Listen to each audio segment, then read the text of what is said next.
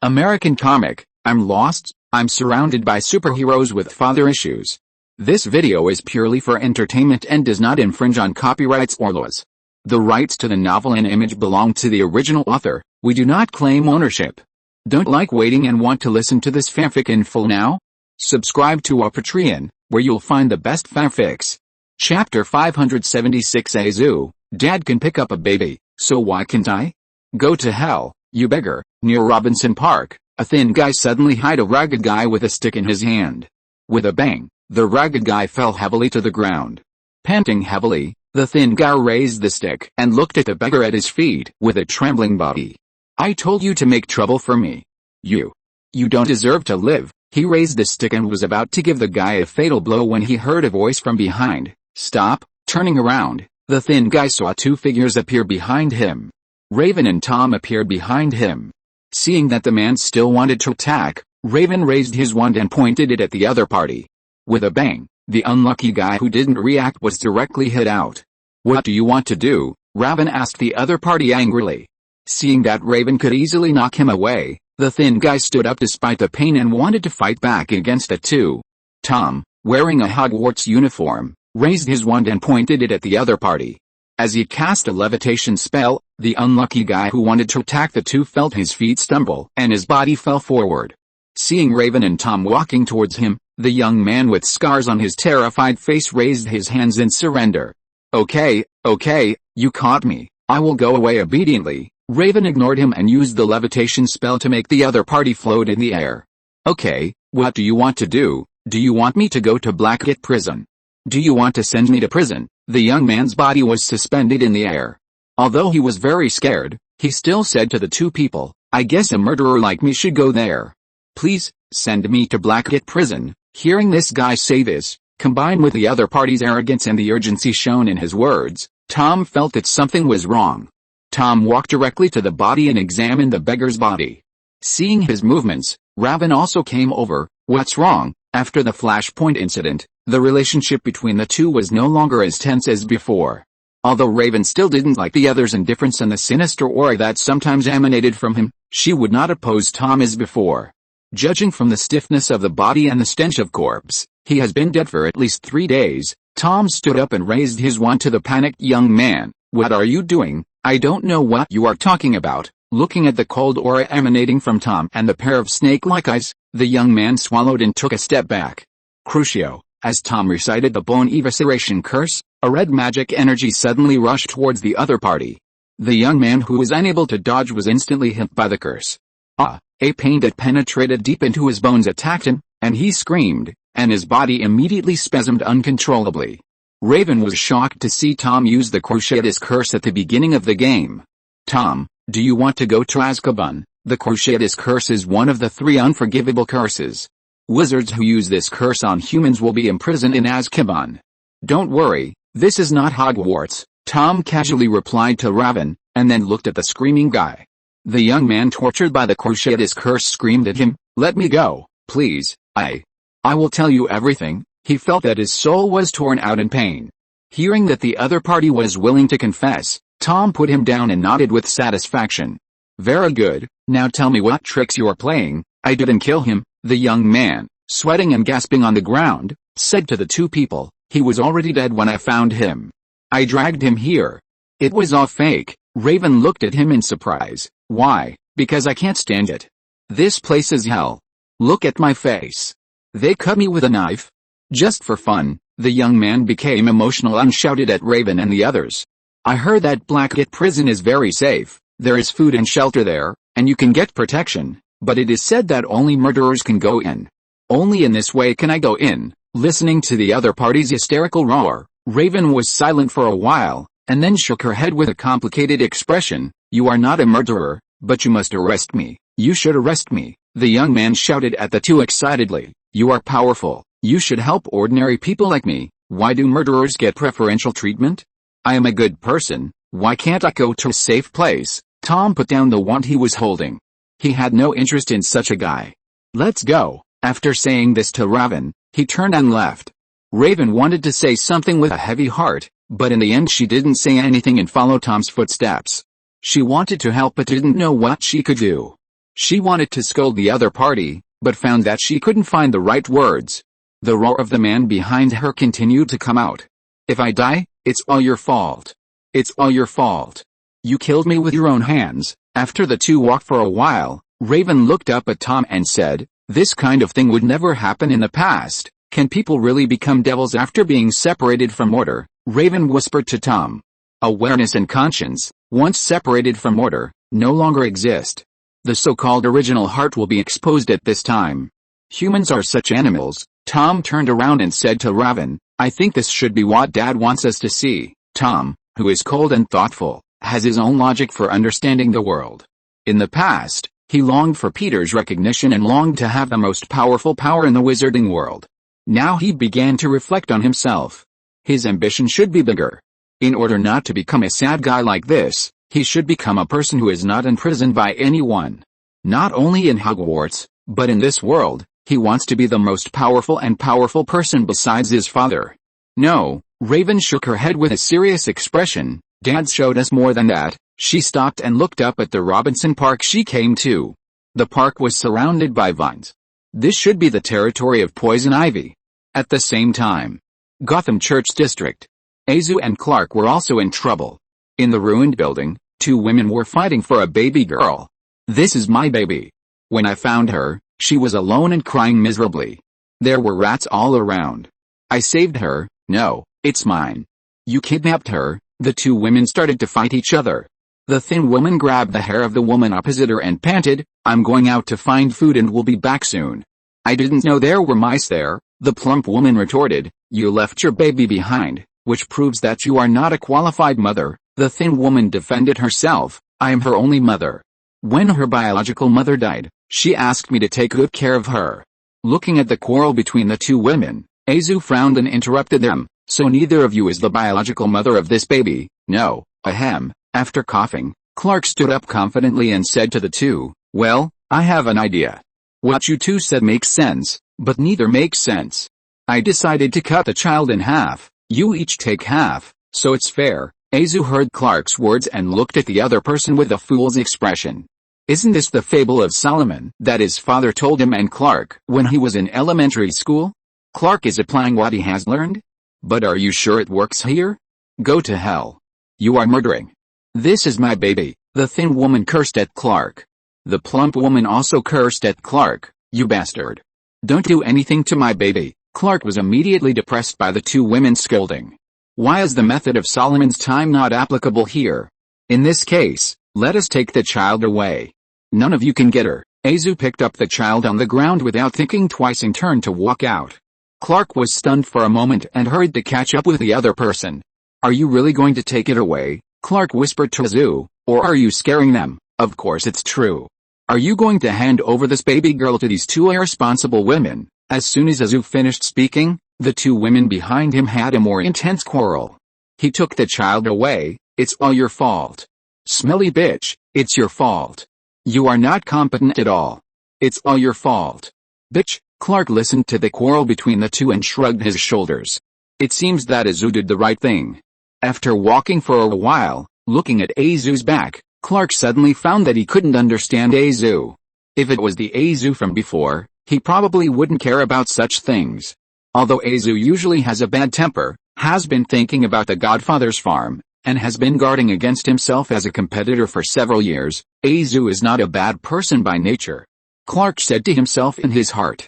At night, at Wayne Manor, everyone looked at the baby picked up by Azu in shock.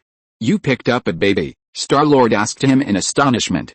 "Of course, if Dad can pick up a baby, why can't I?" Azu hugged his chest and said proudly. "Why can't I do what Dad can do?" As soon as he finished speaking, he heard a faint voice behind him. "What did you say?" John. Chapter 577, Azu's Crazy Rhapsody. Hearing Peter's familiar voice, Azu was stunned. He looked at everyone as if struck by lightning. Clark, Raven and others looked behind him with different expressions. Taking a deep breath, Azu adjusted his breathing, and his stiff face was instantly covered with a spring breeze smile. "Hey, Dad, good evening." Boom and V next to him saw Azu's face change for the first time, and were stunned. "Can it be so smooth? I didn't hear what you said just now." John, Peter asked Azu with a stern face. This kid is getting bolder and bolder, and he dares to tease himself. What does Dad can do it, why can't I do it mean? Will he rebel and seize his power in the future, saying Dad can be the head of this family, why can't I do it? If I don't clean it up now, won't I go to heaven in the future? Azu, who felt a sense of danger, narrowed his eyes. Then he coughed and took 2 steps forward. Dad, I said, you can pick up children, so can I. I am your son, I am your favorite child, I deserve more rights, I can do whatever I want. Peter looked at him in astonishment. What did you say? Zu puffed up his cheeks, exhaled deeply, and turned to look at Raven and the others.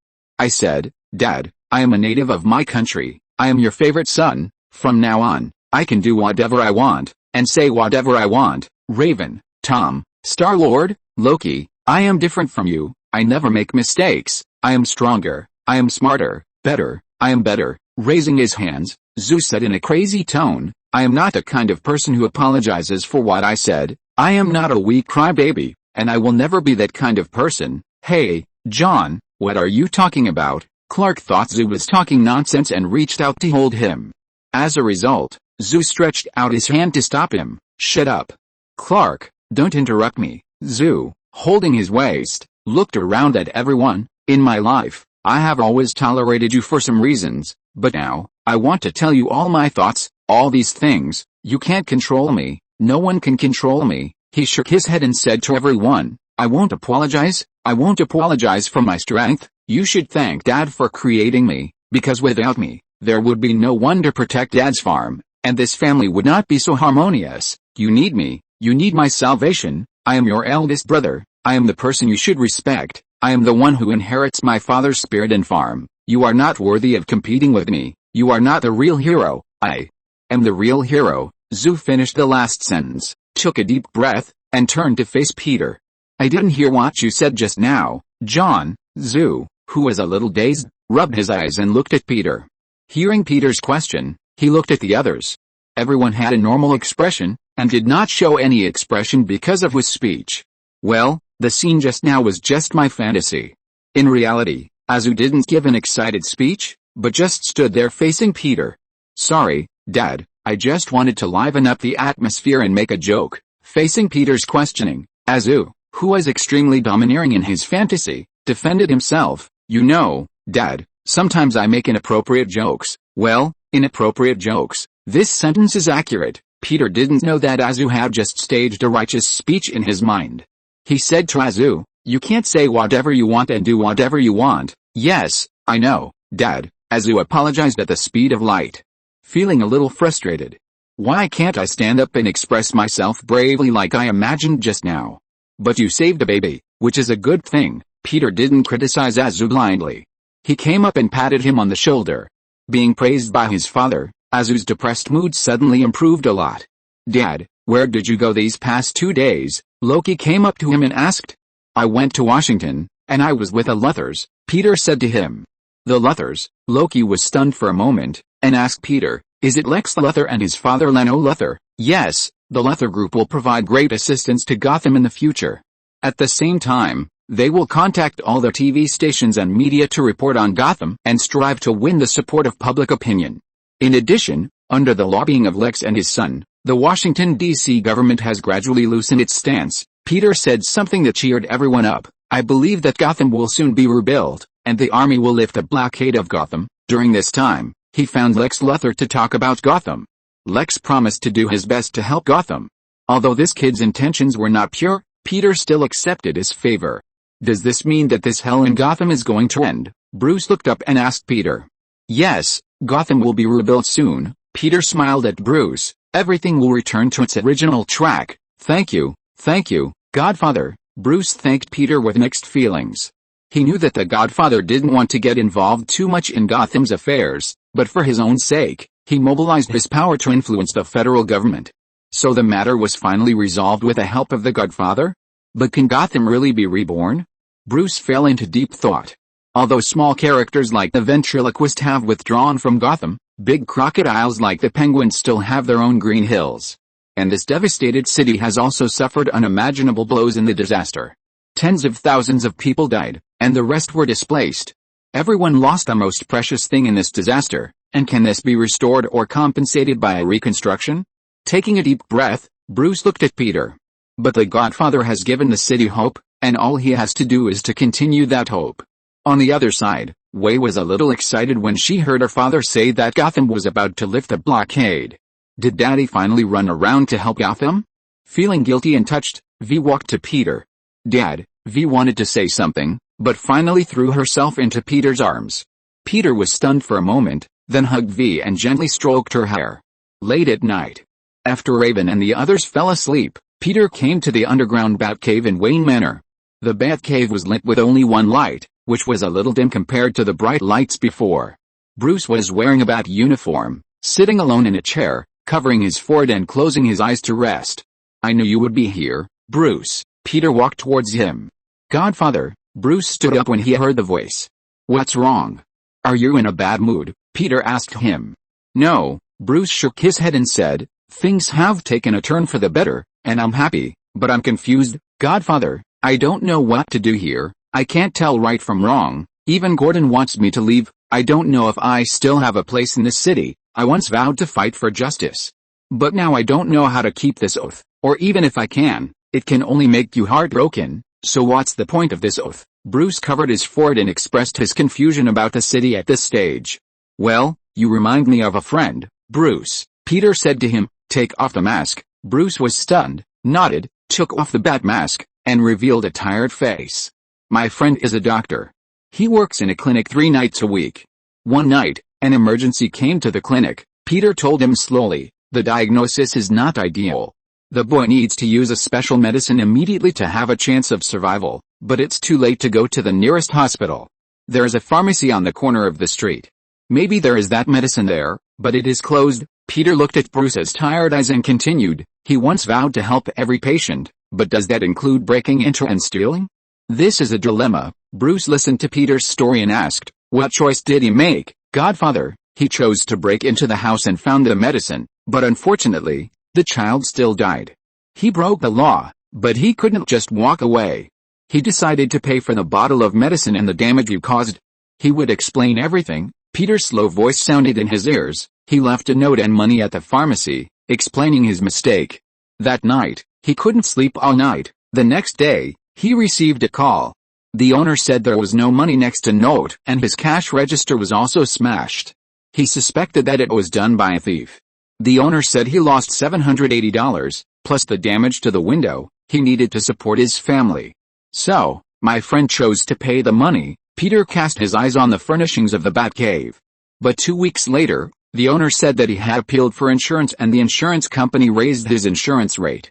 My friend had to make up the difference, otherwise the owner would sue him with a note, so he paid again. After that, he was completely entangled. His oath brought him only pain and doubt. Every time the phone rang, it brought him worry. Bruce was attracted by the story. He asked Peter curiously, what happened next? Godfather. Chapter 578 Batman, just call her Padraic, may she be safe and sound. Later, he became very worried. His loyal butler learned about this and asked him what happened. Peter said slowly, the butler used to be an amateur actor in London and has also studied human nature. After listening to my friend's story, he thought of a solution. Bruce, who heard this, suddenly felt that the professions of the characters in this story were so familiar. After that, my friend took the butler to find the greedy store owner. He told the store owner that he would never give him any money again. The store owner said that if he didn't get the money, he would tell the police about my friends breaking into the store and stealing. Peter was silent for a moment and continued, but my friend told him that he had invited a policeman, so his loyal butler came on stage, disguised himself as a policeman, and followed him to the store. My friend told the butler, pretending to be the policeman, that the store owner forged his name on a note and blackmailed him. He hoped that the police would arrest the store owner and also charge him with overcharging. Bruce smiled when he heard this. So the store owner panicked and said that everything was a misunderstanding. He had no intention of going against my friend. He would return all the blackmailed money, and he handed in the note, so everything ended here. After listening to Peter's story, Bruce fell into deep thought. After a while, he raised his head and cast his eyes on Peter. Godfather, does this story end here? Yes, it ends here. You can guess, Bruce, who is the friend in the story. And who is the butler? Bruce felt that the story told by Peter was inexplicably familiar, and a light suddenly flashed in his mind. What could a godfather say? My friend is your father, and the butler is Alfred. Before Bruce could say it, Peter revealed the answer to him. Is it my father? Bruce was stunned when he heard it. No wonder he felt a sense of déjà vu about this story. It turned out to be something that happened to his father. There was such an episode in his father's life? The story that Peter told Bruce was not fabricated, but was told to him by Alfred. He just added some details. In just 1 month, your father committed vandalism, illegal trespassing, and theft. Peter coughed and said to him, then he ignored the law, lied, framed, and even participated in fraud, and all this was to uphold his Hippocratic oath, the oath he made before God, the oath that almost tortured him to death. Bruce. Peter cast his eyes on Bruce, who was lost in thought. In this story, you tell me who is the good guy and who is the bad guy. Bruce did not speak. He covered his forehead and fell into deep thought. I don't know, Bruce murmured in a low voice. Through his father's story, he seemed to have a completely different understanding of his oath and his significance in this city. Thank you, Godfather. After a while, Bruce raised his head and looked at Peter with gratitude. I always get into trouble in life, and most of it is because I am looking for trouble. Thank you, Godfather, for enlightening me. You are not looking for trouble. Peter stood up, patted Bruce on the shoulder and walked out of the Batcave. Anyway, it's best if you can think it through. Bruce watched Peter's back as he left, sat there for a long time, and stood up from his chair. After leaving the Batcave, Bruce held the baby girl and returned to the place where Zoo picked her up. At this time, the 2 women who lost their children had not left. Bruce appeared in front of the 2 people holding the baby, which shocked them immediately. You are Batman. Yes, I am Batman. This is your child. Tell me, what are you willing to do to get this child? Seeing the baby lost and found, the thin woman said excitedly, anything that needs me to do, I will do it. What about you? Bruce cast his eyes on the plump woman. The woman, who was a bit stout, was also excited. I will do anything for him, and even more. Bruce stood on the top of the ruined building and looked down at the 2 of them. Then I decide that you will take care of this child together. Hearing that they had to take care of the child together, the 2 of them immediately refused. No, I can't trust her. I can't trust him either. Looking at the baby girl in his arms, Bruce frowned. Just now you said you were willing to do anything for this baby. Well, the anything I ask is that you cooperate with each other for the sake of this child. He took a deep breath and looked at the dark night.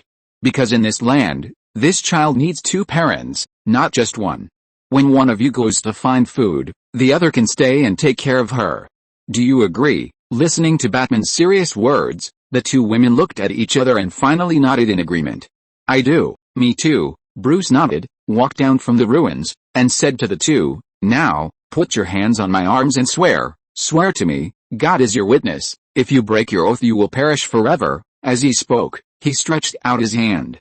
After hesitating for a while, the 2 stretched out their hands and put them together with Bruce's. I swear to take good care of this baby. I swear to. After the 2 women finished swearing, Bruce handed the baby girl to one of them. Take good care of her, and take good care of each other, otherwise you will not be able to survive. Looking at the sleeping baby girl, Bruce turned and left. Wait, Bruce was about to leave when the woman called him. Batman, can you give her a name? The thin woman looked at him expectantly. Name? Bruce lowered his head and pondered for a moment, then said, let her last name be Patrick. Let her live with this name, and I hope she can have that person's wisdom and love for the world. Who? Bruce raised his bat cape and shot the hook gun in his hand, taking himself away from the spot and swinging into the air. Patrick. The 2 looked at each other. The thin woman looked at the baby girl in her hand with a doting face. I'm Gina, short for Genevieve. The other plump woman said, I'm Catherine Jessie. Why don't we call her Gina Catherine Patrick? Well, this name is good. Let's call our baby that. Gina held the baby girl, looked up in the direction where Batman disappeared, and said, he may be able to be Batman, but he doesn't know how to take care of a baby at all. Catherine Jessie echoed from the side. Yes, I think so too, but maybe he will know a thing or two about human hearts. 3 days later, Peter left Gotham with his family. Gotham has lifted the blockade, and aid materials from all walks of life have begun to be transported to the city. Although there is still a long way to go before Gotham can be rebuilt, it has already presented a completely different scene from the hell at the beginning. Bruce transformed into Batman to fight criminals, and Azu and others also sent many criminals, such as Penguin and Crocodile, Frost Killer and Two-Face, to the insane asylum during this period. There were no difficult forces in the remaining territory, so Peter and his party returned to the farm. Raven and the other four took a long leave at Hogwarts, and Principal Dumbledore probably couldn't help but send a letter to him to inquire about the situation. Padwick Farm. Raven, who hadn't been home for a long time, threw herself on the sofa as soon as she returned to the farm. It's really best at home. She fell on the sofa, squinting her eyes comfortably, and she couldn't help but say, "You should go to school, Raven." Peter looked at his daughter rolling on the sofa and said to her, "Dad, the environment in Gotham is too depressing. I need to rest well at home and let my mood cleanse." Raven said that she needed to heal. "Besides, Dad, I missed you a lot. I haven't seen you for a few days. I want to accompany you." Raven got down from the sofa and said seriously, "Really? What did you experience in Gotham that made you feel depressed?" Peter asked her. "It's a long story." Raven told him about what she and Tom had experienced together, about a young man who wanted to be a murderer and go to Blackgate prison.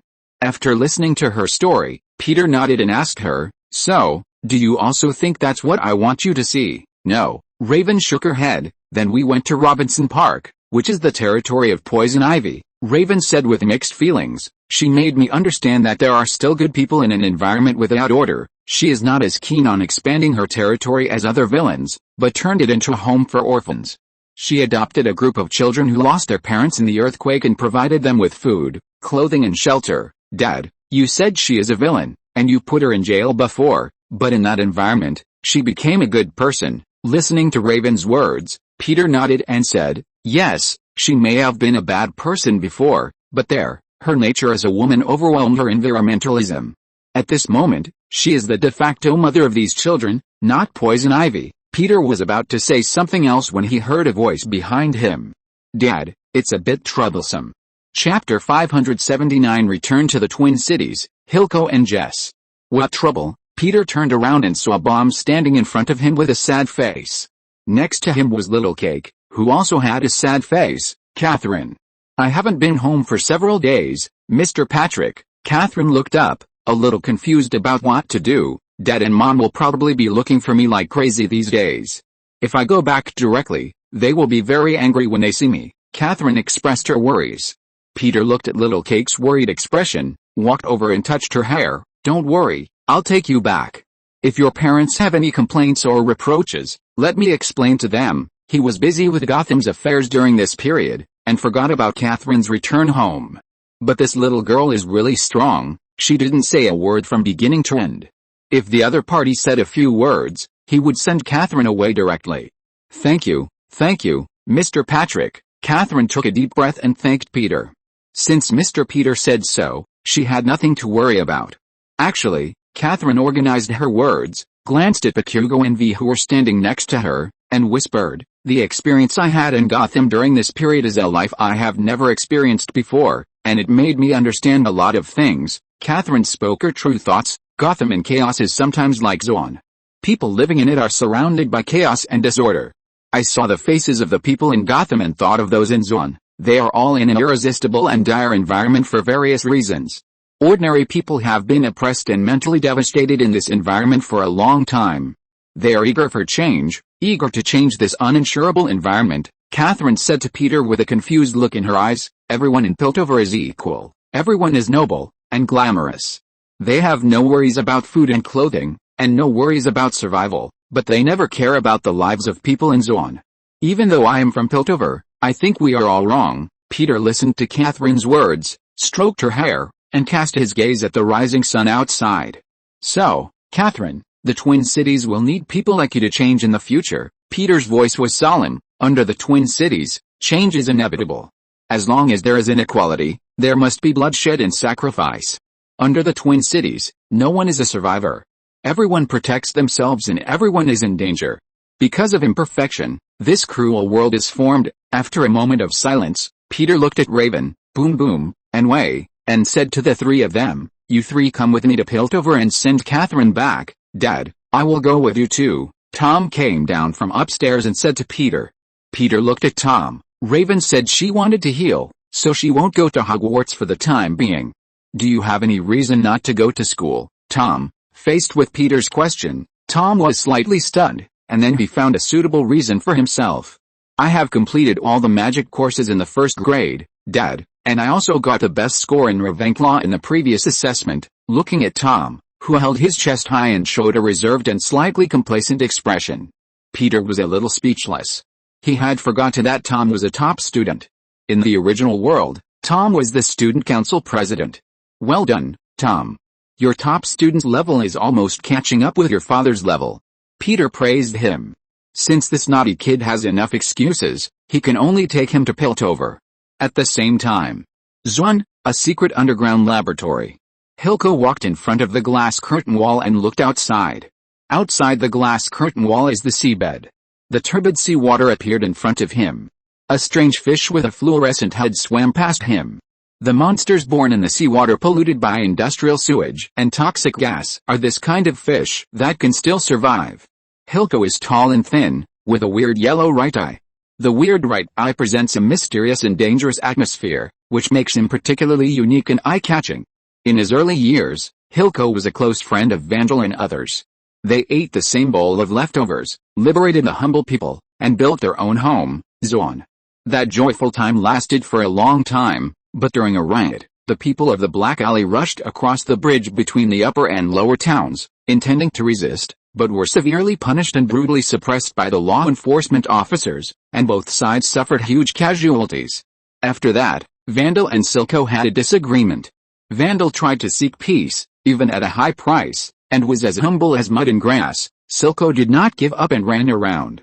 Later, in the riverbed and bubbles, Silco, who parted ways, was beaten into the polluted water by Vandal. Fortunately, an alchemist who was exiled from the upper city saved him. Although he lost an eye, it was here that Silco learned how to make glimmer. The so-called glimmer is a potion that makes people violent, but its side effects are also very obvious. Small doses can strengthen the body and heal wounds, but large amounts can cause mental confusion and even mutation. It's beautiful, isn't it? Hilko looked at the strange fish emitting a faint light, and said to the yellow-haired subordinate next to him, but above, from the water, no one knows they exist. The yellow-haired subordinate looked at the strange fish outside and swallowed his saliva. But they are monsters. Hilko, with his hands behind his back, cast his eyes at the other party and shook his head. There is a monster living in each of us. As he spoke, he took out a purple glowing glimmer reagent in his hand. Seeing his boss take out the glimmer, Yelko was immediately shocked and took a step back. No, I will die. He knew that the boss wanted to take the glimmer himself. Once anyone takes this potion, although they will violently gain power, they will eventually become a ghost. He had seen with his own eyes the miserable appearance of other subordinates of Hilko who took the glimmer. Hilko saw the other party take a step back, and his right hand took out a sharp dagger from somewhere. He spun the dagger in the air, staring at the blade with sharp eyes. I'll teach you a very important life principle, kid. When I realized it, I was about your age. Putting the dagger down, Hilko turned around and faced Yellow Hair with an extremely oppressive momentum. That is power. Real power will never be born to the strongest, smartest, and most agile people. Never. As he said this, he walked behind Yellow Hair and took up the glimmer reagent in his hand to examine it. It will only belong to those who are willing to do everything to achieve their goals. Now, let the monster in your heart crawl out. He handed the glimmer reagent to Yellow Hair. The strange right eye exuded a creepy atmosphere that made Yellow Hair feel creepy. He nervously looked at the middle-aged man who sat behind the laboratory table and had been silent all the time. He was the alchemist who studied and improved the glimmer. The alchemist nodded slightly to Yellow Hair.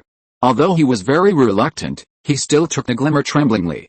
Under the expressionless gaze of Hilko, Yellow Hair gritted his teeth and drank the glimmer in one breath. Crack! The reagent bottle containing the glimmer fell to the ground and broke, and Yellow Hair knelt down and covered his throat and coughed dryly. A pain that penetrated deep into his bones surrounded him, making him feel difficult to breathe. But a corresponding violent power filled his whole body, and the desire for destruction and killing gradually rose in his heart. His eyes were instantly surrounded by the purple corroded glimmer, and he covered his throat and let out a beast-like roar. Looking down at the mutated Yellow Hair, Hilko's eyes showed a satisfied look. Very good, we are on the right track. After leaving the underground laboratory, the alchemist followed him and said, the experiment on the glimmer is not stable. I need further experiments. That's enough, Dr. Vic. Hilko listened to the roar of yellow hair and said to him, "We have waited long enough." He did not continue to talk about this topic, but asked the alchemist, "I heard that there is some chaos in the upper city recently." "Yes," the alchemist replied to him, "I heard that the daughter of the Jeraman family is missing. Someone has seen her in Zoan. This is also the reason why there are suddenly more law enforcement officers here. The daughter of the Jeraman family is missing. It's really interesting." As he spoke, he cast his eyes outside. Zoan began to rain pattering. Once it started to rain, the polluted water of Piltover would flow into Zoan. Looking up to see the rainy weather and smelling the faint pungent smell coming from the streets, Hilko frowned. Piltover. Outside a mansion, Jace stood outside the iron gate with an umbrella.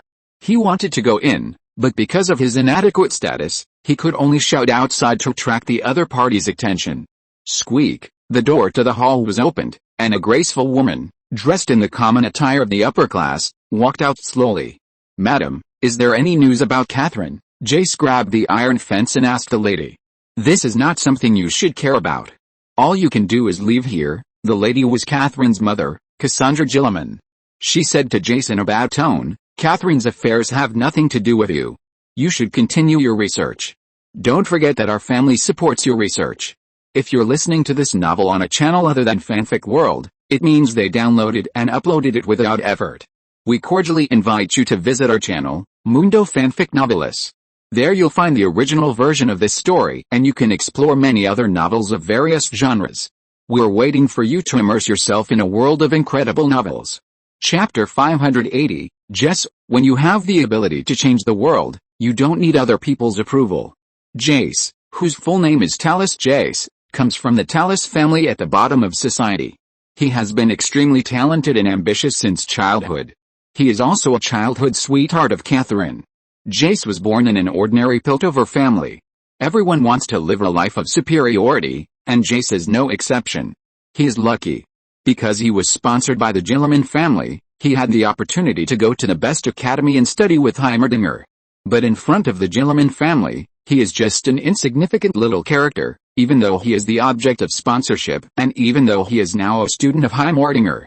Catherine's mother knew that he and Catherine had a childhood sweetheart relationship since childhood. In order to prevent Jace from having any thoughts that he shouldn't have, she severely warned him. "Leave here, Jace, this is not something you should pay attention to.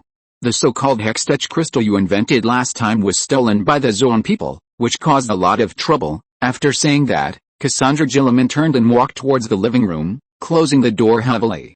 Watching the other person disappear, Jace threw down his umbrella helplessly.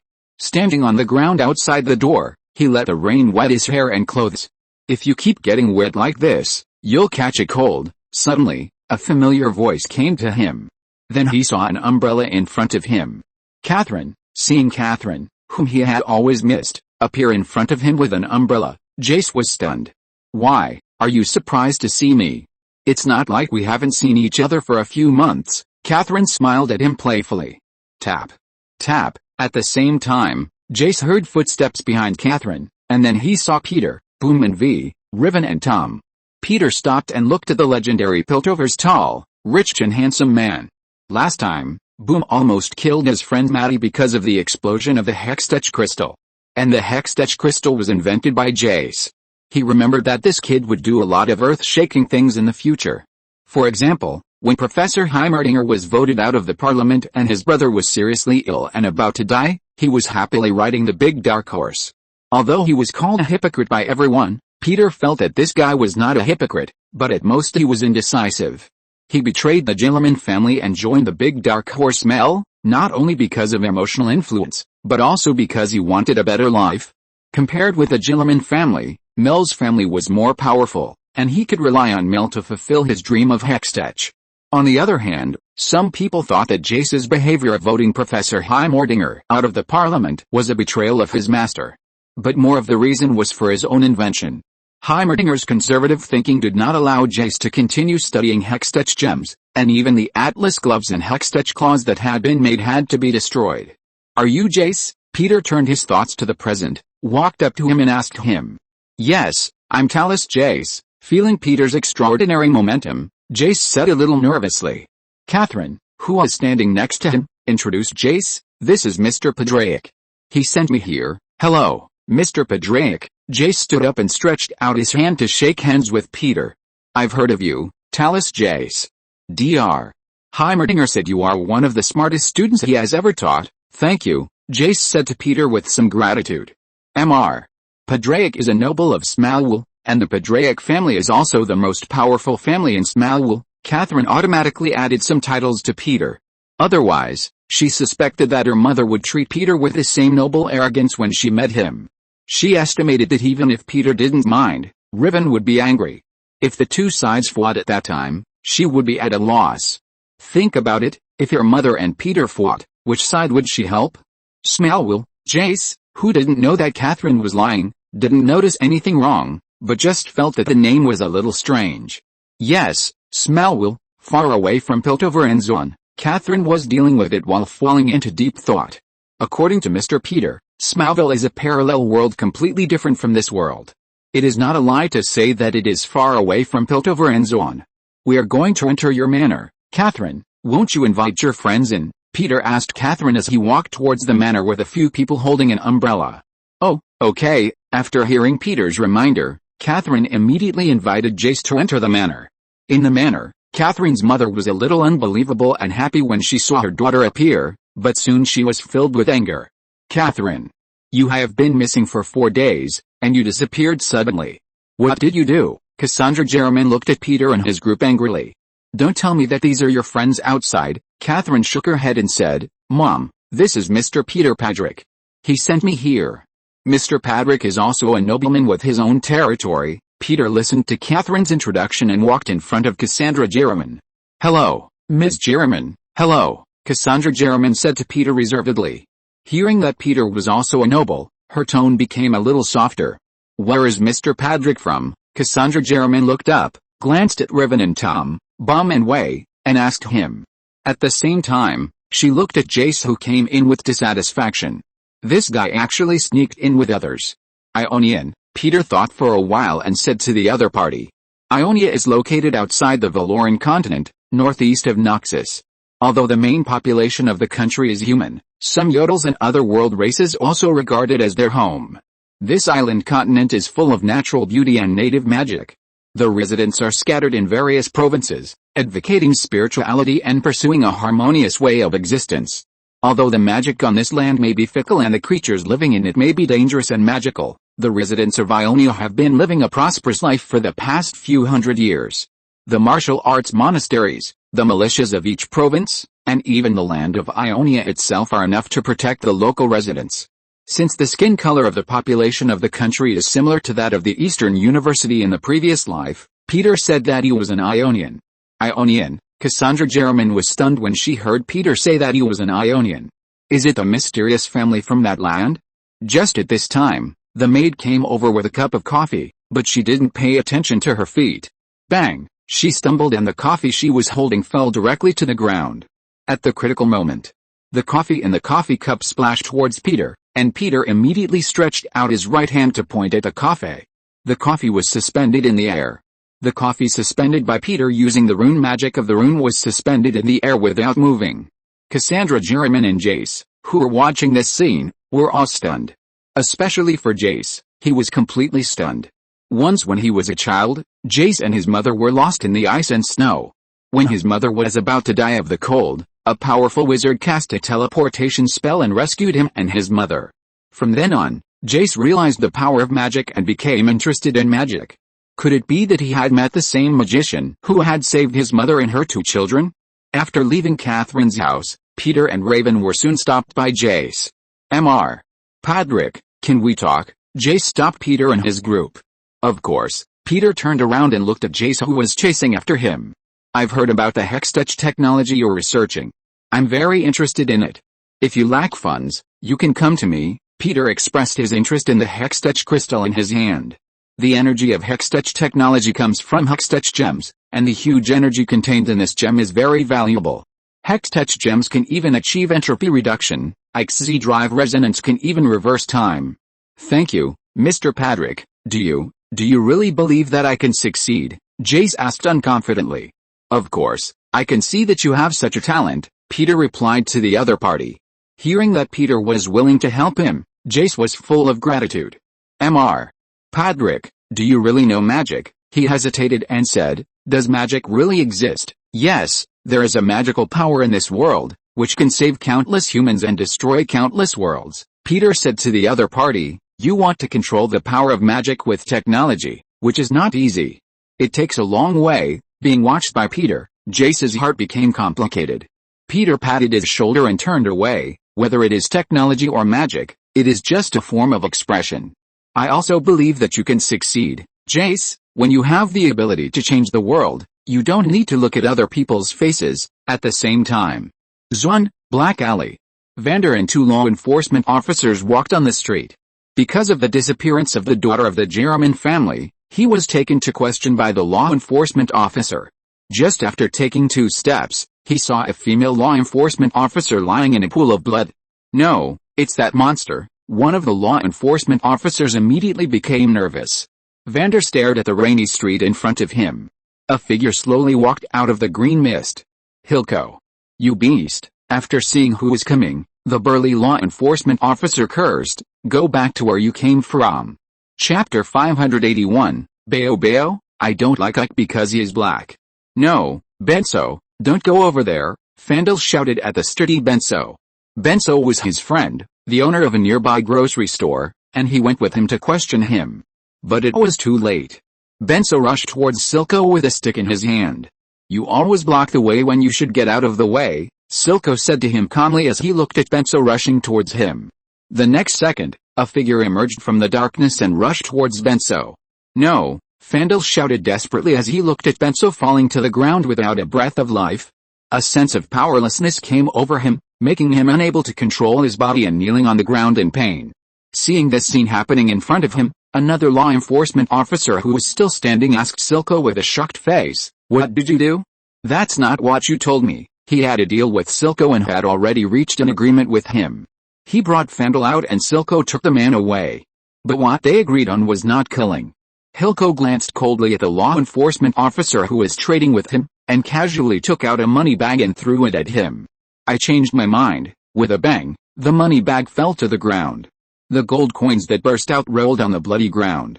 Hilco walked forward and looked at Vander who was kneeling on the ground. The tall and strong man behind him, his subordinates injected with the glimmer, walked towards Vander. With a bang, Vander, who was kneeling on the ground, was punched by his subordinates and fell heavily to the ground. No, in the distance, Milo and Craig, who were hiding in the shadows of the alley, clenched their fists and made painful sounds. Because they were afraid of being discovered, the two did not dare to speak loudly, and could only watch their father being taken away.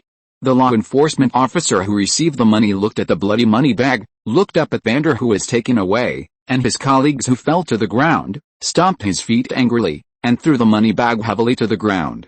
Asshole, what should we do? Craig asked Milo with a desperate expression on his face.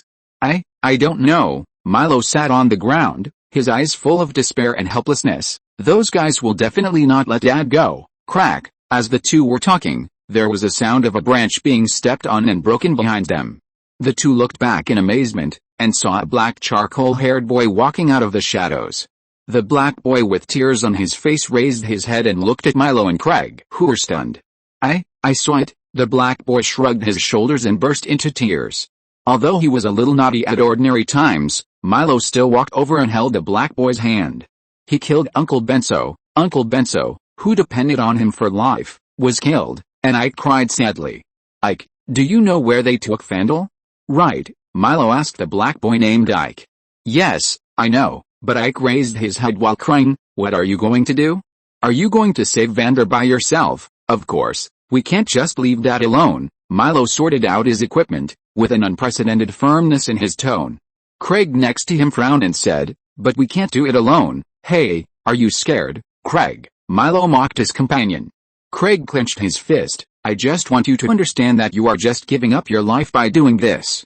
If Dad was here, he would definitely not agree with you doing this. Dad has been arrested. Milo grabbed Craig's clothes in anger. If you don't dare to do this, you coward, get out of here. You are a coward. Milo, seeing that the two of them started quarreling and even fighting before they started to save Vander, Ike had to speak out to stop them. Can you stop quarreling? Vander hasn't been rescued yet. As soon as Ike finished speaking, he suddenly saw someone coming from the other end of the alley. Hey, someone's coming, Ike wiped his tears and shouted to the two. Hearing someone coming, Milo and Craig quickly stopped what they were doing and looked at the other end of the alley. A few minutes ago, Peter smelled the pungent smell of blood from a distance, and Raven and Tom also had serious expressions on their faces. Dad, do you smell it? Raven took out her wand and asked Peter in a low voice. While looking around, she whispered, it's the smell of blood. Bomb and Wei, who were following Peter, became a little nervous when they heard Raven say that. Don't worry, Peter reached out and touched Bomb's head. His supervision penetrated the layers of buildings and saw the scene in the alley. He brought Raven and the others to the alley and saw the two bodies lying on the ground. Peter frowned tightly. Tom came over and bent down to check the condition of the bodies. Dad, judging from the stiffness of the bodies, the time of death should not exceed 1 hour. After checking the two bodies, Tom stood up and said to Peter. Bomb stood beside Peter, looking at the body lying on the ground. For some reason, she didn't feel any fear, but felt an indescribable strange feeling in her heart. It was as if the body brought her not fear, but excitement. It's them, on the other side.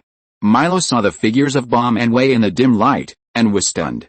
Last time he and Craig stole things from the upper city, they met Bomb, Wei and Mark's group, and they followed him to the Vandal Tavern. Wei and the others' special abilities left a deep impression on him. The adult holding their hands should be their father, right? Milo remembered that Bomb proudly told Vandal that her father was Peter Padrick, the most powerful and powerful father. Thinking of this, he glanced at Craig and said, maybe we can ask for help from Wei and her father. Without waiting for Ike and Craig to react, Milo rushed out from the shadows. Hey, Wei, Boom. Boom was holding Peter's hand and looking at the corpse in the alley with strange eyes. When he heard someone calling his name, he looked up in surprise. It's you, little monkey, Boom shouted in surprise when he saw Milo appear. Well, although I look thin, it doesn't mean I'm a monkey. After Milo complained, he looked at Peter nervously. Sir, are you Peter Padrick? You? Do you know me? Peter looked at him in astonishment. He remembered that this monkey-like boy was an orphan adopted by Vandal. Yes, I heard Boom and Wei talk about you, Mr. Padrick. Facing the aura emanating from Peter, Milo said tremblingly, please help us. Milo knelt down to Peter with a determined heart. Boom and Wei said that you are the most powerful person in the world. Please help save Vandal. He was captured by those people. Seeing Milo kneeling down to him and begging him to save people, Peter was stunned. At the same time, Milo's partners, Ike and Craig, also came out. Peter looked at Ike. The other party's unusual appearance quickly made him recognize his identity. Is this the son of Xuan in the future? In the original world line, Ike is the childhood sweetheart of Wei and Jinx, and also the boss of the future Xuan gang Wildfire Gang. And this kid has realized the function of exploring parallel time and space in reality and controlling time through his own invention, the Z-type drive device. Sir, please help rescue Uncle Vander. Ike didn't know that Peter was thinking about his identity, and begged him in a low voice, please. While Ike was talking, Bomb kept looking at him. She always felt that she had seen him before. While Ike was asking Peter, Wei also said to Peter, Dad, Mr. Vander is a good man. Peter nodded, made a decision in his heart, and asked Ike, you are Ike, right? Hearing Peter say his name, Ike was stunned for a moment, and hurriedly nodded, yes, sir, very good, Ike, you know where Vander was captured, right? Peter asked Ike if he knew the lair of Silco. Yes, I know, sir. Under the leadership of Ike, Peter and the 4 children rushed to the location of Silco. Do you know Ike? Boom. Seeing Boom always looking at Ike who was leading the way, Peter asked him. Boom shook his head and whispered, no, I don't know him, Dad. I just think I have seen him somewhere before. I don't know, maybe it's the parallel world you said. Peter nodded. What do you think of him? In the original world line, Boom and Ike have always loved and hated each other, and they can be regarded as childhood sweethearts. Even in the parallel world, they became a couple. So Peter asked Boom what he thought of Ike. Boom didn't know why her father asked her this question. She thought for a moment, glanced at Ike, and whispered to Peter, I don't like him, Dad. Peter's eyebrows moved. Why? Because he's black. Peter, slightly stunned, he calmly and pretended to be stupid and asked Boom, what black people? Dad, you don't like black people, and I don't like them either. Boom said something that stunned Peter. After a few seconds of silence, He coughed and said to his daughter seriously, "Dad doesn't dislike black people. Don't say such incorrect words next time, understand?" Peter touched his daughter's hair. Although his face was tense and serious, a slight curve appeared at the corner of his mouth. Chapter 582, The Confrontation Between Hilko and Vandal. Ling. Ling. Ding. The crisp sound of iron hammering reached the ears of the semi-conscious Vandal. The polluted air made it almost impossible for him to open his eyes. He was surrounded by things that made him breathless and suffocated. His body was dragged on the ground and pulled in a certain direction. Faintly, he saw Hilko walking in front of him. Although it is a bit simple and crude, if you want to make a change, you have to use despicable and violent means, and you and I both know, Vandal, that there is only one way to negotiate with the upper city, which is to confront head-on. As if knowing that his old friend had woken up, Hilko said to Vandal while walking without looking back. With a dong, his men dragged Vandal heavily to the open space next to the suspension bridge. Hilko slowly walked to the suspension bridge and stared at the abyss under the suspension bridge. His eyes, which were glowing with a strange yellow, seemed to see the end of the abyss. Cough cough, Vander spit out a mouthful of blood, with swollen eyes. He looked at Silco's subordinates who were contaminated by the faint light and shook his head and said, "Even if you raise these monsters, you can't beat Piltover." Silco, with his arms leaning on the suspension bridge, glanced at him and said slowly, "No, you are wrong.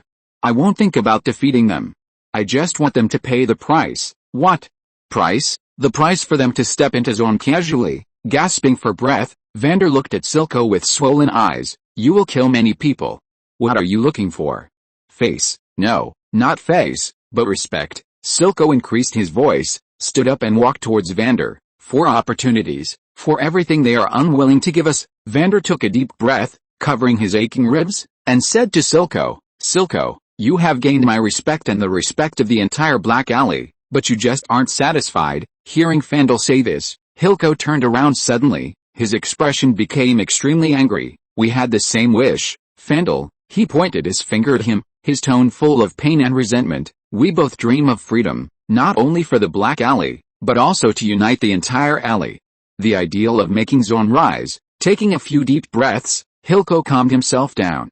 Looking into Vandal's eyes, the scene of his drowning appeared in front of him again.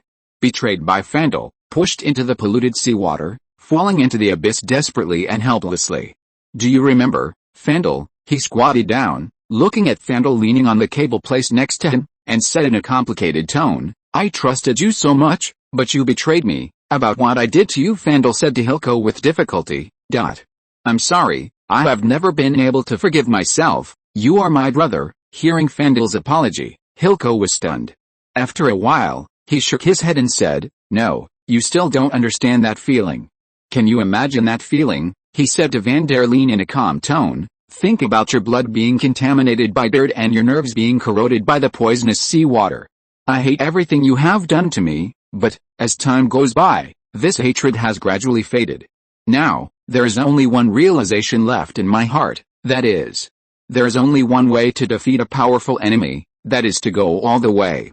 Become the object of their fear." As he said that, he stood up. "I did hate you, but I always respected you.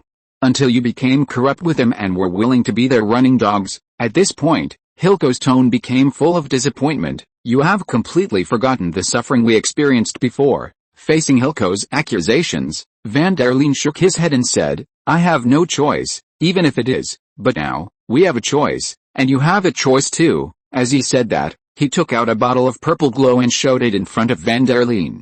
"Glimmer, this is our power. You and I can finally realize our dream, brother." Vandal looked at the glimmer in Silco's hand, covered his chest and coughed. "This is not a dream. Look at what you have done, Benso, and these children. In order to fight with Upper City, you would rather sacrifice everything we have as human beings. What kind of method is this? What kind of means is this?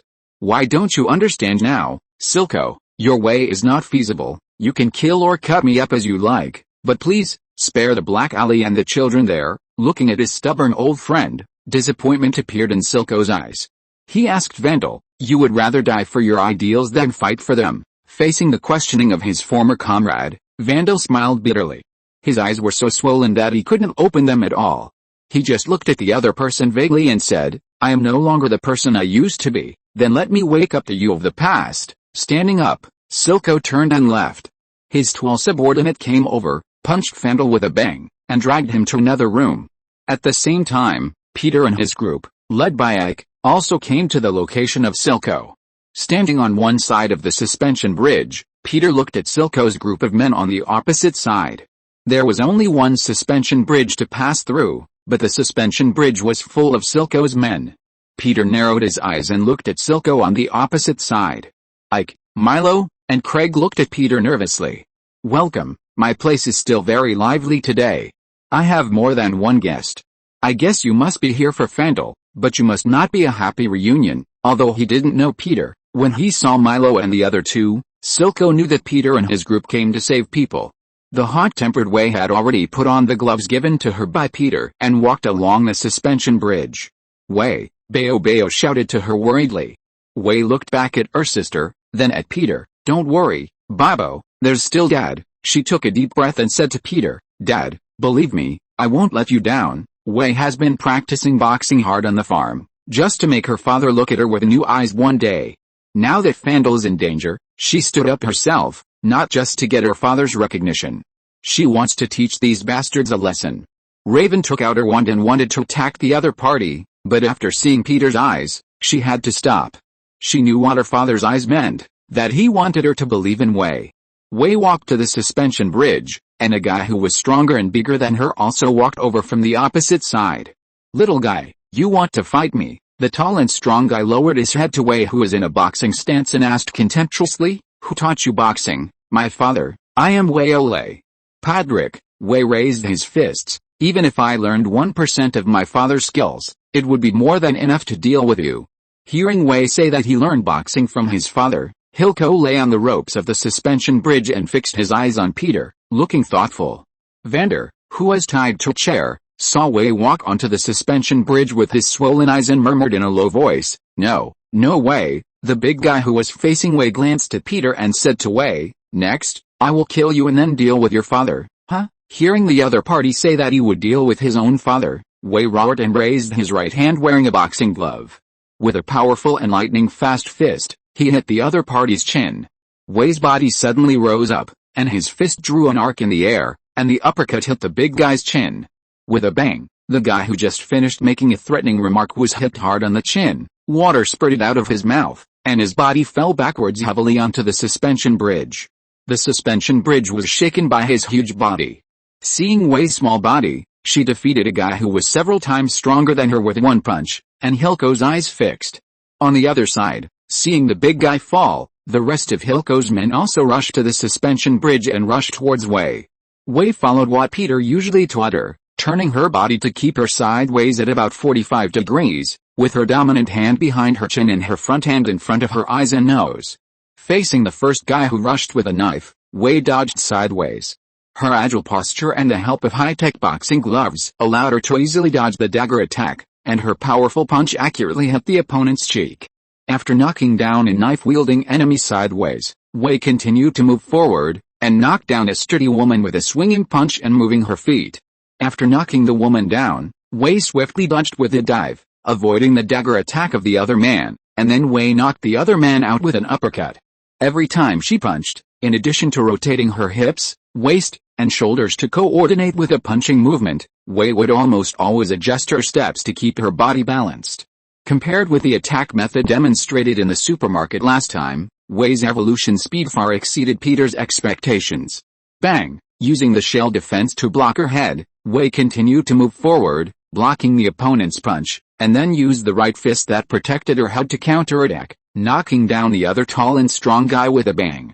In just a few dozen seconds, Wei rushed from one end of the suspension bridge to the other, knocking down all of Hilco's men along the way.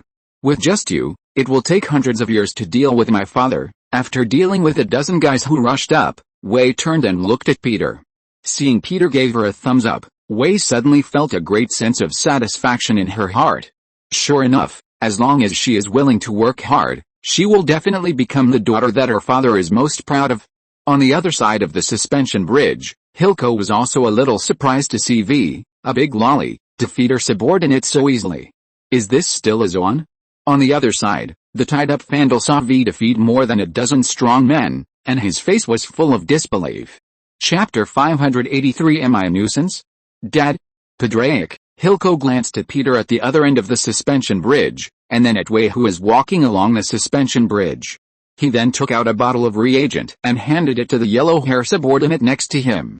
Are you ready to surface? Yellowhair hesitated, took the glimmer reagent, and drank it in one breath. The pain instantly attacked his whole body, and the surging power also filled his body. His body changed drastically, and he fell to his knees on the ground with a thump, and the glimmer glass reagent bottle was smashed to pieces. Seeing Yellowhair taking the glimmer reagent, Peter frowned and said to Boom, Raven, and Tom, Raven, you three go help Wei. The Yellowhair stood up crookedly, and his body was covered with purple scars. His momentum changed. He stood up, walked to the suspension bridge, and casually grabbed the guy who stood up next to him, and Yellowhair threw him off the suspension bridge. The violent power urged the body to transform into a stage where he didn't feel pain. Yellowhair took a step forward and caught Wei's fist attack with one punch. Seeing that the opponent could actually block her fist, Wei was shocked.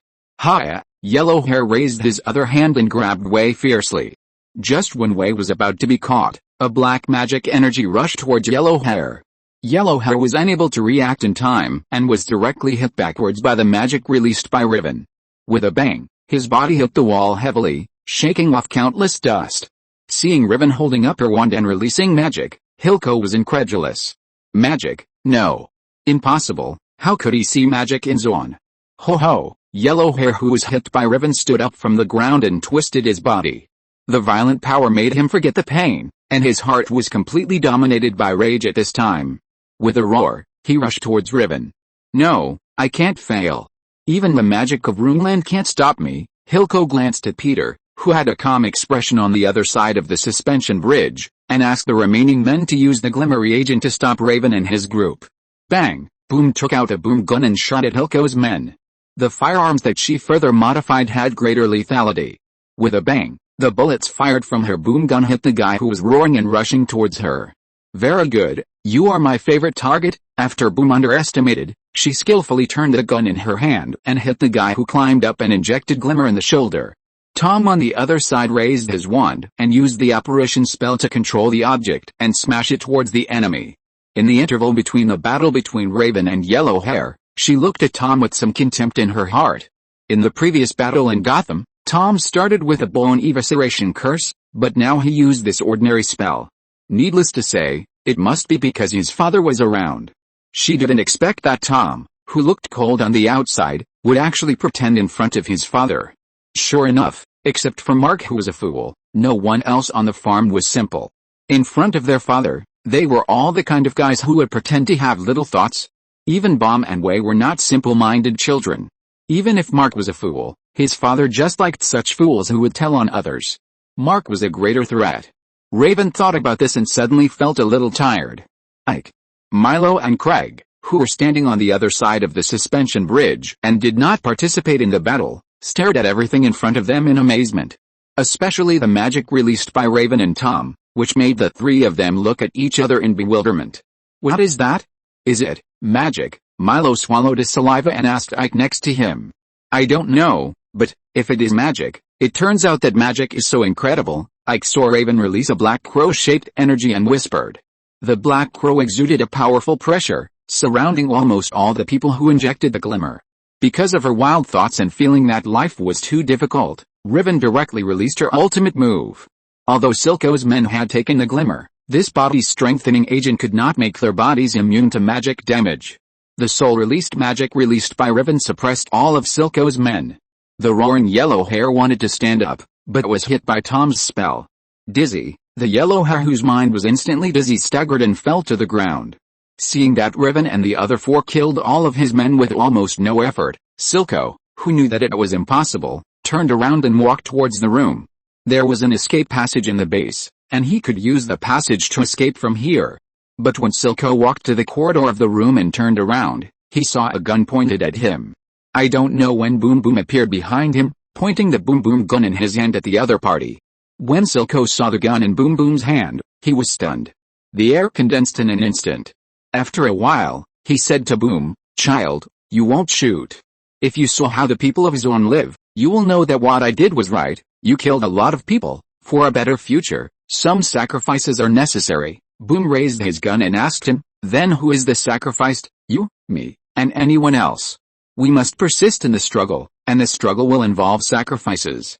Sacrifice is multifaceted, including moral evaluations. Compared to Vandal, you all think I'm a bad person, right? Hilco's right. I stared at the girl who gave him a special feeling, and he said slowly, Zon will never be able to gain the respect of Piltover through compromise. Look at Vandal, what this good man has done. His children are just stealing, parasitic on the economy, and picking up crumbs from Piltover. A good man's compromise policy barely allows the people of Zon to eat a bite of food. Is this what the people of Zon need? No, this will never allow the people of Zon to live with dignity. Hilco's right. I stared at Bomb's eyes, and I, a bad guy, don't want to get a lot of money, but to get a lot of money to arm a powerful Zon resistance force, bring fear to Piltover, and win respect for Zon. Listening to Hilco's words, Bomb became a little confused. She had always thought that Vandal was a good person and Hilco was a bad person, but now she was a little confused. Looking up and staring at Hilco's right eye, Bomb seemed to see the infinite depth. There seemed to be an abyss there, and at the end of the abyss, she seemed to see a candlelight dinner. In the candlelight dinner, she saw herself and V when she grew up. When she grew up, she had 2 super long twisted whips and held a bang-bang gun in her hand. When she grew up, V and Catherine were tied to the dining chair. Also tied was the man in front of her. During this candlelight dinner, she and V had a quarrel and shot the bullet at the man who claimed to be her father. No. This is not true. Bomb, who felt a headache, covered his forehead and murmured in pain. The Hilco in front of her gave her the same feeling as Ike. She seemed to have seen him somewhere. And the scene that flashed back in her mind just now also made her feel a little confused. No, these are all fake. My father is Peter Patrick, always has been, no matter which world. After being stimulated, Bomb became a little hysterical. No one can change this ending. No one can take my father away from me. Never. Bomb, whose right eye turned blood red in an instant, collapsed emotionally, raised his bang-bang gun and shot at the surroundings. Bang! Bang! Bang! The bullets whizzed around. The surrounding walls were shot with wall dust flying, and the window sills were torn by bullets. Swoosh! A bullet shot at Hilco's chest broke through the air and whizzed in Hilco's astonished eyes. No, just when he thought he was going to be hit by a bullet, a black shadow flashed. In the astonished eyes of Hilco, Peter stood in front of him like lightning and grabbed the bullet that was shot at his chest. Boom! Peter's shouting woke up the indiscriminate shooting. After waking up, Boom saw Peter standing in front of her, looking at her seriously. At the same time, Raven, Tom and Way, Milo, Ike and Vandal, who was supported by him, also stood at the other end of the corridor. Seeing Peter teleport to Hilco like lightning and grab the bullet with his bare hands, Ike was shocked. Is Mr. Patrick still a human? Dad, knowing that she almost got into trouble, Boom threw herself into Peter's arms and cried. I'm sorry, Dad, I got into trouble again. I'm sorry, Dad. Although Peter had no choice but to comfort his daughter in a low voice while stroking Boom's hair, he could only comfort his daughter in a low voice. Am I a jinx?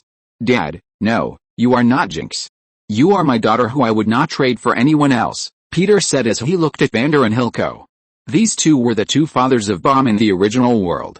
Vander was sent to the sky by Bomb, and Hilco was accidentally shot dead by Bomb, who had a mental breakdown during the last candlelight dinner. Now, without noticing it, Bomb almost returned to her father-worried attribute and killed her adoptive father in the original world. Gently stroking Bomb's hair, Peter guessed that it might be the interference of parallel worlds or dreams after Bomb saw Hilco that made her see something. Like Raven, Bomb's mental perception is also extremely strong, and she can always feel some pictures and memories from other worlds. You are not a scourge, you are Dad's forever Bomb. Chapter 584 Soul-Eating Night Strikes. Bluebird flying over the rainstorm. Who are you? Shocked, Hilco asked Peter. Peter Patrick, Peter said to Hilco calmly while holding Boomstick. Are you from Zon? Or from Piltover? Hilco asked Peter with a dark yellow light flashing in his right eye. You can think of me as an Ionian. Peter took Boomstick and took a step closer to him. It seems that your glimmer is not so effective, Mr. Hilco.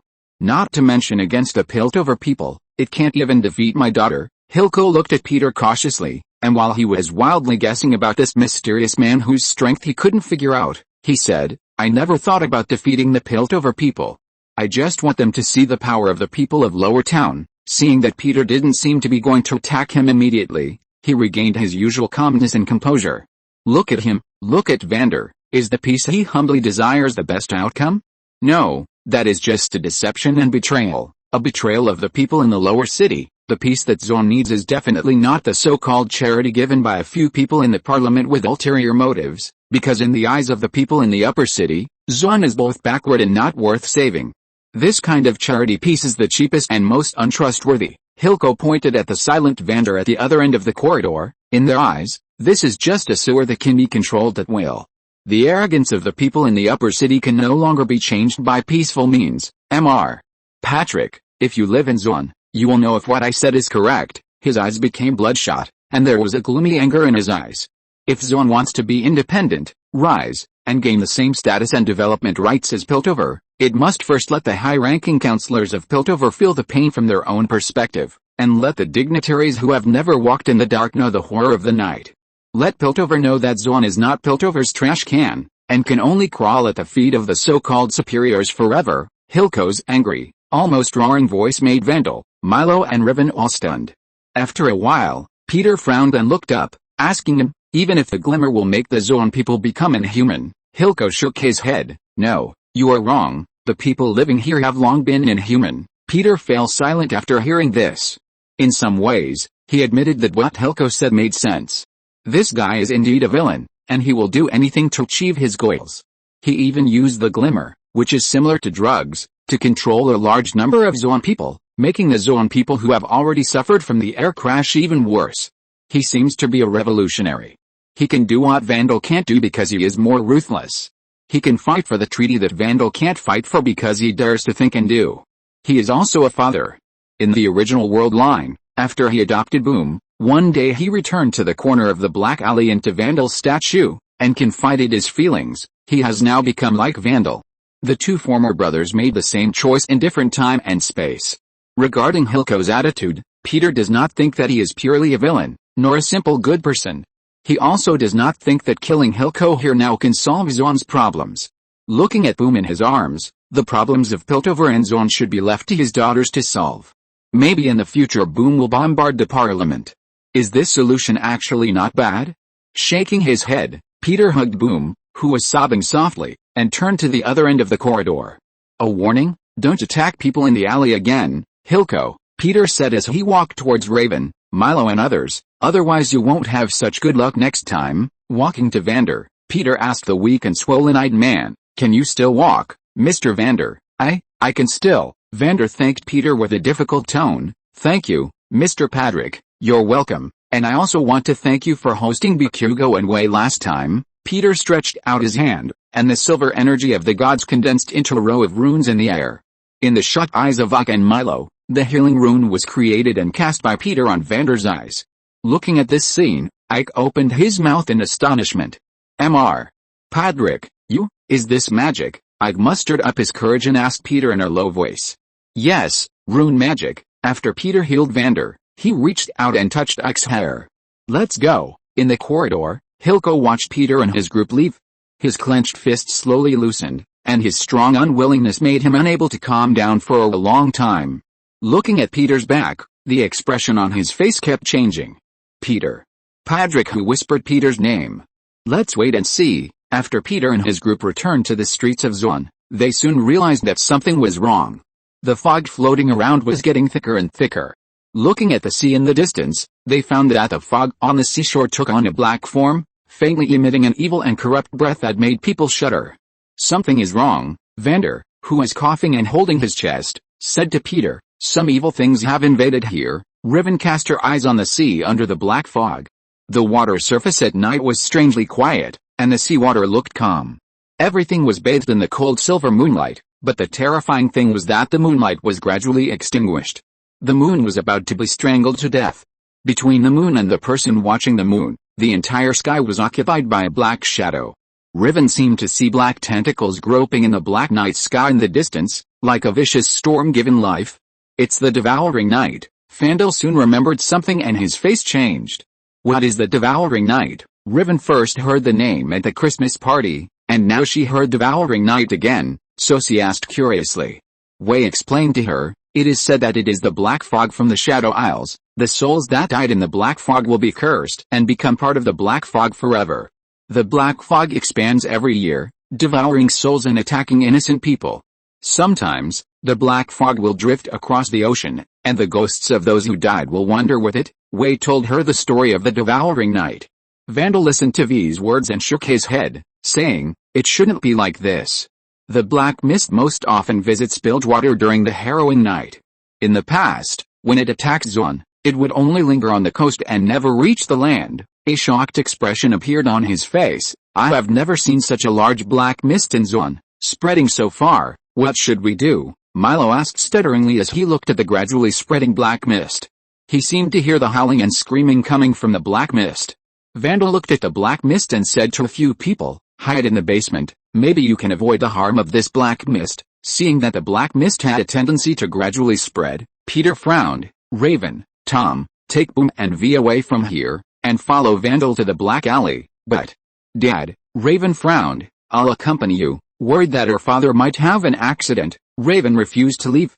I won't leave either. Boom and V also stubbornly wanted to stay with Peter. Peter had a headache when he saw his three daughters refusing to leave. He also wanted to see what the black fog of Shadow Island was like. Unexpectedly, his daughters refused to leave him. In desperation, Peter had to let Tom escort Vandal and his party back to Black Alley, and let his three daughters stay with him. On the coast of Zon, the shadow gradually invaded, as if a huge mouth opened wide to swallow the darkness of the sky, attacking. A bluebird with sky blue feathers whistled in the strong wind on the shore. In the waters of Zon, the fisherman Tuli was driving a small boat, powerlessly fighting the storm. Damn it, go. Bastard. Looking at the black fog gradually spreading over the sea behind him, Tuli gritted his teeth and drove towards the shore. As a former merchant ship crew member, he had passed the eastern port of Bilgewater many times. The prosperous trade of Piltover gradually made Bilgewater prosperous. This safe haven bred many privateers, who specifically targeted ships traveling to and from Piltover. Frequently traveling between Piltover and Bilgewater, he had naturally heard the story of the soul-eating night. Deep in the sea, the annual terrifying soul-eating night from the Shadow Isles would visit Bilgewater. But what he didn't expect was that he would also encounter the attack of the soul-eating night near the waters of Zon. No, I can. These black fogs are nothing to be afraid of, Tuli whispered to himself while driving the boat. He tried his best not to look at the black fogs behind him that were wailing. As far as he knew, although the soul-eating night was terrifying, the people of Bilgewater had begun to get used to its existence. It was said that the people there knew very well that ghosts and vengeful spirits would be born on the terrifying Shadow Isles, and that they would gather in groups to form dark storms and sweep over. Not only the people of Bilgewater, but also the people in the places where the soul-eating night passed by had learned to observe the conscription, learned how to endure their sorrow and anger and survive, and learned how to mourn those who were taken away by the soul-eating night. The seawater had frozen his feet, but he forced himself to forget the pain. He blocked his ears and tried to steer the boat towards the shore. But soon, he found himself lost in the dark night. Just when he was in despair, he suddenly saw a sky blue bird flying over. Accompanied by a clear whistle in the dark night, it seemed to be guiding her. Is this a blue bird? Tuli was immediately shocked. No, that's not right. This is the goddess Janna. Chapter 585 The Black Mist Undead Army from Shadow Island. Goddess Janna, Tuli shouted excitedly. The so-called goddess Janna is the goddess who has always been believed in Zon to protect them. Since ancient times, people have prayed to the wind. Among them are sailors who hope for good weather, and oppressed people who pray for change. In short, countless mortals have placed their hopes on the whistling winds and turbulent currents on Runeland. Then the gods came to answer their prayers. Many people in Zon once swore that they had heard a crisp whistle before the storm came. The sudden whistle was like a warning and direction for them. Later, as these magical stories spread by word of mouth, the appearance of the bluebird that responded to them became more and more frequent. It is said that the god incarnated by the bluebird has long pointed ears and long flowing hair. This mysterious saint gently waved her staff on the water to guide the wind and create a harmless breeze. The Zon people called this wind goddess Janalim, which means guardian in the ancient Shurima language. Later, it was simplified to Janna for various reasons. Although Jana's statue was later toppled due to an accident, there are still many people who worship and believe in this goddess. Thinking about the information of the goddess in his mind, Tuli couldn't help but pray in his heart, praying that the goddess could help him avoid a black fog and return to the coast. The crisp whistle sounded in the dark night. Tuli followed a bluebird flying in the storm. After some twists and turns, he finally came to the shore. The black fog behind him gradually spread. Back to the shore, the frightened Tuli jumped off his boat and ran towards the depths of the land at the fastest speed he could achieve in his life. Thank you. Thank you for the protection of the goddess Jana. While running, he secretly thanked the goddess Jana for her protection. After leading Tuli to the shore, the sky blue bluebird flapped its wings and disappeared on the coast. After running for a while, Tuli saw a ship docked at the shore. Someone inside seemed to be shouting for help. It seemed that the owner and the caretaker had abandoned their posts and fled here to avoid the attack of the soul-eating night. Tuli wanted to save people, but the black fog had gradually encroached. After hesitating for a while, he finally decided to save people. Goddess Jana, bless you. Tuli took a deep breath and ran into the cargo ship. After entering the hull, he saw the locked cabin banging. It was obvious that someone was locked inside. Going forward to open the cabin, Tuli saw a young crew member inside calling for help. After rescuing him, the two hurriedly got off the boat. The black shadow behind them had already attacked. Crack! In the roaring wind, the sails of the boat blown by the wind were suddenly rushed into the sky and flew into the rolling darkness. Tuli, with his eyes full of astonishment and fear, saw the dark clouds of ghost faces and claws gathered, swallowing the canvas in an instant.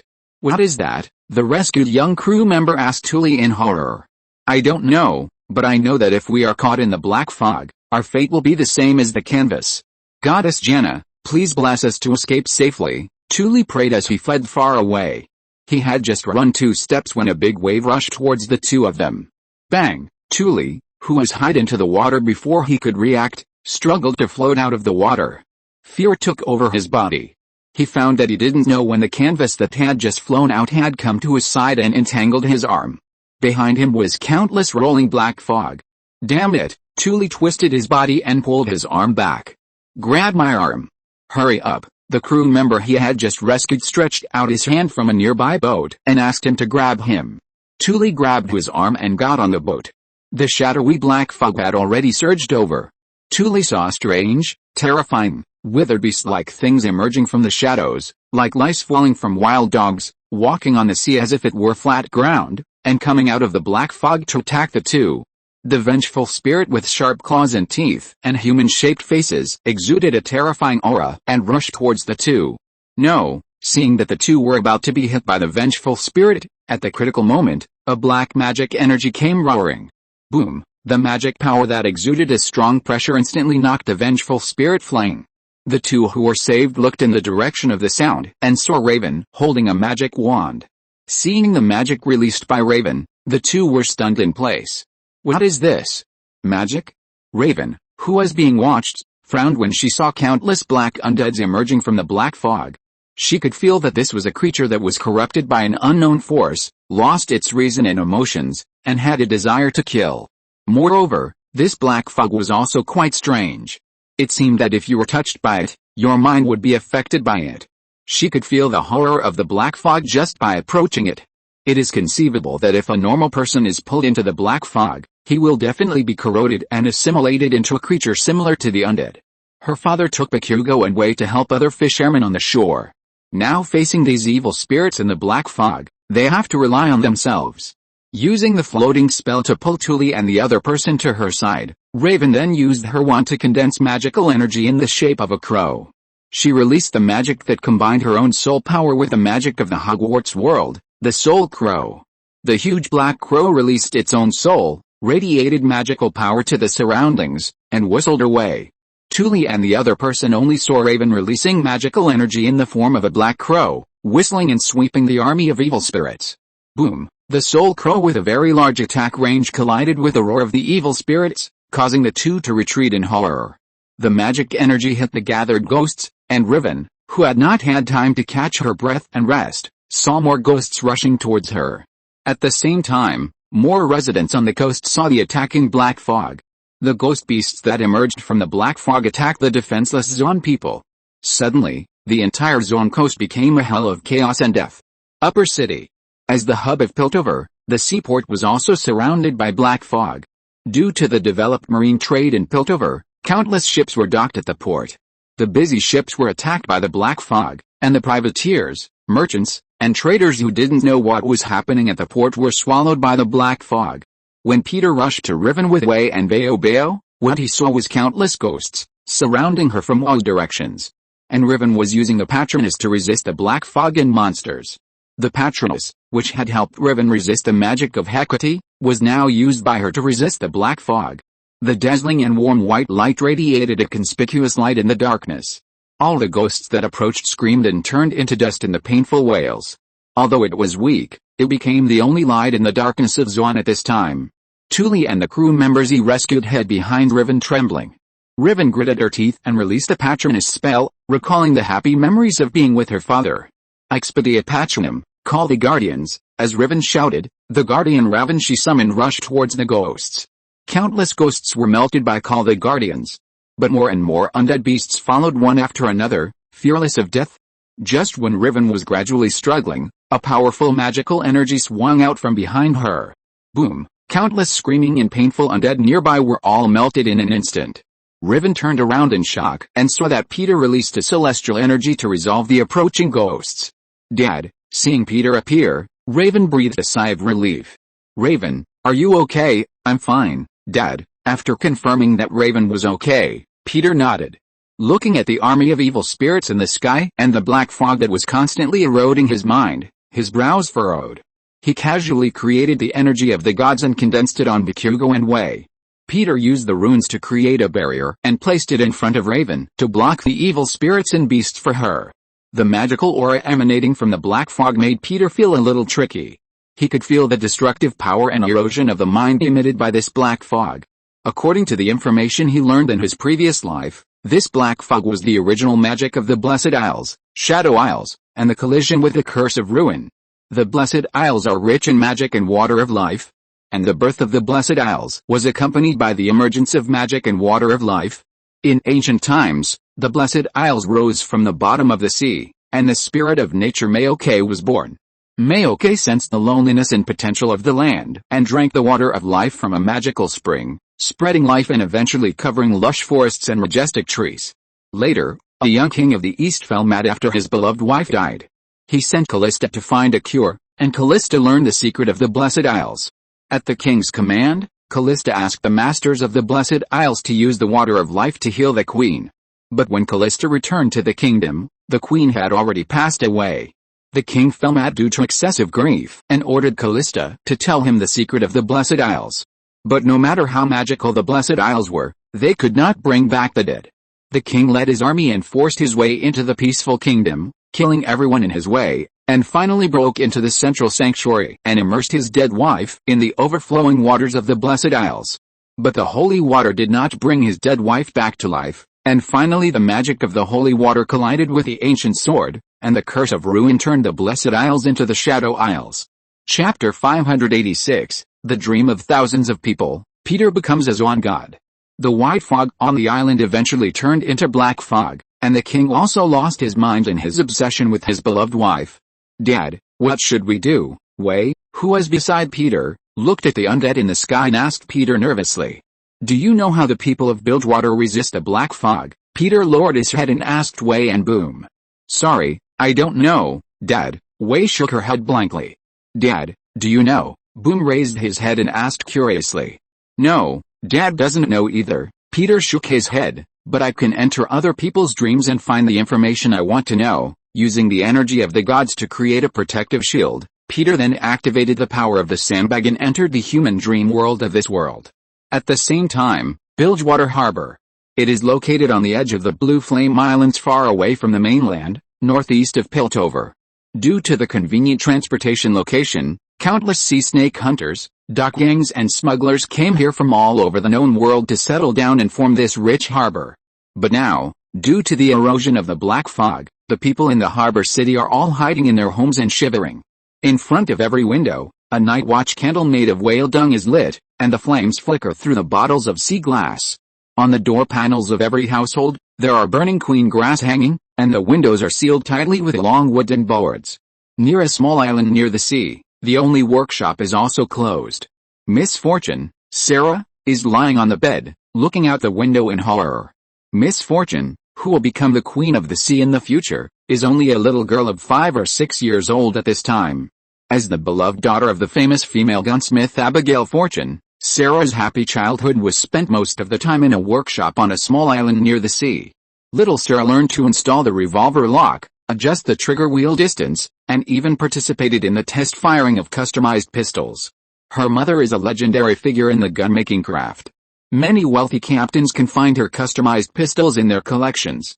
Tonight, due to the arrival of the soul-eating night, little Sarah listened to her mother's words and hid in bed early. The streets of Bilgewater in the distance were silent, the church bells were still ringing, and the cries of fear echoed under the mountain. The whole Bilgewater was completely immersed in the black fog, and the wind was howling over the ruins of the morning dock. Smelling the pungent smell of queen grass, little Sarah listened to the howling of the wind, and was always worried that the beasts in the black fog would suddenly break into the room. Although she had had such a dream more than once, a ghost with claws stretched out and a mouth full of cold fangs rushed out from the rolling undead.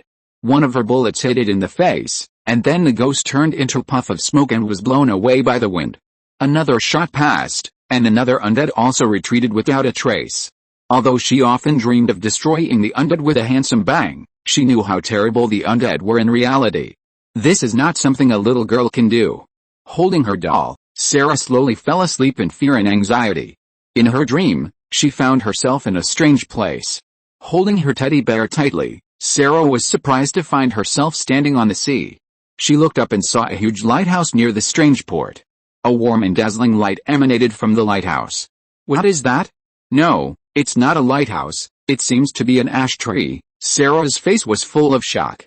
The ash tree emitted a light that made her feel comfortable, and there was a faint smell of queen grass inside. Staying near the ash tree, she felt that her mood had improved.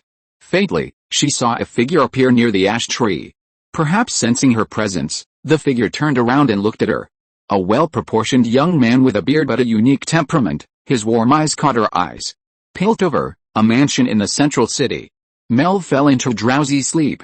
She has black skin but a tall and graceful figure. She is one of the most powerful counselors in Piltover. As a noble of Noxus, she was expelled from the warlord family because of her soft heart. After that, she gradually emerged in Piltover.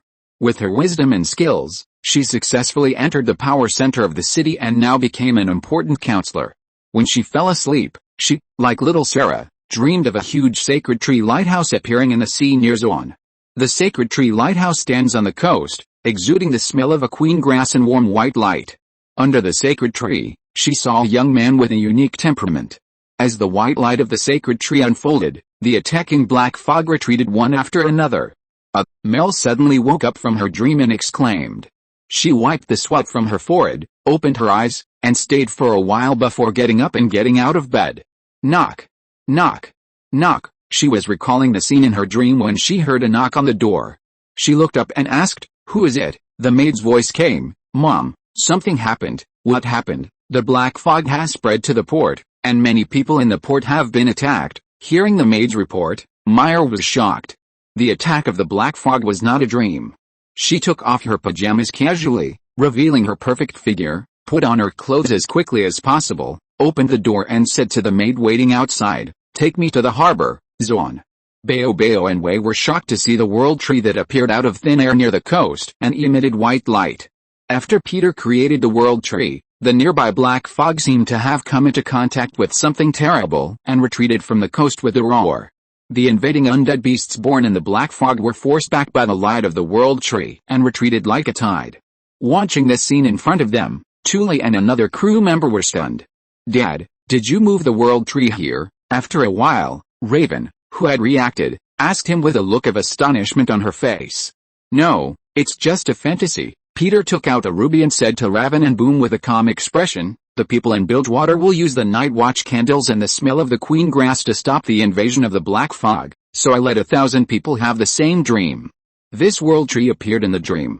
The light it emits is the light of the night watch candles, and the smell it emits is the smell of the queen grass. After that, I materialized the world tree into the real world. because it is entrusted with a dream power of 1,000 people, plus the power of the ruby. The black fog and the undead will not be able to resist this power and retreat when they encounter the world tree. Peter said something that stunned several people. Then he looked at the world tree. Although he could use the ruby to directly create this world tree, the existence born from the collective consciousness of the dream of 1,000 people seems to be more powerful and has some kind of spiritual power. It's just that the magic power consumed is a bit huge. After listening to Peter, Wei's face was full of disbelief. She felt that her father was really a god. If he wasn't like a god, how could he show such an impossible miracle? Riven cast her astonished eyes at the world tree standing like a lighthouse on the coast. She had heard her father talk about the 1,000 cats dream before. Has your father done it now? By letting 1,000 people dream, he really changed reality. And he created such a powerful thing. On the other side, Thule swallowed his saliva and looked at the world tree lighthouse in front of him with his mouth wide open. He also saw the bluebird that had brought him out of the storm before. The sky blue bluebird landed on the world tree, tilting its head to look at the tree emitting soft light. As the black fog dissipated, the light on the surface of the world tree became a little dim. The bluebird, somewhat puzzled, stretched out its beak and gently picked the bark. Thule looked at the bluebird and the world tree, guessing that Peter, who had created such a miracle in front of him, must be a god like the goddess Jana. Because only gods can accomplish such incredible miracles. Sir, may I know your name? Thule turned around and asked Peter tremblingly. Peter Patrick, this is my father's name, Bao said proudly. Thule secretly remembered this name in his heart and decided to build a statue of Lord Patrick next to this sacred tree in the future. He also wanted to add a statue of goddess Jana. As a thank you for saving himself and Zoan, he wanted to build statues for the two gods. It is said that when the Zoan Canal collapsed, goddess Jana once lent a hand. She released a hurricane that swept the city, turned into a physical entity, and blocked the surging torrent with an unimaginable air wall, allowing people to escape from their flooded homes. This is as great as Lord Patrick's current behavior of blocking the black fog and saving Zoan. At this time, Peter did not know that Thule had already begun to prepare to build a statue for him, just like the Zoan people worshipped goddess Jana. Since large areas of Zoan were polluted, the gullies in the city became poisonous rivers, and the air was filled with waste gas left over from alchemy, so many Zoan people were infected by toxins. After the statue was built, the light emitted by the world tree played a significant role in alleviating the physical pain of Zoan people infected by toxins, making the world tree more and more popular. This also made Peter a god, as popular as the goddess Jana in the hearts of Zoan people. And the power of faith born in the Rune continent made his power as the god of sleep even stronger. But these are all things that will happen in the future, and Peter doesn't know it at this time. He is about to leave.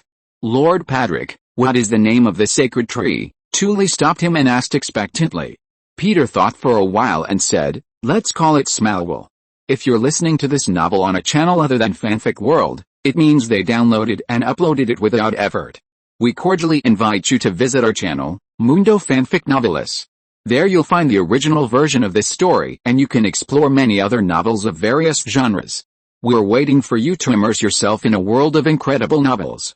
Chapter 587 Dad, I think you are not as decisive as before. After taking a look at the world tree, Peter left with Riven, Boom and Wei. Thule watched Peter's back as he left, repeating the name Smalwell. Is this the name of the tree? Why does it feel like the name of a certain region? At the same time, Mel had already arrived at the port of Piltover. Piltover is located on a cliff, and the bay is filled with merchant ships from all over the world. Maritime trade plays a vital role in Piltover. After getting off the car, Mel saw the black fog covering the sky. How is it possible? How could the soul-devouring night affect Piltover? She asked the other members of the council who came with her in disbelief. Yes, generally speaking, the range of the shadow surge is at most in Bilgewater. The other members of the council also had serious expressions on their faces. We have to arrange for the evacuation of personnel, now. We have to summon the law enforcers. Mel was about to start arranging for the evacuation of the port personnel. But as soon as she said this, she saw the black cursed monster surging out of the shadow, and it seemed to sense something terrible and stopped hunting. Then she saw a soft white light suddenly appear in the direction of Zoan Bay in the lower city. The warm white light, emitting a strange feeling of comfort, dissipated into the surrounding air. The moment it came into contact with the light of the lighthouse, the black fog receded like a tide, and the evil spirits and beasts also retreated in a hurry. "Is that the lighthouse of Zon?" the senior members of the parliament exclaimed. "No, that's not a lighthouse." Mel thought of the scene she saw in her dream. Under the sacred tree emitting soft light, she seemed to see the young man who appeared in her dream. Shaking her head and getting rid of the illusion from her mind, Mel took a deep breath and said to the many senior members of the parliament, "That is a sacred tree, a miracle created by a god in Zon City." Fandel, who closed the tavern, was comforting Milo and Craig. Tom sat quietly on the chair at the bar, leisurely flipping through a book called The History of the Changes and Development of Zon and Shurima. As if sensing something, Tom put down the book and looked up towards the port. Vander walked to the window and looked outside through the window sealed by long wooden boards. The black fog had begun to dissipate gradually. In the direction of the port, he could vaguely see a lighthouse standing up. The lighthouse emitting soft light pushed back the black fog. Just as he was staring at the lighthouse in the distance, a breeze suddenly blew. Vander, who hadn't felt such a fresh breeze for a long time, couldn't help but take a deep breath. Zon's environment is bad, and the streets are full of polluted air full of toxins. Although there is a filtration system, it has little effect. Now that this breeze blows, Vander feels a long-lost fresh air. That lighthouse. Vander stared at the lighthouse in the distance, with a flash of surprise in his eyes. He mistook the world tree for a lighthouse, and for a moment he had a feeling, the lighthouse not only gave hope to the people on the sea, but also seemed to give hope to the people of Zon. On the other side, after the black fog dissipated, Hilko also walked out of the closed fortress. He raised his eyes and looked in the direction of the world tree. Feeling the warm light illuminating the coast of Zon and dispelling all the black fog, his eyes narrowed and his expression became complicated in an instant. After Peter arrived at the tavern, he exchanged a few words with Fandel and prepared to leave with Tom. Mr. Padrick, what happened at the port? I came over and asked Peter curiously. It was Dad. Dad created the world tree and stopped the black fog. Boom Boom couldn't help but stand up and show off what his father had done. It was Dad who saved Zon. Boom Boom took Peter's hand and said to Ike proudly, the monsters in the black fog were all driven away by the world tree created by my father. After hearing this, Ike's face was full of disbelief. He swallowed and asked Peter, Sir, are you a god? I heard that there have always been gods in Zon, just like the goddess Janna who has been protecting the people of Zon. No, I'm not a god. Peter shook his head and said, I'm just a farmer. Farmer? Yes, a farmer who is proficient in magic and likes to hire little guys like you to work. Peter patted Ike's head and said to Tom, let's go. Tom, after saying a few words to Vander, who was also a little confused, Peter returned to the farm with the four of them. I will also save Zon like Mr. Patrick in the future. Watching Peter's back as he left, Ike said to Vander, I will set up a wildfire gang in the future. No, not the wildfire gang, but the Padraic gang, to help the people of Zon live a better life. Vander touched Ike's hair. Well, I'm looking forward to it. It was already 11 o'clock in the evening when Peter returned to the farm with Raven and others. After arranging for a few people to go to bed, Peter returned to his room. As soon as he sat down, there was a knock on the door. Peter got up and opened the room, and saw Tom standing outside. Tom, what's the matter? Peter asked Tom to come in. What is this kid trying to do by staying up so late? No, I just want to talk to you, Dad. Tom hesitated and said to him. Oh, about what? A lot, such as about Hilko. Dad, why didn't you kill him back then? Tom raised his eyes and said to Peter. He soon realized that the word kill he used was inappropriate here, so he quickly added, I said, give him some punishment. Peter was stunned when he heard Tom say kill. He glanced at this naughty child suspiciously. This kid is so black-bellied and cruel at such a young age. It seems that I have to pay attention to the other party's mental health in the future. One is him, and the other is Bayo Bayo. I have to observe the mental state of these two naughty children closely, otherwise I might really cause trouble if I am not careful. What if these two naughty children really show the attribute of father worry? Then I will be in trouble. Do you think Hilko is a villain? Tom. Peter turned his thoughts to the present and asked Tom. No, I don't simply see people as good or bad, just like I don't think Hogwarts headmaster Dumbledore is a good man and Professor Snape is a bad man, although most people in Hogwarts think so. Tom organized his words and told Peter his thoughts.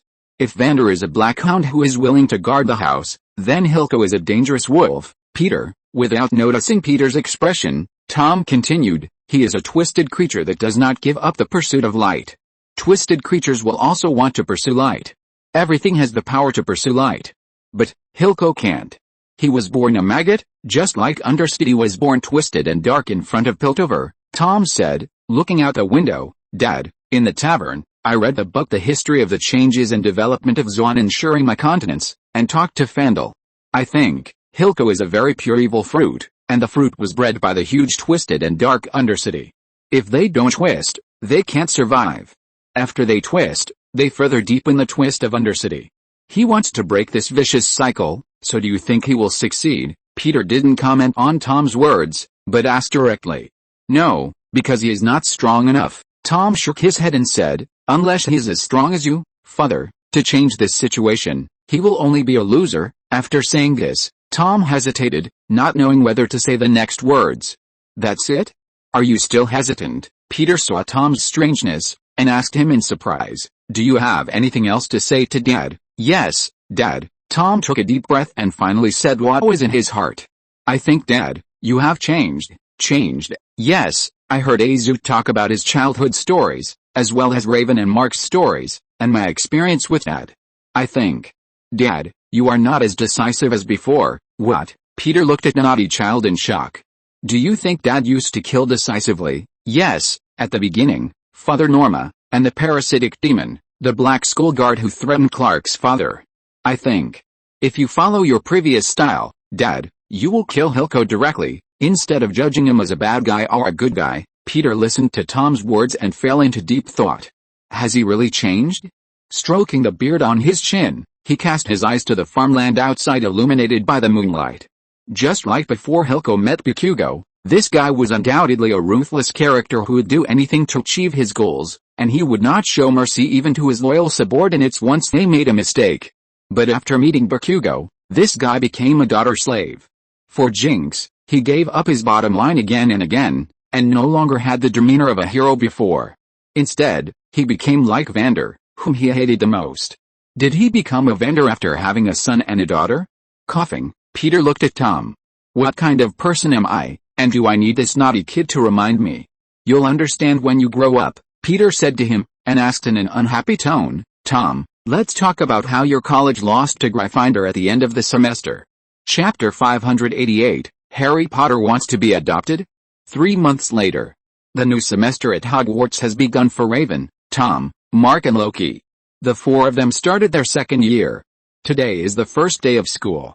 Don't you need to prepare anything in particular? Peter stood up and asked Raven and the others. No, Dad, there's nothing special to prepare. Raven shook her head at Peter and looked at Mark. To be honest, I don't like people cheating. Logically, Slytherin should have won the House Cup at the end of last semester. I don't know why Headmaster Dumbledore gave Gryffindor an extra 100 points in the end, and the reason was just to commend Ron, Harry and Mark for their outstanding performance in the Chamber of Secrets, but in fact, Tom, Loki and I all participated. Raven is still dissatisfied with losing the House Cup to Gryffindor where Mark is. Azu, who was eating breakfast next to him, said secretly, it's very simple, Raven, because Harry Potter is the savior. He glanced at Tom and said, and some people are the Dark Lord. Dumbledore will certainly help the savior to fight the Dark Lord. Hearing Azu's sarcasm, Peter glared at him dissatisfiedly. Can't you shut up with food, John? Azu's high school studies are about to end. However, because Peter has already booked Piltover University for him, he doesn't have to apply for universities everywhere. I just give Raven some interpretation of life. Azu was glared at by Peter, and said to Peter embarrassedly, after all, I am older than Raven. You live your life well, I think that's enough. After saying this to Azu, Peter looked at Bombshell and Wei. The two sisters have grown taller again. During this period, Peter went to Zoan and Piltover several times. While supporting Jace, Peter gave Echo a skateboard. He remembered that this kid was pretty good at skateboarding. When he grows up, he can take over from Rhea as the farm manager. Recently, Rhea started a business with Kara. The two of them set up a clothing company and often did not return to the farm. In addition to the matter of Jace and Echo, Peter also found that the power of the sleeper he controlled had increased a lot. The magic that used to be difficult and consumed a lot of magic power can now be cast easily.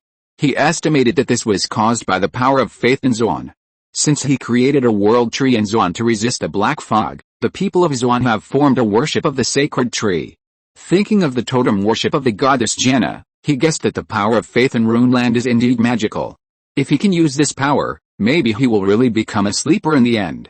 After all, there are many gods and demigods in Runeland. The Targon Peak has their star spirits, and it seems that there are also some spiritual spirits. The locals are eager to climb to the top of the mountain and become the host of the star spirit to gain the power of the heaven. Shurima had their ascended, but before that, they had many spirits, and Janna came from ancient Shurima. Freljord had their demigods like Orn and Volibear, and also the Three Sisters religion. As for Demacia, this city-state is not a place with a strong religious color, but there are also some myths about angel sisters. The angel sisters Kale and Morgana are the most well-known stories in Demacia. After dinner, I'll take you to Hogwarts. Peter pulled his thoughts away from the gods of Runeland and said to Riven and the others. At the same time, Hogwarts World, Crescent Street. Harry leaned against a wall, gasping for breath. He just did something very serious, turning Aunt Marge into a balloon and letting him fly in the sky like a fat pig. To be honest, no matter what Aunt Marge said to him, Harry would tolerate it, but the other party insulted his parents unscrupulously, and said that his parents deserved to die in a car accident because they were drunk. So he violated the rule that magic cannot be used in the Muggle world, and used magic on Aunt Marge who was visiting her aunt's house. Harry sat motionless on the road, his heart beating thump-thump. He was surrounded by nervousness and anxiety, and the current situation was extremely bad. On the one hand, he violated the rules. Such a serious violation of the Reasonable Restraint of Underage Wizards Act, he estimated that the people from the Ministry of Magic would soon send someone to arrest him. What will happen to him in the end? Will he be expelled? Or will he be detained for observation, and will he become a guard like Hagrid in the end? He couldn't help but think wildly. Looking down at the wand in his hand, Harry clenched it. Since he has been expelled, it doesn't matter if he uses magic one more time. He still has the invisibility cloak left by his father in his box. Can he cast a spell on the box and make it as light as a feather, and then put on the invisibility cloak and fly to the station to wait for Mr. Patrick? He remembered that Mr. Patrick's magic car would pass by the station near Hogwarts every day to pick up Mark and his friends. I can go to Gringotts to take out the gold coins my father left for me, and then live in Mr. Patrick's world. In this way, the people from the Ministry of Magic can't catch me, and I can live on the farm I like. The last Christmas I spent on Patrick's farm left a deep impression on Harry. He likes the leisurely life on the farm, and Mr. Patrick takes good care of him, just like Mr. Weasley. Thinking about all kinds of things in his mind, Harry opened the box and checked the things he took when he left his aunt's house in a hurry. The invisibility cloak was inside, as well as a few sets of clothes and socks for a change and books for the new semester. The top one was the adventure story book about Mr. Patrick that was very popular recently. Just as Harry was rummaging through his suitcase, he suddenly noticed a car driving towards him. With a click, the school bus stopped in front of him. The door slowly opened, and a familiar figure appeared in front of him. Mr. Patrick. Harry looked at Peter with his mouth wide open. He didn't expect that he had just thought about living on Patrick's farm, and now he saw Mr. Patrick. It seems that you didn't spend a good holiday at home, Harry. Peter reached out from the car and pulled Harry up from a daze. Yes, it's not very good, Mr. Patrick. Why are you here? After being pulled onto the school bus by Peter, he saw Raven and the other four in the school bus. He greeted them and asked Peter. Mark said he wanted to pick you up to go to school together. Peter glanced at Mark and said to him, what happened? Were you kicked out? No, I just had a quarrel with them, Mr. Patrick. I was a little emotional, so I left home directly. Harry was embarrassed to tell Peter about his experience with Aunt Marge. Oh, that must not be very pleasant. Peter nodded and asked, is your aunt Miss Petunia? Hearing this, Harry asked in surprise, sir, do you know my aunt? Somewhat familiar, he recalled the information about Harry's aunt that he had learned in his previous life. Harry's aunt and uncle had always been harsh and even abusive to Harry, and they concealed Harry's life experience, lied that his parents died in a car accident, and prevented Harry from going to Hogwarts, etc. He was probably sure that Harry's uncle was a bastard. Harry's aunt, Petunia, was not necessarily the case. Although this woman was vicious, she never let Harry have a bad meal. Although she always complained that Harry's hair grew fast, she still often took Harry to get a haircut. And this woman had never abused Harry, but only stated verbal reprimands. He even remembered that Petunia gave Harry a room in the end, and there were photos of Harry's parents in this room. Although she often talked about her perfect sister and had various disgusts with her sister, it was not difficult to see from the details that Petunia was not without feelings for Harry. Although she was jealous of her sister, she would still choose to take care of her sister's only child. When adopting Harry, Dumbledore insisted on fostering Harry to his aunt despite the opposition of others, and left a letter. In the letter, Professor Dumbledore must have written down the death of Petunia truthfully, and even presented the darkest side of the magic world to her. Even though this woman knew that adopting Harry would be affected a lot, and even attacked by Voldemort's minions, she still chose to adopt Harry. Dumbledore was also extremely unreliable. He directly threw the child at the door of the family, without knocking on the door or saying a few words, and even did not leave a maintenance fee. This Timo is even more cruel than his own system. The system sent the child to him, and also gave him various superpowers and valuables, but this old man did not pay a dime. If it were me, I would send him directly to the children's welfare home. Harry didn't know what Peter was thinking. He sat beside Peter, glanced at Raven in front of him, and whispered to Peter, "Sir, can I live on your farm for a while? Do you want to come to the farm?" "Yes, I don't want to live in that family. I want to escape from there." "I think, my aunt must think so too. I want to live with you, sir." I heard that your son, Tom, was also adopted," Harry said with some expectation.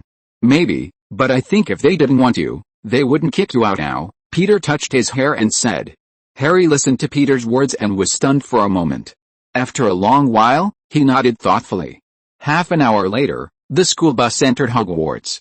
Harry thanked Peter and bought a newspaper after getting off the bus. The headline on the newspaper was "Sirius Black Escapes from Azkaban." Sirius? Who is he? Chapter 589 Sirius Black and Lupin. Harry, who heard the name for the first time, had a puzzled expression on his face. Holding the newspaper, he continued to read the news. The Ministry of Magic confirmed today that Sirius Black, who escaped from prison, is still at large.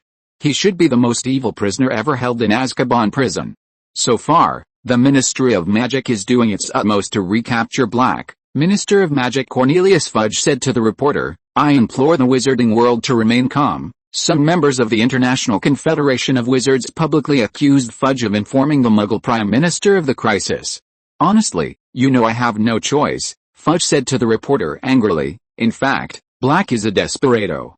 Anyone who meets him will be in danger, whether it is a wizard or a Muggle.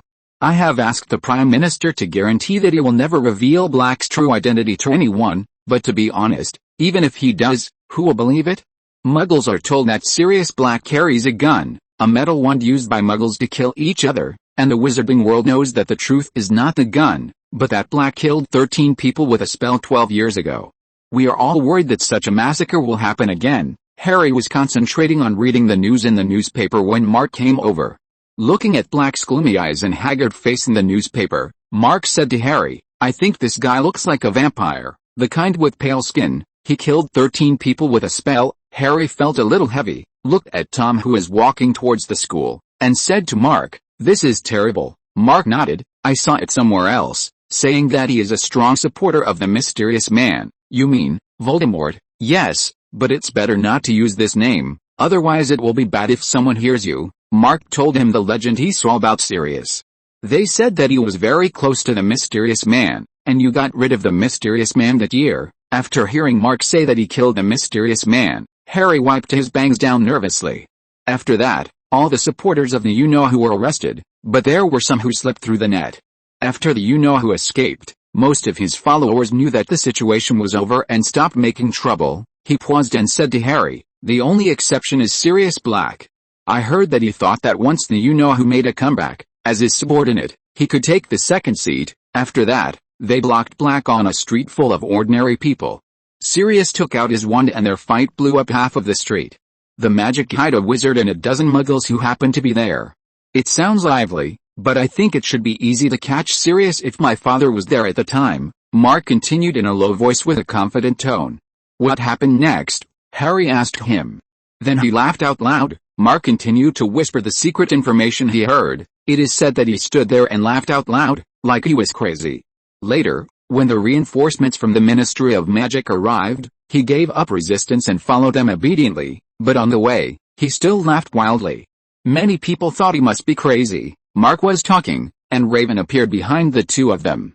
I think, even if the Sirius you are talking about was not crazy when he went to Azkaban, he must be crazy now. Raven said to the two startled people in a low voice, Azkaban is not a place that normal people can endure, but this is the punishment he deserves.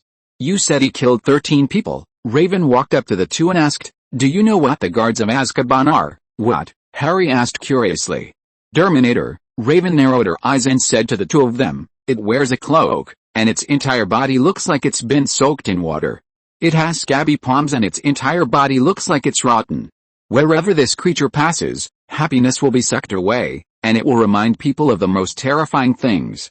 And the mouth under its hood will suck away people's souls. It's called the Dementor's Kiss. They guard the wizard prison of Azkaban. Harry swallowed when he heard what Raven said was horrible, and asked her, have you seen Dementors? No, but I've seen worse than that. The black fog is full of vengeful beasts. Anyone who is contaminated by the thick fog will become a part of them. You can hear the roars and cries of the vengeful spirits in the black fog. Raven stared at Harry and took a step closer to him. Harry, I hope you won't be scared and tremble next time you see a Dementor. After threatening the other party and avenging the college cup, Raven walked forward happily. Harry was shocked by Raven's words, and he had a bad feeling in his heart. Will he be thrown into Azkaban? He also violated the wizard law like Sirius Black. He inflated Aunt Marge, so is he qualified to be imprisoned in Azkaban? Harry currently knows nothing about this legendary wizard prison. But he has heard many familiar people talk about that place before. It seems that everyone uses the same fearful tone. The big Hagrid, the warden of the Hogwarts hunting ground, stayed there for 2 months last year. Harry still remembers the fear on Hagrid's face when he learned that he was going to be imprisoned there. Hagrid is one of the bravest people Harry knows. Since he can be so scared, it means that Azkaban is really not an ordinary prison. Mark in the end, Harry couldn't help but said to Mark, Mark, can you help me talk to Mr. Padraic and ask for mercy from the Ministry of Magic? He told about himself and Aunt Marge. In the afternoon, Mark told Peter about Harry's situation nervously. You said Harry was worried that he would be expelled from school, and he wanted me to go to the Ministry of Magic to plead for him. Yes, Dad, can you help him? No problem, Peter nodded. He didn't take it to heart. As far as he knew, Sirius Black was Harry's godfather. He was also a good friend of Harry's father, James Potter. Together with Remus Lupin, James Potter, and Peter Pettigrew, he formed a small group called Marauders. He was a member of the Order of the Phoenix and an unregistered animagus, a wizard who can transform himself into a certain animal. The cultivation of animagus requires powerful magical abilities and talents. The process is full of dangers and is prone to accidents. The Ministry of Magic stipulates that animagus must be registered so that they can keep an eye on their dynamics at any time. Unregistered animagus will be sentenced to Azkaban. Speaking of Kelly, who is able to transform herself into a white wolf, if we follow the setting of the Hogwarts world, she can also be considered an animagus. This woman traveled around the world and has not returned yet. Peter sighed slightly. Otherwise, he could let her learn animagus and understand the power of this magic. However, he remembered that the new dark magic teacher at Hogwarts this school year was Lupin, who seemed to be a werewolf who could transform. He was quite interested in this transformation ability. Smallville High School. Clark and Chloe walked together in the corridor towards the classroom. You mean the University of Miami? Clark asked Chloe in surprise. You applied to the University of Miami? Yes, although I rarely put on a shirt and changed into beach shoes. What about you, Clark? Which university are you going to? Clark shrugged his shoulders. Maybe the university I go to is a bit far, and my godfather helped me and Azu apply for a university. Cool. Can I ask you a question, Clark? Seeing Chloe's expression, Clark nodded. Of course. Do you really want to leave the farm? Chloe asked him. Also, Clark, are you really willing to give up your 4 years of high school life? No, but we always have to look forward, don't we? Hey, Chloe, can you sign your name for me? The two were talking when a boy came over and asked Chloe. Of course, Chloe said to him. Go to the newspaper editing room, there are pens there. After saying goodbye to Clark, he returned to the newspaper editing room and took the newsletter album. Chloe wrote his name and words of blessing on it. 4 years have passed. I hope you have a peaceful life. Blessings to Brandon. After writing her name, Chloe handed the communication album to Brandon. Thank you. After thanking Chloe, Brandon turned and left. After Brandon left, Chloe squatted in front of the computer and began to write a manuscript. But just after typing 2 words, she suddenly found something wrong. She looked up at the clock on the wall. She found that the clock hanging on the wall had stopped running. Puzzled, Chloe stood up and looked out the window. Only now did she realize that there was always a lot of noise outside, but now there was no sound. Puzzled, Chloe slowly walked into the corridor. She found that she was the only one in the entire school corridor. "Hello? Is anyone there?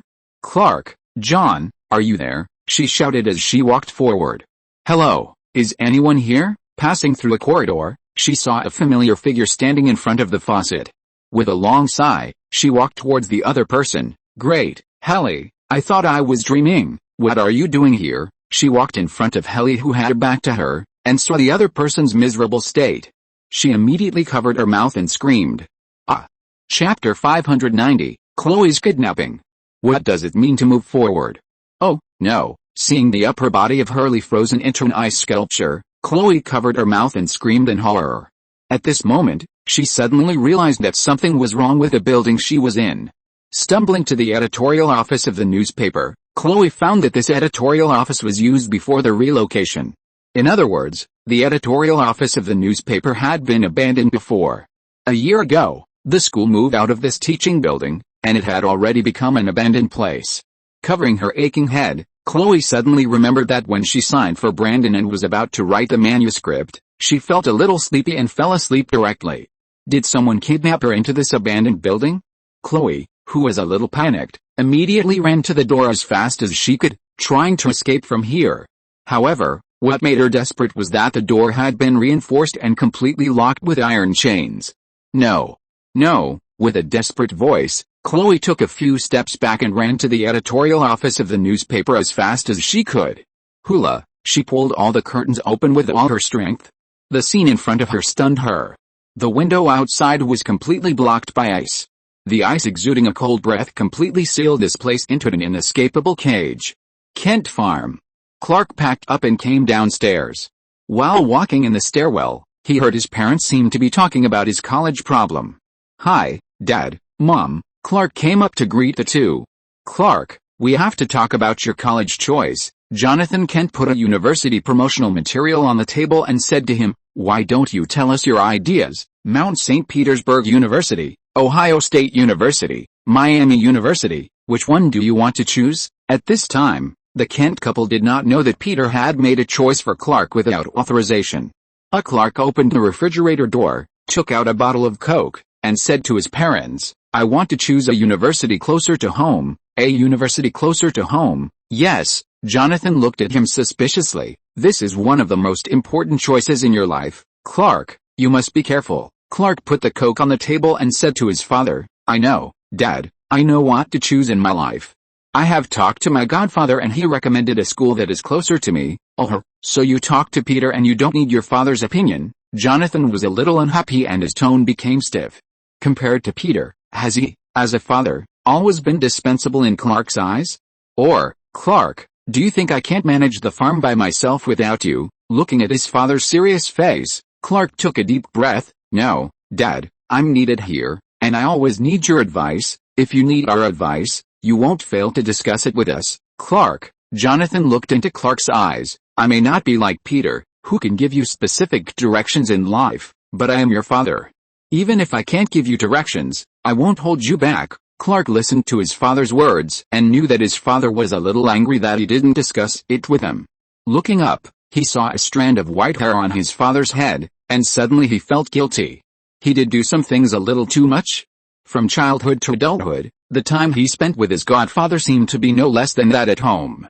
In comparison, it seemed that he was more willing to confide his pain and happiness to his godfather. But in fact, his father has been silently supporting him behind his back. "I'm so sorry, Dad and Mom, I ignored your feelings." Taking a deep breath to calm himself down, Clark apologized to his parents. "But you are my favorite parents and will never be a drag." After organizing his words, Clark told his parents what the godfather told him about Piltover University. Peter had asked him to keep it a secret for a while before, completely forgetting that Clark himself has always been a big leak. "Are you saying that the sewer in Peter's house leads to another world?" Martha asked him in shock after listening to Clark's story. Yes, Mom, that can be regarded as a parallel universe, but the technology in that universe is a little different from ours. Clark had been to Piltover and Zwan before. He had visited Piltover University and was quite satisfied with the university. He guessed that the Godfather asked him to go to Piltover to go to college, probably to monitor Zoo. After all, there are not many superheroes and supervillains in Piltover. If Zoo gets angry, no one can stop him. As long as he's by Zoo's side, he can stop him if there is anything wrong. Even if he can't stop him, he can report the situation to the Godfather at any time. You said Peter can travel through parallel worlds at will, Jonathan asked Clark in shock. Although he knew that his friend and family member had great abilities, he didn't expect Peter to be able to do such a thing. This is no longer a miracle that humans can accomplish, right? Jonathan felt a little ridiculous for his previous thoughts. Peter is also his family. Like Clark, he is destined to shock the whole world, even other parallel worlds. He is just a mortal and can't accompany Clark for a long time. It will be Peter who will accompany Clark until the end. They are destined not to be limited to a small small. What's the point of caring about these? Shaking his head slightly, Jonathan put his hand on Clark's shoulder. You have to work hard, Clark. Don't let your Godfather down. Clark looked at his father's suddenly softened eyes and nodded. I will, Dad. Send. In the editorial office of the newspaper, Chloe wrote a help email and clicked send. But the computer showed that the network could not be connected. Covering her painful forehead with her hand, Chloe heard footsteps coming from outside. Then she saw two female classmates she knew, holding books in their hands and walking past the editorial office. The two seemed to be discussing an English graduation thesis. Hey, Lisa, Delia. Chloe immediately chased after them and asked them, do you know what happened? The two saw Chloe, still looking normal, and said to her, you'd better hurry up, Chloe, you're going to be late. Late for what? Hearing what the two said, Chloe was confused. What are you talking about? There are no classrooms behind these doors. This is an abandoned teaching building. You were kidnapped like me, right? What happened? Lisa glanced at the camera in the corridor and whispered to Chloe, it's just acting, pretending to be in class as usual. He is watching us. After hearing this, Chloe looked in the direction where Lisa was looking with astonishment, and indeed saw a camera. We have to go. The two hurriedly left the corridor. Chloe's mind was a little confused, and with a click, she heard the sound of a door opening. She saw Brandon, who had asked her for an autograph, walking out of the room. Brandon. Chloe walked quickly towards Brandon and asked, are you acting too? Acting? Brandon, who was tall and strong with brown hair, shook his head and said, no, of course not acting. In fact, all of this was planned by me. You brought us here. Yes, Brandon nodded. This is our last time in school, but it doesn't mean it's over. He glanced at Chloe and turned away expressionlessly. Wait, Chloe caught up with him and grabbed his clothes. You must be kidding, Brandon. Why do you want to stay in high school forever?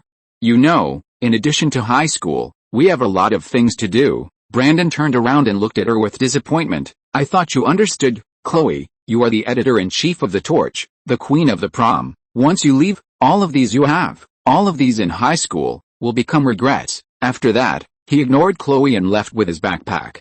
Chloe took a deep breath and rushed to Brandon, blocking his way.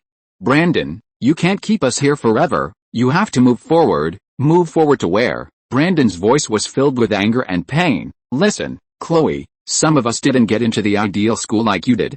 When you stare at a pile of rejection letters, what does moving forward mean? It means that you can only work in a nearby video store for the rest of your life, which means that your life is completely bleak. Once high school is over, it will be the beginning of hell for people like us. Chloe was also irritated by him. Why do you ask others to be the same as you? As soon as she finished speaking, a boy in a school uniform timidly walked to the locker and pretended to store something. Wendell, come here, Brandon shouted to the boy in front of the locker in a bad tone. Come here. I swear, I didn't do anything. Wendell swallowed and said. Brandon walked towards him with a cold expression. Chloe doesn't seem to understand what will happen if she doesn't cooperate. He stretched out his hand. Seeing Brandon's hand, Wendell stepped back in horror. No, please, I don't want that. Snap. Brandon ignored his pleading and stretched out his hand. A chill ran up Wendell's arm. Then, in his horrified eyes, he turned into an ice sculpture. You'd better realize, Chloe, how good you are here. Brandon's tone was grim, and a smile suddenly appeared on his face. Don't forget to save a seat for me at lunch. Chapter 591, The King of Poetry. Night. Padwick Farm. Before going to bed, Wei pestered Peter, wanting to hear Peter's bedtime story. Although she acted like a big sister in front of Mark, Maddie and others, Wei automatically turned into a little cotton-padded jacket when she met Peter. Okay, what story do you want to hear? Peter sat down, touched Bao's newly cut blue hair, and asked the two.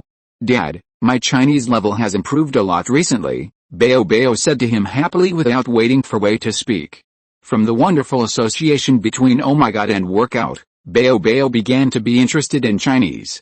In her spare time, in addition to visiting Tony Stark's company and hiding in her small room to study gun manufacturing, what she is most interested in is pestering Peter to learn Chinese.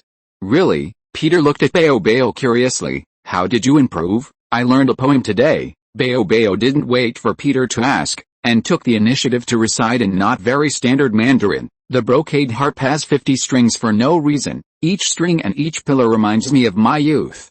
Zhuangzi was lost in a dream of butterflies in the morning, and King Wang placed his spring love on the cuckoo. The moon is bright over the sea, and the pearls are weeping, the sun is warm in Lanshan, and the jade is smoking. Can this feeling be recalled? But it was already too late at that time. Peter, he looked at Bao in surprise. Although there were some problems with the pronunciation, the fact that he could recite it completely was enough to surprise him. Could it be that among his children, there is someone who can inherit his Tode culture? Where did you learn this poem, Bao? Peter asked his daughter in surprise. In the book, Persephone gave me a book of poems and stories of Dongda. Bao looked at Peter with an expression that was about to praise me. Dad, am I reading it correctly? Very standard. You are almost catching up with Dad's Chinese level. Wei, who was confused next to him, asked Peter. Dad, is this poetry from Dongda? Is it the country similar to Ionia? Yes, ancient poetry is a romantic lyrical way in Dongda, similar to Shakespeare's sonnets, Peter briefly told Wei. Dad, do you like me reading poetry? Bao blinked, and asked with expectation in her sky-blue eyes. If you like, Dad, I will learn a poem every day and read it to you. Peter listened to Bao's caring words and kissed his daughter's forehead with some emotion. Of course, Dad likes Bao to read poetry very much. It turns out that a daughter is a father's caring little cotton-padded jacket. It is the first time for me to have poetry read to myself every day. But, Boom, do you know what this poem means? Peter asked Boom. No, I don't, Dad. Boom shook his head and said frustratedly, I'm a little confused just by the pronunciation. The meaning of each word changes completely when the tone changes. The word Dongda is too complicated. Peter nodded and explained the meaning of the poem to Boom and Wei. Zhuangzi dreamed of a butterfly in the morning, and Wang Di placed his spring love on the cuckoo. There are two allusions here. Zhuangzi once dreamed that he turned into a butterfly, but after waking up, he found that he was still Zhuangzi. Then, he wondered, was it me who turned into a butterfly in the dream, or was it the butterfly that turned into Zhuangzi in the dream?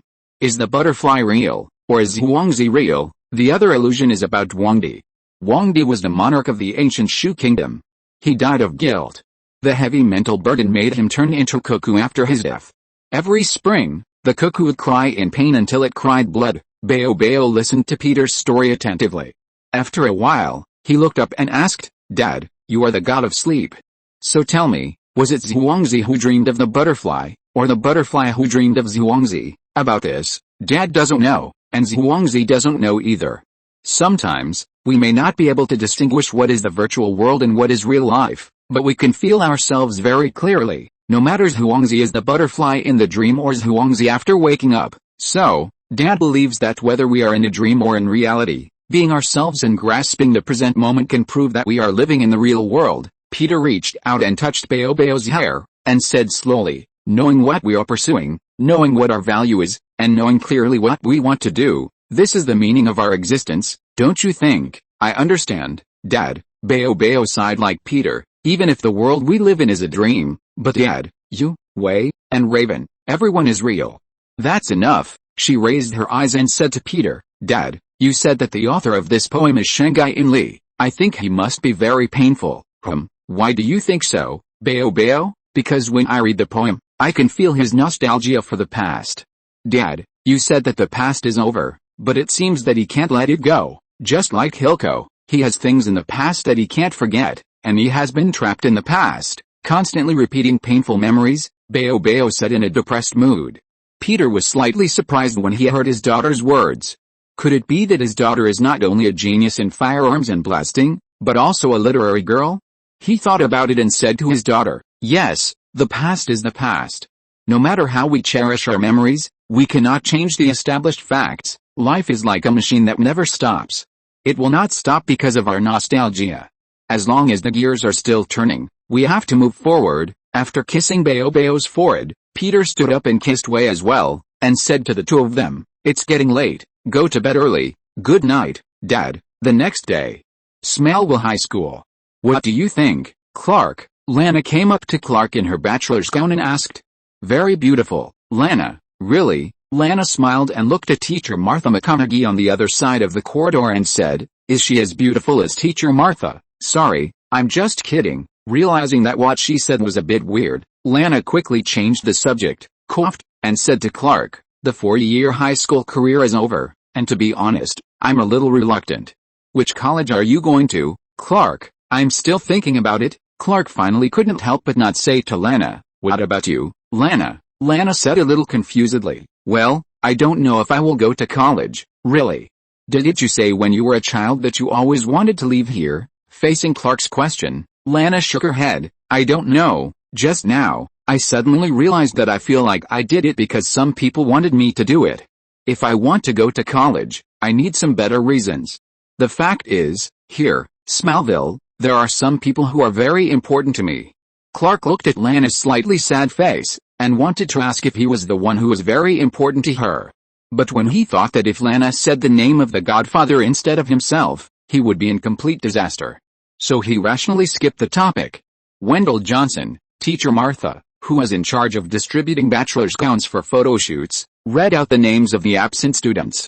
"Our students like Chloe Sullivan, Helly Timms, and Delia Walken not present." Hearing that Chloe's name was absent, Clark showed a puzzled expression on his face. In previous activities like this, Chloe must have been the first person in line. Hearing that something was wrong, he and Lana went to Chloe's editorial office. The two looked around the furnishings in the room. Clark shook his head and said, "Chloe wouldn't just leave without saying a word like this." Lana walked to the desk, picked up a cup of coffee on it, nodded and said, "I agree." And Chloe wouldn't stay up all night and not finish the coffee on the table anyway. Clark took out his cell phone and called Chloe, but the result showed that the call could not be connected. Chloe might be in trouble. After returning to the farm in the afternoon, Clark and Zoo talked about Chloe. Clark put a graduation brochure on the table, pointed to a girl with a hot body in the brochure, and said to Zoo, "This girl is the most likely to become the shark cheerleader. She, Chloe, Wendell, and Hurley are all missing. They didn't come to pick up their graduation gowns today." Zoo shrugged and said, "Maybe they are not interested in graduation gowns. I don't know, but I always feel that something must have happened. Chloe is not the kind of person who disappears without saying hello." In addition to Clark and Zoo, Persephone, Boom, and Wei were left on the farm. Peter went to the Hogwarts world to discuss Harry Potter's illegal use of magic with the Ministry of Magic. Boom and Wei were about to go downstairs when they heard Clark and the others talking. After a while, Boom rolled his eyes and said to Wei, "I think we should find Chloe." Wei Ale, "No, we don't know anything." "Of course, we should tell Dad about this and let him decide." Wei's everything is centered on Peter's will. "But, didn't Clark say that Chloe's disappearance is very strange? Maybe we can help," Boom still said with hope. "Anyway, I won't agree. In Wei's heart, Boom has always been her weak sister who needs her protection." At the same time, at Smallville High School, Lana opened the car door and got in the car. After a moment of daze, she was about to turn the key to start the car and go back to the horse farm. Unexpectedly, before the car started, a black shadow rushed towards the car. Chapter 592, The First Emotionless Killing. Startled, Lana quickly raised her head and saw the figure of her classmate Brandon. "Sorry, did I scare you, Lana?" Brandon asked a little embarrassedly. "No, I didn't." Lana forced a smile and said to Brandon, tucking her hair. "Well, I just wanted to ask you if you could sign the yearbook for me." Brandon, who was standing outside the car window, handed her the yearbook and pen. Looking at her photo on the cover, Lana signed her name on it and said to Brandon, "I think the photographer took a good photo." So I'm on the cover, thank you. Brandon took the yearbook and said to Lana, photos can never replace real things, right? Lana smiled and didn't say anything. But the next moment, she suddenly felt cold all over. Then, in her incredible eyes, her fingers were quickly surrounded by ice. The cold air quickly surrounded her whole body. In a short moment, Lana's body was quickly frozen and became alive like ice sculpture. But her eyes could still move. Blinking, she looked at Brandon in shock and disbelief. Abandoned school building. Chloe met Brandon, who was walking towards her.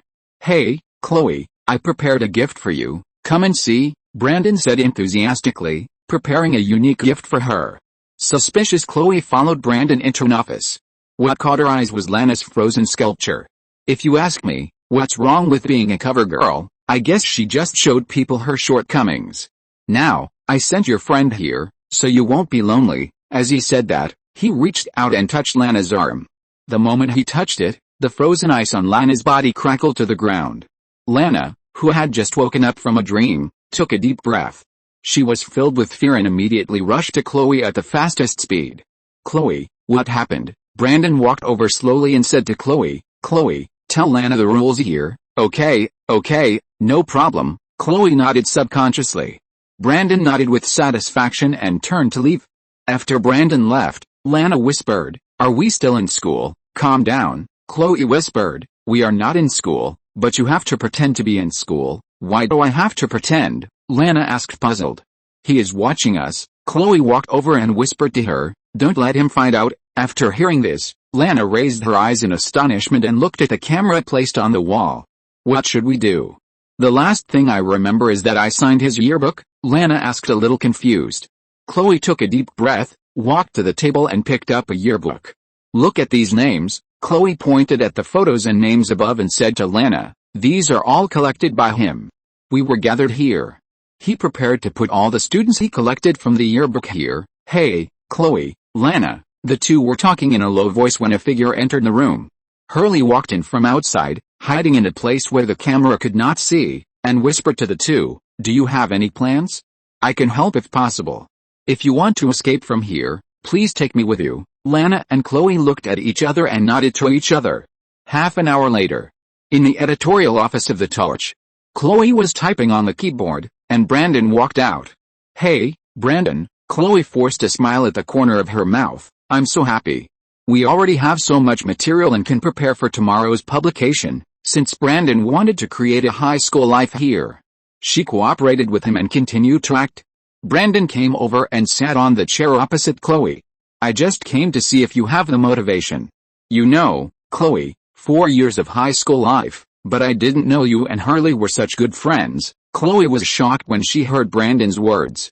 Although she was panicking, she didn't show it on the surface. Keeping her inner calm, she said to Brandon, we had a good relationship at the beginning, you know? I still can't believe that you actually built a high school and recast a dream for us. Hearing Chloe's words, Brandon relaxed his guard. He sat down and said to Chloe in a relaxed mood, in fact, I also fell into a period of confusion. After I received these rejection letters, I realized that I wasted so much time. Before he finished speaking, there was a loud bang. Lana grabbed a wooden board and used all her strength to hit Brandon heavily on the ground. Go! Lana came over and grabbed Chloe's arm and ran outside. Hurley also ran over quickly, and the three of them ran outside together. Using wooden planks to knock the door open, the three ran to the basement, preparing to use the underground parking lot to escape. Because they ran too fast, Lana fell to the ground. Her ankle hurt and she wanted to stand up, but she found that she couldn't stand at all. Chloe had to support her, and the two ran forward slowly. Hurley, who came with the two, didn't care about the two and ran towards the entrance of the underground parking lot at the fastest speed. Just when Hurley ran to the entrance of the underground parking lot, she saw the dawn outside and couldn't help but breathe a sigh of relief. However, she fell into despair the next second. Brandon was waiting outside and grabbed Hurley's clothes. There was murderous intent on his face. Hurley, you shouldn't run away. As soon as the voice fell, a stream of cold air went directly along Hurley's body and quickly covered her whole body. At this time, Chloe and Lana didn't know what happened in front. Supporting each other, the two came to the entrance of the underground parking lot and looked at the entrance above the stairs, and they were stunned. Brandon's figure blocked the way. With one hand behind his back, he looked at Chloe with some disappointment. I thought you would understand me. No, you can't keep us here forever, Brandon. You have to let us go. Although Chloe was a little scared, she still mustered up the courage to say, you can't change anything. What has happened has already happened, and no matter how much you reminisce, it will be useless. I don't think you really want to leave. Brandon showed a sarcastic smile at the corner of his mouth. I think you like it here, otherwise you will be like your friend Hurley. As he said that, he took out his left hand hidden behind his back. Chloe and Lana saw that he was holding Hurley's head in his hand. Hurley, with long brown hair, had her eyes open and blood flowing from the corners of her mouth. After looking at Chloe and Lana, Brandon threw Hurley's head in his hand down. With a bang, Hurley's head fell on the metal steps and was smashed into pieces. Ah! Lana screamed in horror when she saw this scene. She had never seen such a tragic scene before. Brandon walked down the steps step by step, rushing towards the two. Just when Chloe and Lana fell into despair, they heard a creaking sound from behind. A little monkey knocking on a bowl came from behind Chloe and Lana. It's Boom. Chloe looked at the familiar little monkey doll and knew that Boom had arrived at the scene. Don't move. Suddenly, a figure suddenly appeared from behind Brandon. Then a hard object hit his back. Boom held a pistol and threatened Brandon with it from behind. Looking at the broken head of Hurley on the ground, Boom frowned. With the help of the intelligent robot Mello, Boom found this place before Clark and Azu. Without telling Wei, she came here alone. Since Wei didn't agree to let her take the risk, she had to act alone. She wanted to prove that even without Wei and Clark, she could be the daughter that her father was most proud of. In this life, Boom is no longer as insecure as before, but his desire to be recognized by his father, the pillar of spirit, is stronger than ever. Brandon was pointed at by a gun and took a deep breath.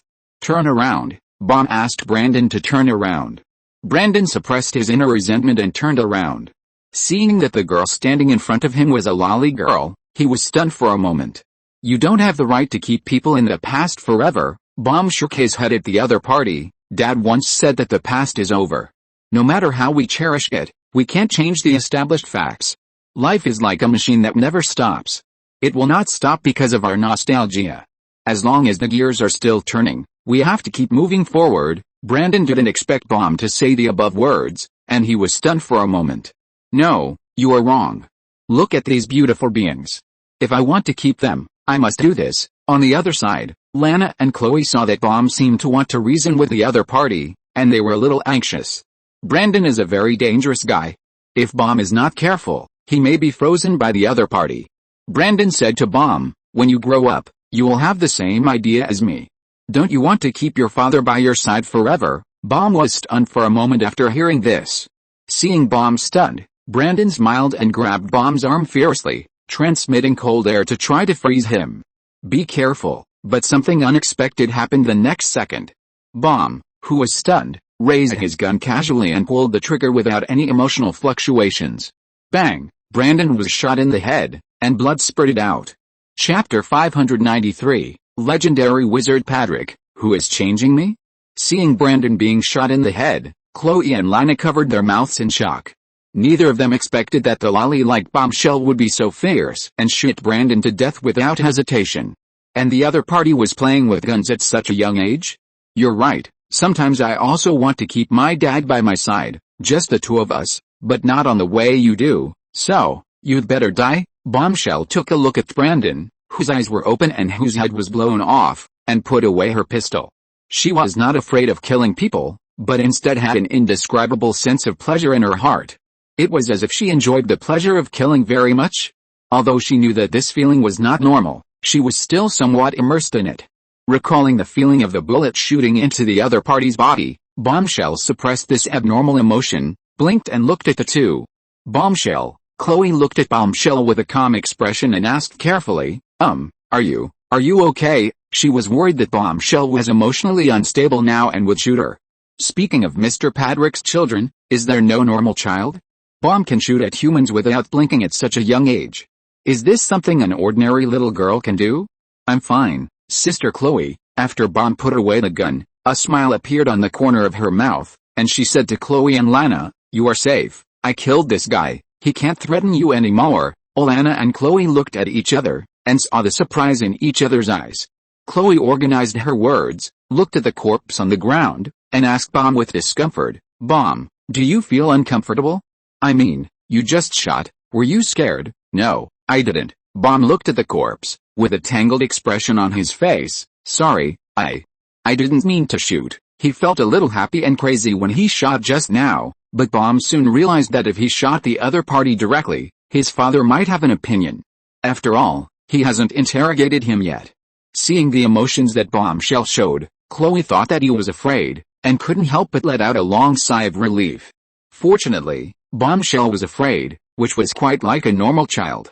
Thank you, Bombshell. Is your father not here?" Lana carefully asked a blue-haired, red-eyed Bombshell, who kills without blinking an eye. She was just like Chloe, afraid that Bombshell would accidentally shoot and shit herself. Bombshell shook his head. "Dad is busy with other things." At the same time, Peter, who as mentioned by Bombshell and Lana, was in the Leaky Cauldron in Hogwarts. Behind the shabby Leaky Cauldron, there was the entrance to Diagon Alley. After Peter entered the bar, he saw a hunchback guy holding a lamp in his hand. The thin, toothless old man should be the owner of the bar, Old Tom. "Sir, what do you need to drink? Beer, brandy?" Old Tom came up and asked Peter. "Just a cup of tea." Peter nodded slightly at the other party and looked into the bar. "I have an appointment with Mr. Fudge." Peter then told him that he had made an appointment with Fudge, the Minister of Magic, in advance.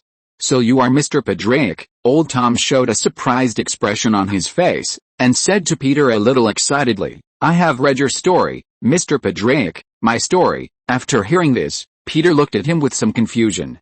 When did he become so famous in the Hogwarts magic world? "Yes. Many people have heard of your great adventure story." He wanted to say something else, but then patted his head. "Sorry, I forgot something important. Please follow me. Mr. Fudge is waiting for you," he said, and led Peter to the passage next to the bar.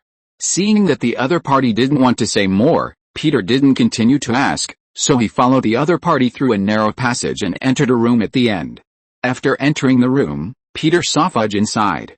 "Please sit down, Mr. Padraic." Fudge pointed to a chair next to the fireplace and said to him. Fudge, who was short and had fluffy white hair, stood up and said apologetically, "I'm sorry, Mr. Padraic, because of some special reasons, I can only meet you here." Fudge and Peter had spoken a few words before in the Ministry of Magic because of Lucius Malfoy, and the two had crossed paths. After knowing that Peter had a mysterious background, was powerful, and had great influence in Dumbledore, he had always wanted to meet and make friends with Peter. "It's okay, Mr. Fudge, I also want to have a drink in the bar." Peter shook his head and said. Looking into the other person's eyes, Peter recalled the information about this guy. Cornelius Fudge, the Minister of Magic, succeeded Millicent Bagno as the new Minister of Magic in 1990 and was asked to step down by the magic community in July 1996. This guy comes from a wizard family and always gives people the impression of being generous. But in fact, the other party is weak in character, obsessed with money, status and power. In the end, because of this old guy's negativity, the magic world delayed dealing with Voldemort for nearly a year, which was one of the reasons for the fall of the Ministry of Magic. In the Hogwarts world, this guy is also one of the top war criminals. So some people call him the Death Eater without a mark and the honorary Death Eater. Peter was thinking about the other party's message when the bar owner Old Tom knocked on the door again. The other party held a tray with tea and toast on it, put the tray between Peter and Fudge, and left. "I'm glad you don't mind, Mr. Padraic. I was worried that you would dislike me, the Minister of Magic, for being unkind." Fudge poured Peter a cup of tea and said, "We have resolved the issue of Harry Potter. Our members rescued Miss Marge Dursley, who was blown up and floating on the ceiling." He knew that Peter wanted to discuss Harry's matter with him, so he took the initiative to say, 2 members of the Accidental Event Reversal Department were sent to Privet Drive. Miss Dursley was deflated and her memory was modified. She has no recollection of the incident. That's it. Harry didn't cause any big trouble." Fudge smiled at Peter over the teacup. Although Harry's uncle is very angry, they still plan to let Harry go back for the summer vacation next year. Peter nodded after hearing this. "That's good. Harry has been worried that he would be expelled from school by the Ministry of Magic and sent to Azkaban." Fudge smiled awkwardly. "No, we won't send anyone to Azkaban just because someone blows up their end." Picking up the teacup, Fudge hesitated for a moment and said to Peter, "Mr. Padraic, are you British?" Peter was about to taste the toast, but shook his head and said, "No, I'm not. To be exact, I'm a farmer who lives not far from Hogwarts." Fudge had been asking about Peter's residence. Hearing Malfoy say that the other party possessed powerful magical powers, he felt that Peter's magic was not weaker than Dumbledore's. In addition, the other party's 4 children performed outstandingly in Hogwarts, which made Fudge worry that if Peter and Dumbledore joined forces, his position as Minister of Magic would be in jeopardy. As the Minister of Magic, he has always regarded Dumbledore as a competitor. Although Dumbledore himself did not want to get involved in the position of Minister of Magic. "I have never seen a farmer like you." After complimenting him, Fudge said, "I have heard of several of your outstanding children, Mr. Patrick. I think with their outstanding performance, they will definitely achieve great success in the future. If possible, the door of the Ministry of Magic will be open to them in the future." Fudge gradually revealed his purpose. Mr. Patrick, what do you think of Dumbledore? Peter put down his teacup and looked at the other party. He naturally heard the other party's intention to win him over, and said calmly, "He is a good headmaster, but sometimes, his political sensitivity is zero, and I don't think he is a person who can be completely trusted." Since the other party has thrown out an olive branch, Peter took it. Although this old guy is not good and likes to play, he is also a person who can cooperate. After all, the other party is in a high position and is one of the most powerful people in the magic world. Fudge also heard the meaning of Peter's words. A smile appeared on the corner of his mouth, and he picked up the teacup and said to Peter, "I hope the Ministry of Magic can start a deep cooperation with Mr. Patrick. There will be a chance." After the two sides confirmed their intentions, Fudge was in a good mood and talked about some anecdotes. A few minutes later, "You said there is a book called The Life Story of the Legendary Wizard Padraic, which is very popular recently, and I am the protagonist in it," Peter asked the other party in surprise. "Don't you know? This book is sold in Diagon Alley." Fudge's face was full of surprise. Peter nodded and pretended to be surprised. No wonder the bar owner Old Tom said he had heard his story. After saying goodbye to Fudge, Peter walked to Diagon Alley and bought a copy of The Life Story of the Legendary Wizard Padraic. He opened the book and simply browsed through it. It described his adventures in detail, and not only in the DC world, but also in the Marvel world, farms, and the underworld. Stories in these places were also written in. All the stories were changed by magic, and he became a legendary wizard, and he dealt with Thanos with a magic wand, and also used the time converter to reverse time and defeat Thanos. The writing style is exactly the same as those best-selling books by Lockhart. If you're listening to this novel on a channel other than Fanfic World, it means they downloaded and uploaded it without effort. We cordially invite you to visit our channel, Mundo Fanfic Novelis. There you'll find the original version of this story, and you can explore many other novels of various genres. We're waiting for you to immerse yourself in a world of incredible novels. Chapter 594 Loki. You know, Dad, I don't like lying. Lockhart's new book? But isn't this guy crazy? I heard that he is receiving treatment in a sanatorium recently. Peter turned the book to the title page in doubt, wanting to confirm whether the author is Lockhart. As a result, the author of the book shown on it was not Lockhart. Thor's Hammer? Who is this? Seeing that the author was named Thor's Hammer, Peter was immediately stunned. He opened the book carefully and browsed it again. Based on the clues revealed in it, Peter vaguely guessed who the author was. The second protagonist in this book has become Loki, which is undoubtedly something this guy came up with. He didn't think that Loki actually had a talent for writing. Although this kid occasionally talked about drama and Shakespeare, he often went to Asgard in the World Tree with great interest to watch the dramas performed by the Asgardians. Shaking his head, Peter put the book away. I will settle accounts with Loki when I go back. After returning to the farm, Peter soon learned about the shooting of Brandon by Baum. Without caring about settling accounts with Loki, Peter immediately rushed to the abandoned school building. Many police cars and ambulances were parked in the abandoned school building. A cordon was set up outside, and police and doctors were coming in and out. Peter entered the school building and saw Azu, Clark and Wei comforting Boom. Chloe and Lina were talking to Officer Chandler. After seeing Peter, Boom immediately ran over and hugged Peter. Dad, Boom threw himself into Peter's arms and shouted to him excitedly. Are you okay, Boom? Peter squatted down, tidied up Boom's messy blue short hair, and asked her. I'm fine, Dad, I just accidentally fired a gun, and Brandon was shot by me, Boom said a little embarrassedly. Brandon? Peter stood up in confusion and looked at the body covered with white cloth at the scene. Chandler just came over and said to Peter, "You came at the right time, Peter. Your daughter did a good job this time. What happened here?" Peter frowned slightly and asked Chandler about the cause and result of the incident. Chandler then simply told Peter the information he had learned. "You mean that bomb accidentally shot Brandon?" Peter was very keenly aware that Chandler used the word accidental shooting. "Yes, Brandon killed Hurley. I think even if bomb accidentally shot Brandon, no one would hold her legally responsible." Although he knew that bomb was most likely not an accidental shooting, Chandler and Peter were old friends, and he also knew that none of his children were easy to deal with. He didn't want to cause trouble, so he used the word accidental shooting to describe it. Peter listened to Chandler's words and cast a surprised look at Bomb, who looked innocent. He didn't expect that Bomb, at such a young age, could calmly shoot and kill people without hesitation. Could it be that Bomb has an unconcealable wildness and madness in her bones? Even if she's out of the Zoan environment, these madness factors may still work in her body? After wiping the dust off Boom's face, Peter turned his thoughts to the present and asked his daughter, "Do you feel uncomfortable, Boom? Could it be that Boom, at such a young age, has already turned into Crazy Jinx?" Taking a deep breath, Peter asked his daughter seriously.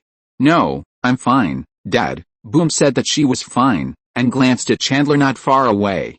She whispered in Peter's ear, "Dad, I'll tell you a secret, that is.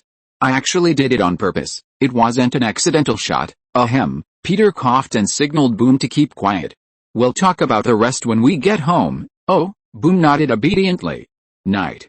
Padrick's farm.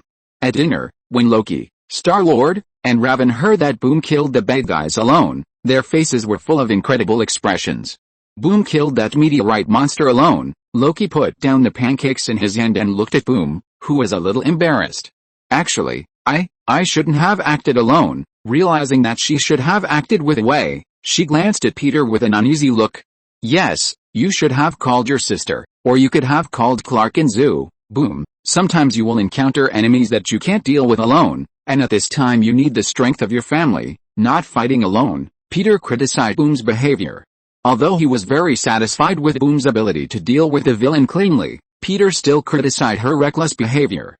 After all, in another timeline, she acted on her own and sent Fandel into the sky. "I think Boom did the right thing." Loki expressed his opinion. "That guy is a meteorite monster, and he killed people. There is no need to hold back against such a guy," and Boom succeeded. "Right, really." After hearing this, Peter looked at Loki. "You can explain it to me, Loki." As Peter spoke, he threw a book on the table with a bad look on his face. "Perhaps you can tell me, Loki, who wrote this book?" Loki was stunned for a moment when he saw the book titled The Life Story of the Legendary Wizard Padraic. After feeling Peter's dissatisfied eyes, Loki quickly adjusted his mood. "I have read this book, Dad. Don't you admit that you wrote this book?" "No, of course not me. I don't have such good writing skills," Loki said without blushing or beating his heart. "Really?" Peter picked up the book and turned a few pages. "If it wasn't you, why do you have so many roles in it, and you know it so clearly?" "This can only mean that I am a suspect, but it cannot be confirmed that it was really written by me, Dad," Loki said confidently. "Well, what you said makes some sense." Peter stroked his beard, looked at Raven who was watching the show, and said to his daughter, "Raven, can't your soul sense people's emotions? Your soul will go into Loki's body now and see what he is thinking." Raven was slightly startled, and realized that her father was probably threatening Loki, so she nodded in cooperation. "Yes, Dad, I can do it now." "Hey, you can't do this, Raven." Loki surrendered quickly. "I admit, Dad, I wrote it, but I didn't write it alone. I found some gunmen in the magic world to cooperate with me." "Why did you write this?" Peter asked him with a frown. Loki rolled his eyes. He was naturally not stupid enough to say that he was the one who publicized his father's affairs and established an established fact in the magic world, that he was his father's greatest son, the heir of the Padrick family, and the future master of Asgard. If something unexpected happened in the future, he could seize the opportunity of public opinion in the battle with Azu and others. "You know, Dad, I like watching dramas, so I asked someone to write a story like this, and I plan to put it on stage and let the Asgardians perform such a drama." Loki found a seemingly reasonable reason for himself.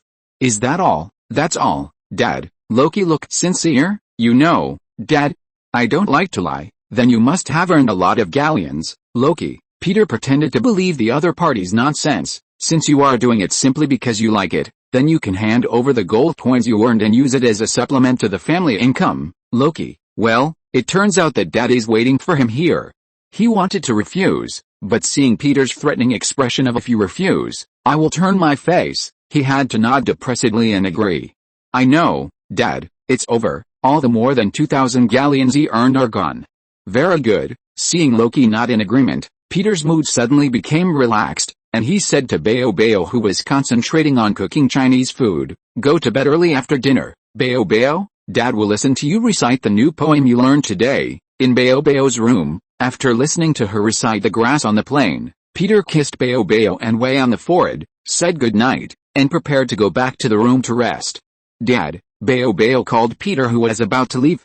"What's wrong?" Peter turned around and looked at Bao, who was hiding in the quilt with only his head exposed. Boom hesitated for a moment and whispered to Peter, "Dad, will you be angry if I kill Brandon?" "No, of course not, because if you don't do it, Brandon will do it to you. Dad doesn't want to lose you, so of course he won't blame you." Boom looked at Peter and blinked. "Thank you, Dad, you are the best dad in the world." "Well, Dad, if one day I become Brandon and want to keep you and keep the memories of our past, will you be angry?" "No, you won't, because Boom is not a girl who is obsessed with the past." Peter squatted down, held Boom's face and rubbed it. After saying a few words to the two, Peter stood up, turned off the lights and returned to his room. In the dark night, the room fell into silence. After a while, Bao asked Wei, "Are you asleep?" "No." "Well, I didn't sleep either." Bao looked up at the ceiling, not knowing whether he was talking to himself or to Wei. "Actually, I don't know if I will do the same as Brandon one day. I love my dad, and I know that's not right, but I kind of understand, Wei. There's a crazy thing in my body, and I'm worried that this madness will hurt Dad, just like Brandon's madness. He wants to keep the past. If you and Dad lose, I might really be like him." Chapter 595, Bogart, What Do We Fear Most? The next day. Hogwarts. At the school's welcome dinner, Dumbledore stood up. "Welcome," Dumbledore said to the crowd, the candlelight shining on his beard. "Welcome everyone back to Hogwarts for the new school year, and to the new students. Next, I have a few things to say, because one of them is more serious, and I hope to say it before you are attracted by the rich dinner." Hearing the headmaster's speech, everyone stopped. Mark, who was sitting with Harry, Hermione and Ron, unconsciously stopped what he was doing and looked at the headmaster. Dumbledore cleared his throat and said to everyone, "Just as you were searched on the Hogwarts train, now our school is hosting the Dementors of Azkaban, who are here to perform tasks for the Ministry of Magic." When he said this, he paused. Harry remembered that Mr. Weasley seemed to have said that Dumbledore was not very happy about the Dementors guarding the school. "They are guarding at the entrance of the hall," Dumbledore continued. "During the time they are guarding, no one is allowed to leave the school without permission. Dementors will not be fooled by all kinds of tricks and dressing, even by invisible clothes." When they heard this, Harry and Mark looked at each other. Dumbledore cast a glance at Harry calmly. "Dementors are naturally unable to understand begging and excuses, so I warn you not to give others a reason to hurt you. I will let the best students and the best young people in the school to ensure that you don't cause trouble for Dementors." When he said this, Dumbledore paused again and looked at the hall seriously. No one made a sound, and everyone looked at him. "Next, there is another happy news to announce." Dumbledore retracted his gaze and continued, "We are very happy to welcome 2 new teachers to teach at our school this year. First, Professor Lupin. He will start teaching everyone the course of defense against the dark magic." There was sparse applause from the audience. Harry clapped his hands and looked at Professor Lupin. Although Professor Lupin was still young, his wrinkles appeared prematurely, and there were a few strands of white hair in his hair. He was wearing cheap clothes and nodded slightly to Headmaster Dumbledore. Raven clapped her hands and glanced at Snape. Snape, with a thin and long face, had an expression of disgust. Raven knew that Snape had always coveted the position of defense against the dark arts teacher. Now that his position was taken away by someone else, he would definitely be very unhappy. As for the second new teacher, after the sparse applause stopped, Dumbledore adjusted his glasses and said, "I'm sorry to tell you that the teacher in charge of our magical animals retired last year. He wanted to spend more time with his remaining lambs. Although it's a bit regrettable, I'm happy to tell you that the position of animal teacher will be held by Hagrid next. He has agreed to be a teacher here and is still performing his guard work." Hearing that Hagrid would be the animal teacher, Ron, Hermione and Harry excitedly followed the crowd to applaud. While clapping, Mark cast his eyes on Hagrid. Hagrid's face was red, and he was wiping his tears with a napkin. We should have guessed it long ago. After all, who would give us a book that bites people? Ron said beside him. Well, I think that's it. Classmates, let's start eating. Hearing Dumbledore say this, the students immediately picked up their knives and forks and started eating. Mark, thank your father for me. If it weren't for Mr. Patrick to plead for me, I would really be arrested and sent to Azkaban. Harry thanked Mark. You're welcome, Harry. Dad said it was just a small favor. Hermione, who was listening to the two people talking, came over and asked curiously, what happened, Harry? Harry then told her about Aunt Marge being blown up to the ceiling by him and seeking help from Mr. Peter. You used magic on Muggles. Hermione was full of surprise. I was a little emotional at the time, Harry said embarrassedly. Then you'd better control your temper, Harry. I guess you won't get away so easily next time. Hermione was a little depressed when she said this. At Christmas, Ron and Harry went to visit Mr. Patrick's farm. Ginny also went, but she didn't go. She had been looking for an opportunity to thank Peter for the amulet. When she was attacked by the basilisk and turned into a stone statue, if it weren't for Mr. Peter's amulet, she would probably be killed and turned into a ghost like Myrtle. Mark, can you do me a favor? Hermione whispered to Mark. What? Hermione took out a book embarrassedly and handed it to Mark under the table. Mark took the book with a little surprise when he saw the name on it. The life story of the legendary wizard Patrick? Have you read this book too? Last night, her father had just scolded the originator of this book, Loki, and confiscated all the money he earned. Unexpectedly, he saw it again at Hermione's place. I am a fan of Mr. Patrick. Can you ask him to sign the book? Hermione asked in a low voice. Of course, Mark nodded and said. He wanted to remind the other party that the content of the book was not true. At least Dad would never favor Loki like in the book.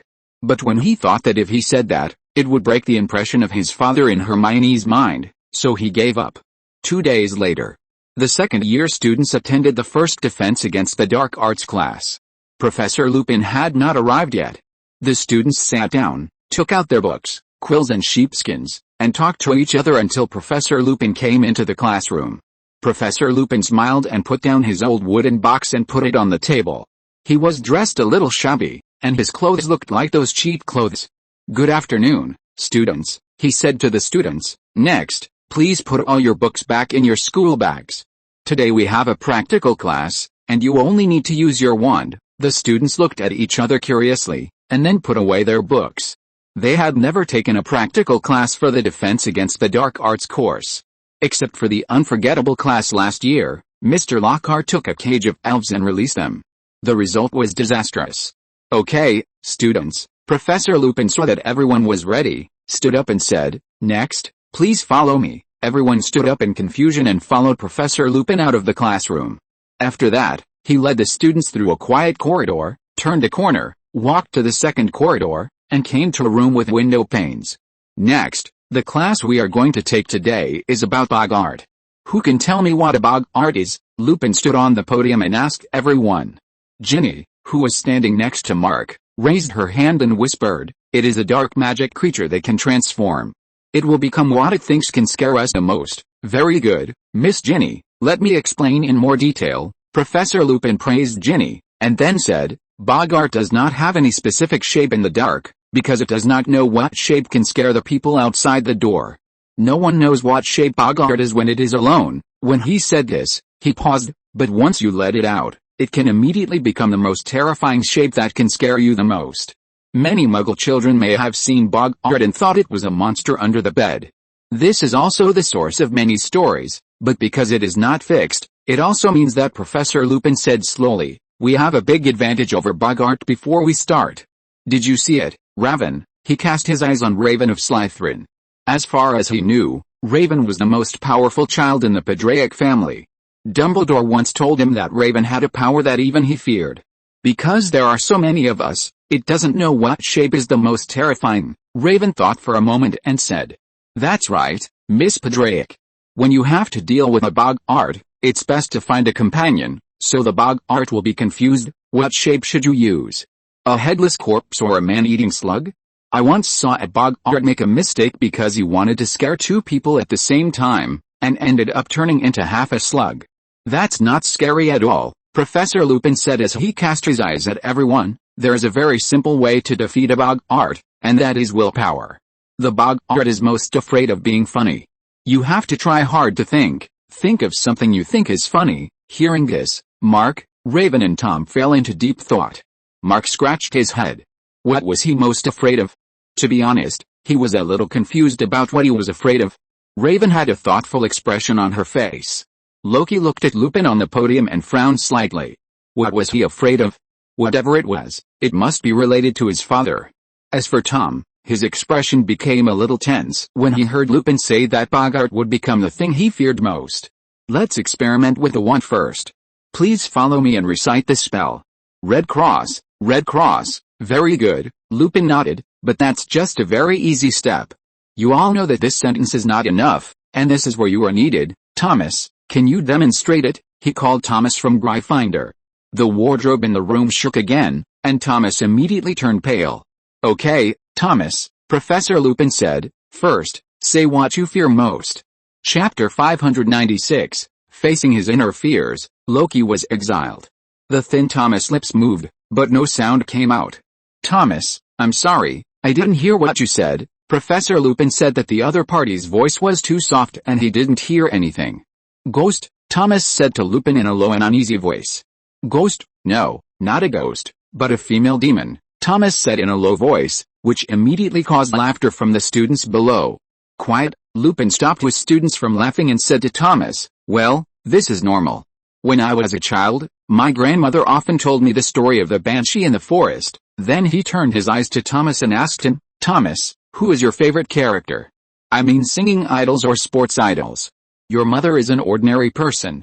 You know about these things in the Muggle world and you have your own favorite stars, right? Yes, I like Doctor Who. Very good, Lupin said to him with satisfaction. Although I don't know who Doctor Who you are talking about, he should be someone who can give you a sense of security.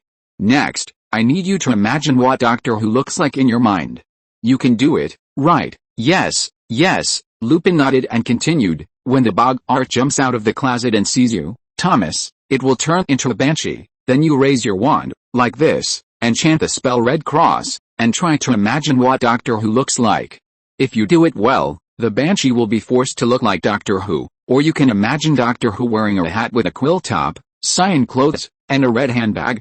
That's it, imagine what Doctor Who looks like in your grandmother's clothes. Then Lupin looked at everyone and said, if Thomas succeeds, the Bogart will probably turn his attention to us. You all think about what scares you the most, and then use your brains to think about how to make it look funny. The room was quiet, and Mark also fell into deep thought, thinking about what could scare him. Then, in the eyes of everyone, the wardrobe swung violently. Are you all ready? Professor Lupin asked everyone. All the students nodded and rolled up their sleeves. Okay, Thomas, we're going to start, Professor Lupin said to everyone. Everyone move aside, step back a little, so that Thomas has space to prepare. All the students stepped back and stood against the wall. Thomas faced the wardrobe alone. His face was pale, and his body was shaking uncontrollably, but he still mustered up the courage to raise his wand and point it at the closet. Thomas, I'm going to count to 3. Professor Lupin pointed his wand at the handle of the closet. 1, 2, 3, come out. After a bang sound came from the end of Lupin's wand, the closet suddenly split open. A female demon with a cow's tail, emitting cold air, came out of the closet. The demon was ugly, with beast-like fangs and scarlet eyes, and only one nostril on her face. Her upper body was a woman's, and her lower body was a frog. The demon made people feel fear and uneasiness, making all the students hold their breath and dare not breathe. Opening her sharp mouth, the demon exuded a trembling breath all over her body and wandered towards Thomas. Lupin shouted to Thomas, now, Thomas, raise your wand. The demon's mouth opened wide, and the weird sound spread throughout the room. The prolonged crying made Mark's hair stand up. Lay Red Cross. Thomas shouted loudly after hearing Professor Lupin's reminder. However, to his surprise, due to being too nervous, Thomas did not point his wand at the banshee. Just as the banshee was about to rush towards Thomas, a female voice rang out. Red Cross. Raven raised her wand and cast a spell at the banshee. After Raven made her move, the Banshee made a shrill sound, twisted her throat with her hands, and the sound gradually disappeared. Bang! The Banshee turned into a mouse in the astonished eyes of everyone, chasing her tail in circles. Seeing that Raven had controlled the scene, Lupin immediately raised his wand and sent the Boggart into the closet. Very good, Raven did a great job, classmates. I want to give Miss Padraic 10 points. After praising Raven, Lupin looked around the crowd and shouted to Mark, Mark, you will demonstrate next? Hearing Lupin calling his name, Mark stood up a little nervously. Mark, can you tell me what you're afraid of? Lupin lowered his head and asked Mark. He knew that Mark was also from the Padraic family, and he couldn't help but feel curious about Mark's fear. I don't know, sorry, Professor Lupin, Mark said to Professor Lupin a little embarrassedly. Well, this is normal. Sometimes we can't easily distinguish the fear in our hearts. I'm going to open the closet next. Mark, raise your wand. Hearing Professor Lupin's words, Mark raised his wand nervously, took a deep breath, and aimed at the shaking closet. 1, 2, 3, come out. As Professor Lupin cast the spell, the closet door was open with a bang. Then, in the stunned eyes of everyone, a bloody corpse rolled out of the closet. Lupin looked at the corpse that appeared in the closet, his face full of shock. What is this? Raven, who was standing by, was also stunned when she saw that it was her father's body that rolled out of the closet, and then a surge of anger rushed to her forehead. What is this guy Mark doing? Loki, who was depressed because Peter had extorted a large sum of money, was also dumbfounded when he saw the scene in front of him. Is this what Mark did? It turned out that he was afraid of his father's death. However, looking at his father's body, which was directly exposed in front of him, Loki felt very uncomfortable. Behind the crowd, Tom Riddle, who had been staring at the closet with a calm expression, saw that it was Peter's body that appeared in the closet, and his expression was no longer as calm as before. Looking at the terrified Mark, Tom shook his head with a solemn expression and directly withdrew from the place where the crowd gathered. I'd better not look at it. Feeling a little uncomfortable, he turned around and left the room and walked outside. In addition to the discomfort of seeing his father's corpse, he also had a vague thought of escaping. He didn't want to know what Tom feared, the thing that he feared most in his heart. Or even if he knew what he was afraid of, he didn't want others to know, so he had to leave. On the other side, Raven saw Mark summoning her father's corpse and was angry and ready to raise her wand to teach this guy a lesson.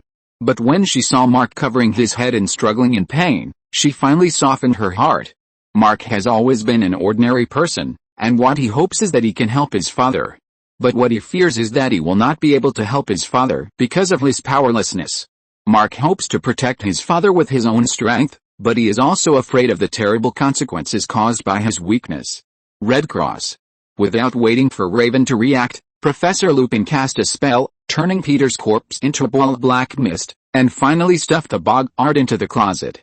He didn't expect that what Mark feared was death. And this death was not for Mark himself, but for his father.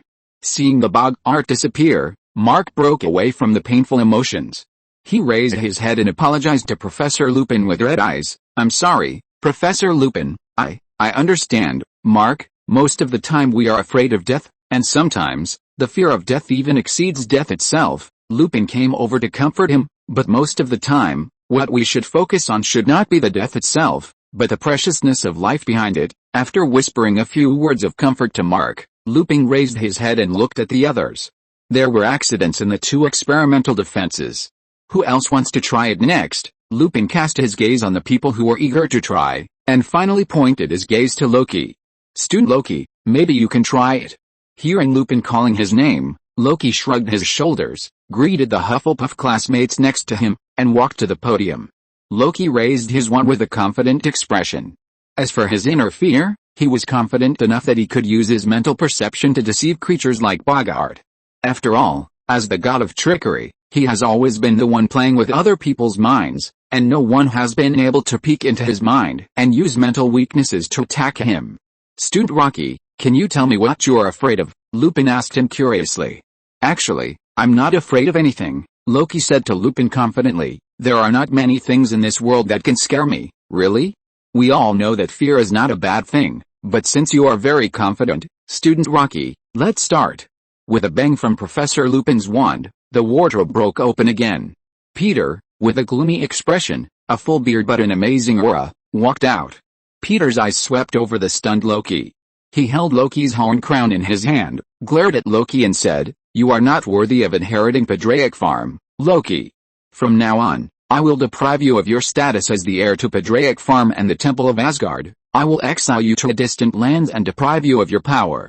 Only people with kindness can pick up this crown." Peter threw Loki's horn crown directly out.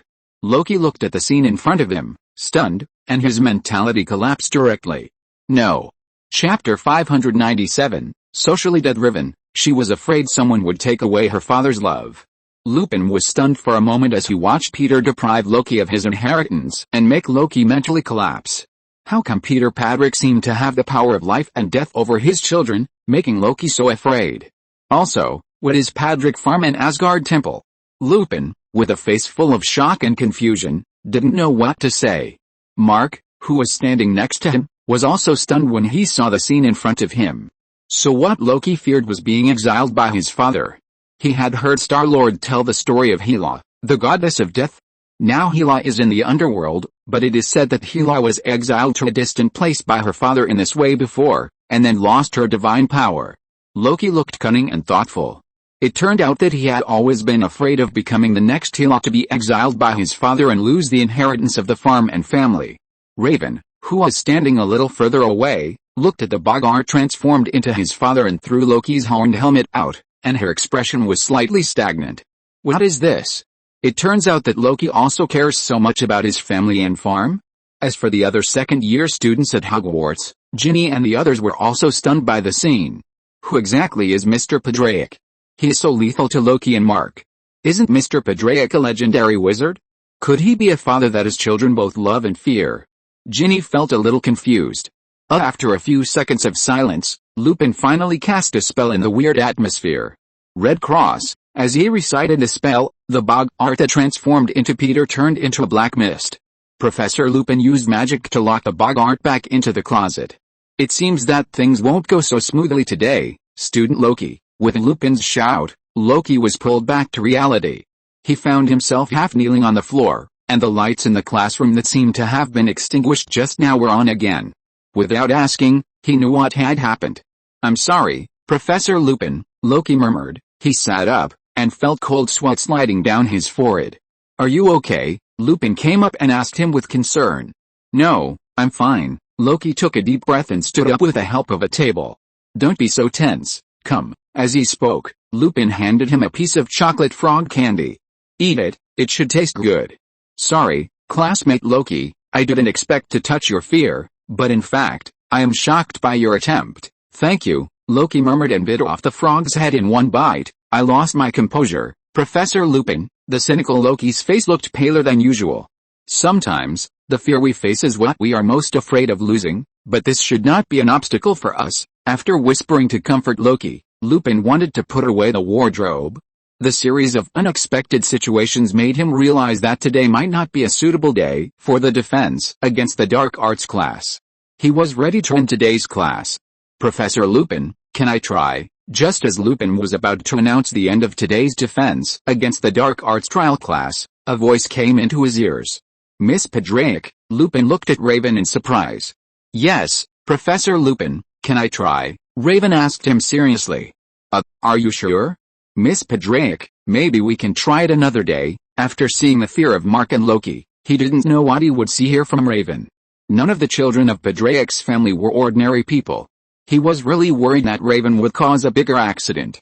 Raven said confidently, "It's okay, Professor Lupin, no matter what happens, I will maintain my emotions." "Okay." Lupin finally agreed to Raven's request. He had a good impression of this smart and mysterious girl who was said to be the most powerful wizard in Slytherin's history.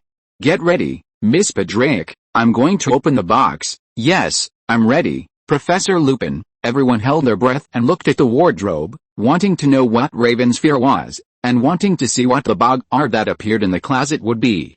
Bang! As Lupin released the magic, the figure transformed by the Boggart slowly walked out from inside. Wanda, the Scarlet Witch, dressed in a red uniform and a cape on her back, slowly walked out of the closet. Mark and Loki were shocked when they saw Wanda appear. Is it Wanda that Raven fears the most? After seeing the powerful Wanda appear, Raven nervously held the wand in her hand. Raven, it's really you. I didn't expect to see you here. The Scarlet Witch, who was transformed by bog art, obviously knew Raven's true thoughts and her fears. In the Marvel world, Raven had fought with Wanda, who was controlled by Thanos. Even though she defeated her opponent at that time, she knew the terrible power hidden in Wanda's body. And her father once told her that Wanda would become the most powerful magician in the Marvel world in the future, and would also get a magic book called Dark God Book. At the last Christmas party, she heard Wanda mention that she accidentally got the Dark God Book. So she began to be wary and fearful of Wanda, who owned the Padrick farm in the Marvel world. She was afraid that she would snatch her father's love from her. After all, this woman's mental state has always been unstable. If Wanda really did something like this when she turned evil, Raven was really worried whether she could stop her. If the insane Wanda wanted to snatch her father from her, she had no confidence that she could defeat Wanda. Like Bombshell, Raven's mental perception was extremely strong. She could always dream of or accidentally perceive some pictures. In these pictures, Wanda exuded a powerful aura, and a casual blow almost destroyed half of the world. In Raven's fear, Wanda exuded a power that frightened everyone. You know how much I hate fate. After losing Mr. Padrick, I have been traveling through the multiverse, looking for that perfect world line, looking for Padrick. I may not be the happiest person in the world, but I want to show you how the most powerful person in the universe deals with the issue of happiness. Padrick belongs to me alone. No one, not you, can possess him. I know you, Raven, have always wanted to obtain his love that belongs only to you. But I will completely crush your idea, and destroy everything in this world. And then take him away. I want to build a world that belongs only to us. Bang! With blood-red light flashing in her eyes, Wanda suddenly condensed a red magic energy with her hands and hit Raven hard. Everything that happened at the scene made all the students exclaim. Seeing that Raven was attacked by a mental attack and was blown away by the powerful magic, Lupin immediately read out a spell and released it at Wanda. As a result, when he was casting the spell, he found that Wanda just glared at him, which made him unable to raise his hand. Seeing that something was wrong, Mark and Tom immediately came up to help. Red Cross, as two magics rushed towards Wanda, Lupin, who was freed from control, immediately released a magic spell. No. I will come back again. You can't stop me. Finally, with the wailing of Wanda, she was pushed step by step into the closet. With a bang, the moment the closet door was closed, Lupin came up and pushed the closet door, completely locking the bog art in. He didn't expect that the terrifying thing that Raven transformed into would be so terrifying. The students at the scene waited until Wanda was driven back into the closet, looking at each other, their eyes full of shock. Who is the other party? He can defeat Raven without using a wand. And it seems that he intends to compete with Raven for his father. Is the other party also Mr. Padrick's daughter? At this time, the students have already begun to imagine a play of a daughter fighting for her father. Are you okay, Raven? Lupin came up and helped Raven up. No, I'm fine. Raven shook her head and panted slightly, saying, I want to try again. I'll stick to it. Raven stood up and said seriously, if I can't break through her and defeat her, I won't be able to defeat her like this in the future. Lupin wanted to refuse. After all, he was a little confused just now. But seeing Raven's determined eyes, he had no choice but to compromise. Lupin told Raven, don't be affected by her words this time. Face your fear and release the spell directly. Raven nodded, holding the magic wand tightly, and still stood in the middle of the classroom. Are you ready? Lupin said as he went to open the closet. He had to be ready to cast a spell at any time. Ready, Professor Lupin. Raven tried hard to concentrate on eliminating the shadow just now. Begin, Lupin shouted at him and suddenly opened the closet. Wanda came out again this time, but this time, there was another person walking out with her. Peter walked out holding Wanda's hand and said to him, that's enough, Raven. There's no need to waste time. Raven's spirit was hit hard again. She watched Wanda and her father together, but she couldn't stop them. Her eyes instantly turned red, and she raised her wand to attack Wanda. But when she saw Peter, her expression suddenly became flustered, and her spellcasting became slow and hesitant. It's over. Dad didn't want me for Wanda, a mentally ill woman. Wanda moved faster, condensing a ball of dark red magic energy with one hand, and directly knocked Raven out again. Mark and Loki were stunned. It turned out that what Raven was afraid of was that someone would compete with her for her father. And it turned out that her biggest and unbeatable opponent in her subconscious was Wanda. Chapter 598 Loki, Let me educate the savior. Peter didn't know what happened in the defense against the dark arts class. He didn't know that he had taken the blame. After this defense against the dark arts practical class, the whole Hogwarts knew that the children of the Padrick family loved and feared their father. Especially Raven, who was knocked away by Wanda twice, made her feel bad. Was this considered a public execution? All the classmates knew that he tried to compete with Wanda for his father, but failed twice. I have failed twice. Is there anything more tragic than this? Night. Padrick's farm. During dinner, Peter noticed that Raven and the others were not in a good mood. What's wrong? Did something happen at school that made you unhappy? Peter asked Raven. No, Dad, maybe I'm a little tired. Raven glanced at Mark and said. Several people have agreed to keep the matter of bog art secret from their father. After all, it is not a glorious thing. Are your courses so intense? Azu, who was eating next to him, asked Raven curiously. Actually, it's not too intense, Mark said hesitantly. You don't look like a student who can lie, Mark. Zu came closer and stared at him. You are the ones who are in trouble at school, right? If you want, Mark, I can solve it for you. Zu looked like he was making a promise. Even if it's Principal Dumbledore, I can talk to him. Hearing Zu's confident words, Peter frowned. John, do you think your power can surpass Dumbledore? Facing Peter's question, Zu thought for a while and said, I think if the two of us fight, I can defeat him. Peter, just you kid? In the original world line, you were caught and hammered by the soldier boy. In this world, although the strength has become stronger than the original world, you can't even deal with Clark who can't fly. The Injustice world fought against the Aquaman's army for a long time but failed to solve it. In the Battle of Metropolis, he was sent to the Phantom Space by the female adjutant and General Zod. Zu, whose magic resistance is almost zero, Peter is really worried that he will be knocked down by Dumbledore. Peter is still quite worried about his eldest son. This kid is so proud before he has made any achievements. Won't he be beaten by Clark, Riven, or even Mark in the future? I hope this kid can learn something new at Piltover University. After coughing, Peter decided to hide him. First of all, in terms of combat ability, Dumbledore defeated the Dark Lord Voldemort in the battle at the Ministry of Magic. Decades ago, he defeated the Dark Lord Grindelwald who held the Elder Wand. He also killed Kingsley and Dawlish, two outstanding Aurors and Deputy Ministers of Magic, in seconds. In terms of spellcasting ability, he once admitted that he was more skilled than Grindelwald and claimed that there was no problem escaping from Azkaban. He was confident that Voldemort's exquisite magic traps could be seen through within a few minutes. Peter said slowly to Azu, in terms of achievements, he won various awards when he was young. He was the chief wizard of the Wizengamot and was nominated as Minister of Magic many times. He and Nicholas Flamel made great contributions to alchemy. After a pause, Peter looked at Azu, who was a little confused. So, John, I believe there is a high probability that you will be defeated by Professor Dumbledore, but if you launch a sneak attack, you may have a chance. After being criticized by Peter, Azu was immediately dejected. When I have time, I must fight with the other party, not sneak attack, to prove it to my father. Azu thought secretly in his heart. Well, Dad, there will be a Quidditch match between us and Hufflepuff in a few days. Will you come to watch? Mark quickly changed the subject and asked. When they heard about Quidditch, Wei and Beobeo's eyes suddenly became sparkling. The two had long wanted to watch the legendary Quidditch match. Dad, can I go and watch? Beobeo asked him expectantly. Although Hogwarts generally does not welcome outsiders, it should be no problem. Peter touched Beobeo's hair and said. Wei, do you like Quidditch? Peter then asked Wei. No, but I also want to see it. Wei shook her head and said. Mark asked her in a low voice, why don't you like it? Wei complained, because it's unreasonable.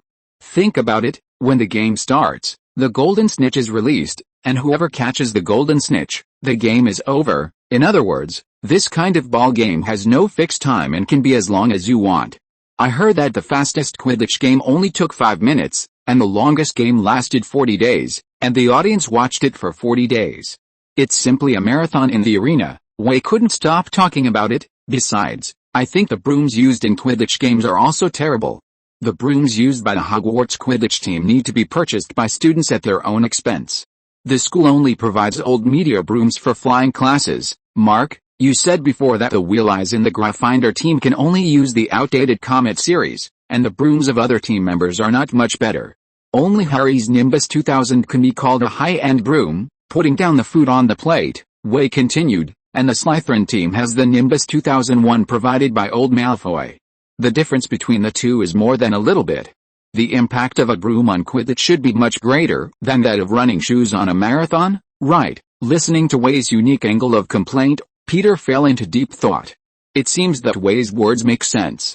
After listening for a while, Raven asked Wei, "So you don't like it?" "No, although there are so many problems, I still want to see it." Wei turned her eyes to Loki. "Loki, you are also the Seeker of Hufflepuff, right?" "No, Cedric Diggory is the captain and Seeker, and I am the substitute." Loki shook his head and said. He glanced at Mark. He was not interested in this kind of sport. He always felt that he was not very interested in being with a group of children. Dinner ended with such a casual chat. After Peter cleaned up the dishes, he went back to his room to rest. Raven hesitated and knocked on Peter's door. Knock. Knock. Knock. "What's wrong?" "Raven," Peter asked his daughter, who had grown taller, standing outside the door. "Nothing, I just want to chat with you, Dad." After Raven came in, she wanted to ask Peter what he thought of Wanda. But she finally held back and said to Peter, "You've always been with Bobo and Wei at night recently. Dad, you haven't told me a bedtime story for a long time," Raven said, a little aggrieved. Looking at Raven, whose height has gradually gone beyond the category of lolly, Peter was stunned for a moment. "Okay, what do you want to hear?" As soon as Peter finished speaking, Raven went straight into Peter's bed. "I like them all, Dad." Peter, 2 days later.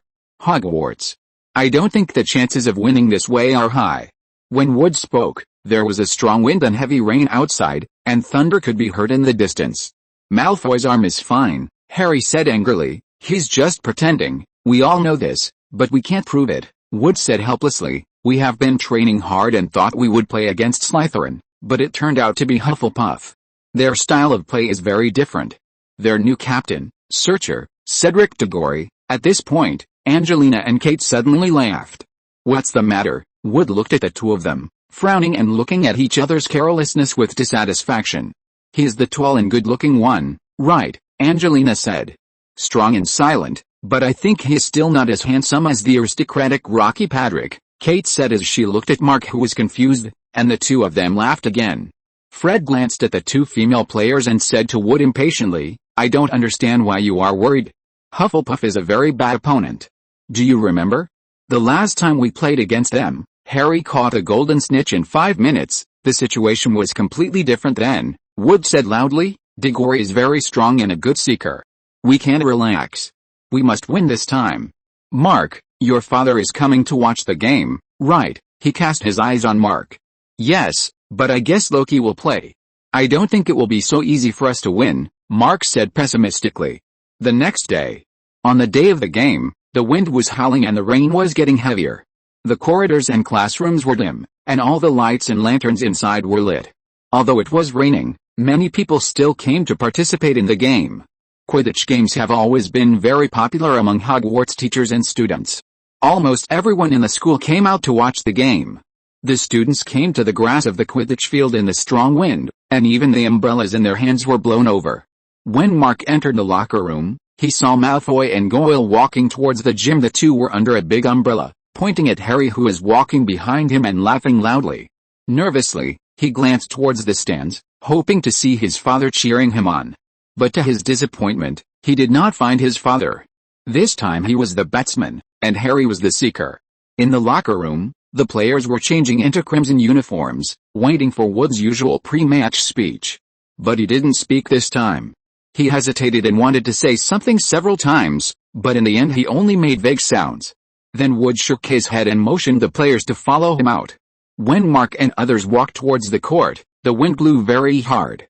Everyone had to walk against the wall, and there was a constant rumbling of thunder above their heads. Then the Hufflepuff players walked out from the other side of the court.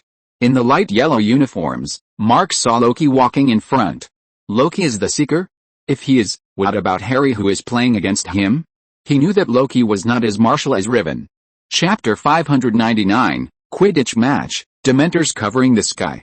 Mark was worrying about whether Loki would attack Harry, and finally caught a glimpse of his father. In the stands, Peter, Boom, V, and Raven were sitting together. Seeing Mark's gaze, V waved to Mark and said hello. Peter also looked at him. Seeing his father's encouraging look, Mark immediately became full of energy. Even in the rain, he would defeat the Hufflepuff where Loki was. In the stands, Boom looked at the crowd around curiously, and asked Peter with an umbrella, "Dad, what role does Loki play?" "Seeker," Peter explained to his daughter. Cedric Diggory didn't play this time. Loki played the role of Seeker. While looking at Loki from the Hufflepuff team, Peter wondered what method this kid used to convince Cedric. "Who is Cedric Diggory?" V asked Peter curiously. Raven, who was sitting next to him, said to him, "He is a senior of Hufflepuff in the 5th year. He has outstanding grades and is now the captain of the Hufflepuff team. I heard that he has a good relationship with Loki." Peter listened to Raven's words and fell into deep thought. He remembered that Cedric Diggory died young and was killed by Wormtail in the Triwizard Tournament. Thinking of Wormtail, Peter looked at Ron not far away. Ron was holding a little mouse with hair loss, missing a toe, and sleeping listlessly. This pet mouse named Scabbers should be Wormtail Peter Pettigrew. This guy is an unregistered animagus. He was a follower of Harry's father James Potter and others, and a spy for Voldemort. It was he who helped inform Voldemort before, which led to the murder of Harry's parents. And in the subsequent Triwizard Tournament, he killed Cedric. But this guy was not completely evil. In the end, he was killed by the silver hand given by Voldemort because he had sympathy for Harry. He could not be a good person, and he could not be a bad person either. He was really a failed creature. Ron was holding Scabbers and talking to Hermione next to him in a raincoat. Being stared at by Peter, Scabbers suddenly shrank and wanted to escape from Ron in fear. Ron, who was startled, quickly grabbed Scabbers to comfort him. "Hey, what's wrong?" "Scabbers, it seems to be frightened," Hermione said beside him.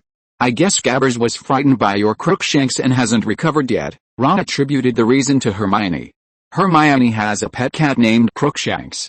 This large ginger cat pounced on Scabbers as soon as it saw him, which scared Ron a lot. Recently, Ron and Hermione have been arguing about Scabbers and Crookshanks.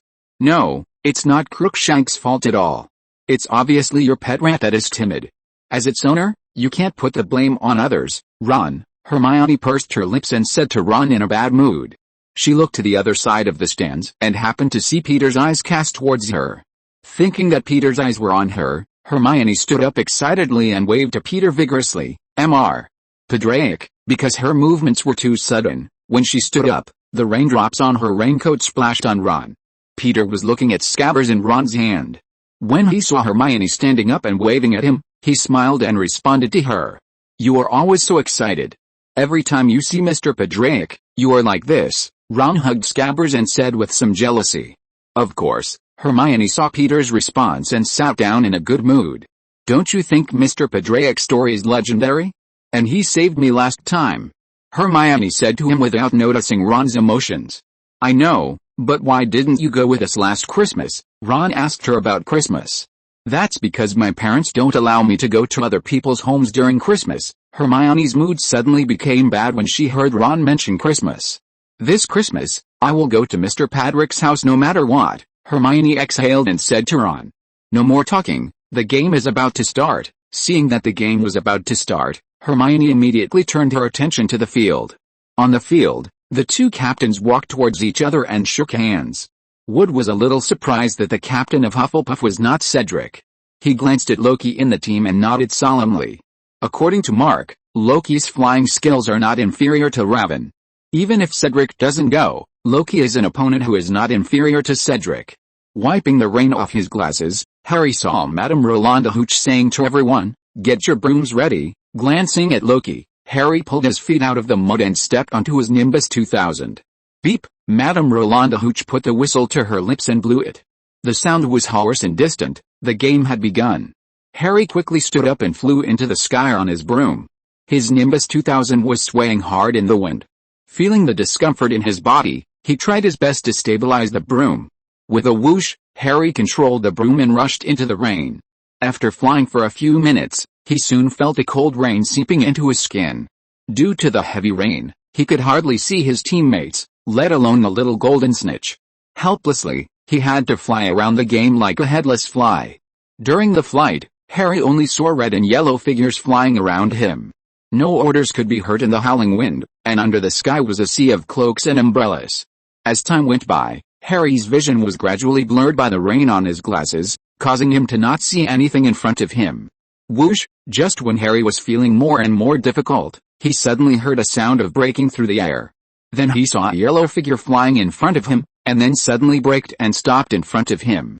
"Harry, you look a little embarrassed," Loki's teasing voice sounded in his ears. "If that's the case, you can't get the golden snitch from me." Boom! A thunder sounded, closely following the dazzling lightning. The situation became more and more dangerous. Harry didn't care about talking to Loki. He needed to find the golden snitch as soon as possible to win the game. "Harry!" In the distance, Wood stood in front of the Gryffindor goal and shouted to him, "Harry, behind you, the golden snitch." After hearing the voice, Harry immediately looked around. But Loki's movements were faster than his. Whoosh! Loki, riding a broom, suddenly flew behind him. A golden snitch with a stain was flying between the two of them. After seeing the golden snitch, Harry felt an uncontrollable excitement. He immediately lay on his broom and flew towards the golden snitch. Bang! Loki's figure blocked him and almost made him hide it.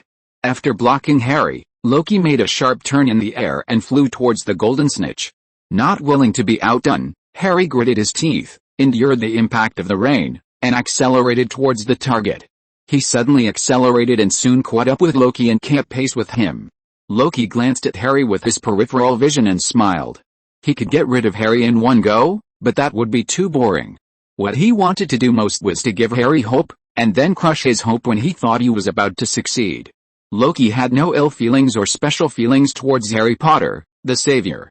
He simply felt that this would satisfy his mischievous soul. "Come on," Harry shouted to Nimbus 2000. The raindrops hit his face with a crackling sound. "Faster! Faster!" While cheering himself up, Harry was about to catch the golden snitch. He stretched out his hand and wanted to catch it. Unexpectedly, a figure as fast as lightning flew by in the next second. With a snap, Loki flew over and grabbed the golden snitch. Harry, shocked, looked at Loki. "What a pity, Harry, our light of Gryffindor, you almost caught it." Loki's teasing words reached his ears. Harry listened to the other party's words in frustration, but then something strange happened. He felt that the gymnasium suddenly became eerie and quiet. Although the whistling wind was strong, it seemed to have forgotten to make a sound, as if someone had suddenly turned off the sound. He felt that his ears seemed to have suddenly gone deaf. What happened? Then a familiar coldness that made him shudder came over him. In Harry's blurred vision, he noticed that something was moving on the court below. He seemed to see at least 100 Dementors, dark monsters with their faces covered, flying towards him. The cold rain surged in front of his chest, dissolving something in his body. Then, he began to hear someone screaming. In the stands, seeing the Dementors all over the sky and Harry falling straight from the sky, the students all screamed, and the crowd immediately panicked and messed up. "No, Harry!" Hermione saw Harry falling from his broom high in the sky, stood up and made an unbelievable sound. Ron looked at the countless Dementors roaming in the clouds in the storm, and was also frightened and stunned. "Dad!" Way stood up anxiously and shouted to him. Peter saw Harry falling unconscious at a high speed, stood up with a serious expression, and stretched out his hand. In the astonished eyes of Hermione and others, they saw that Harry's falling speed gradually slowed down. Finally, the speed slowed down and slowly fell to the ground. Chapter 600, Bayo Bayo, with my father by my side, happiness will continue. Mr. Padraic, in the chaos, Hermione pulled Ron's clothes and came to Peter. In the chaotic scene, the students in the stands fled from here to avoid the Dementors. Although Boom Boom was a little nervous about these dark and faceless monsters, he still took out a Boom Boom gun and prepared to take action if these monsters rushed towards his father. "What should we do, sir?" Hermione asked Peter with a nervous look on her face. The teachers in the stands, Professor McGonagall and others had already begun to release magic to drive away the Dementors. Peter glanced at the nervous Hermione and looked up at the sky. Loki, who caught the golden snitch, had already avoided the attack of the Dementors and landed on the ground. "Don't worry," Peter lowered his head and touched Hermione's hair. After confirming that Loki was safe, Peter condensed the energy of the gods in his right hand and released it towards the dark clouds in the astonished eyes of everyone. The dazzling silver glow that emitted white light penetrated the dark clouds like sunlight. The powerful silver light that made people's heart palpitate instantly illuminated the entire sky.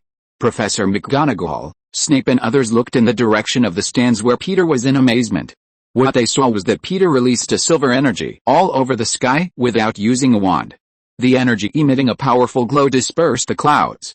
After the hundreds of Dementors wandering in the dark clouds came into contact with the divine energy released by Peter, they moved and fled out of the stadium.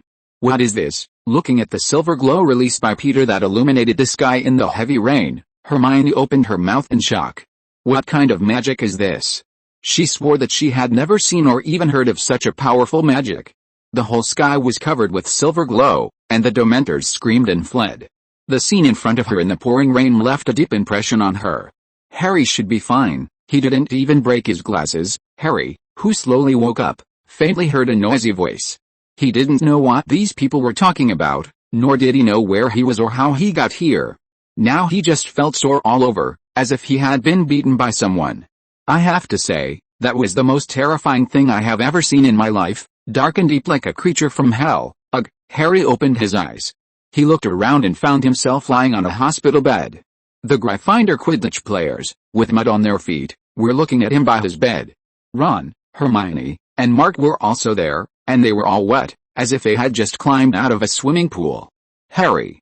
Great, you're finally awake. Fred saw Harry wake up and shouted to him. He looked a little dirty against the mud. How do you feel? Are you feeling uncomfortable? Harry quickly recalled what had happened before. Lightning in the sky, the ferocious Dementors, the Golden Snitch, and Loki. What happened? Harry sat up and asked, holding his aching forehead. You fell down, Fred said to him. You fell from a height of 50 feet. If it weren't for Mr. Padraic slowing down your fall and letting you land slowly on the ground, I'm afraid we wouldn't see you here. We thought you were dead, Ron said in a trembling voice. Harry removed his hand from his forehead. Did Mr. Padraic save him? Harry soon thought of something more serious. Did we lose the game? Yes.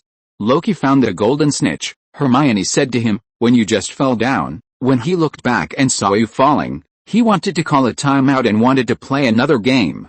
Of course, no one agreed. The fact is that they won, and they won fairly. Even Wood admitted it. Where is Wood? Harry asked Hermione, and he realized that he was not here at this time. This guy is still in the shower. Fred shrugged and said, I think someone wants to drown himself. Hearing that Loki found the Golden Snitch, Harry hid his face on his knees with a heavy heart and grabbed his hair with both hands.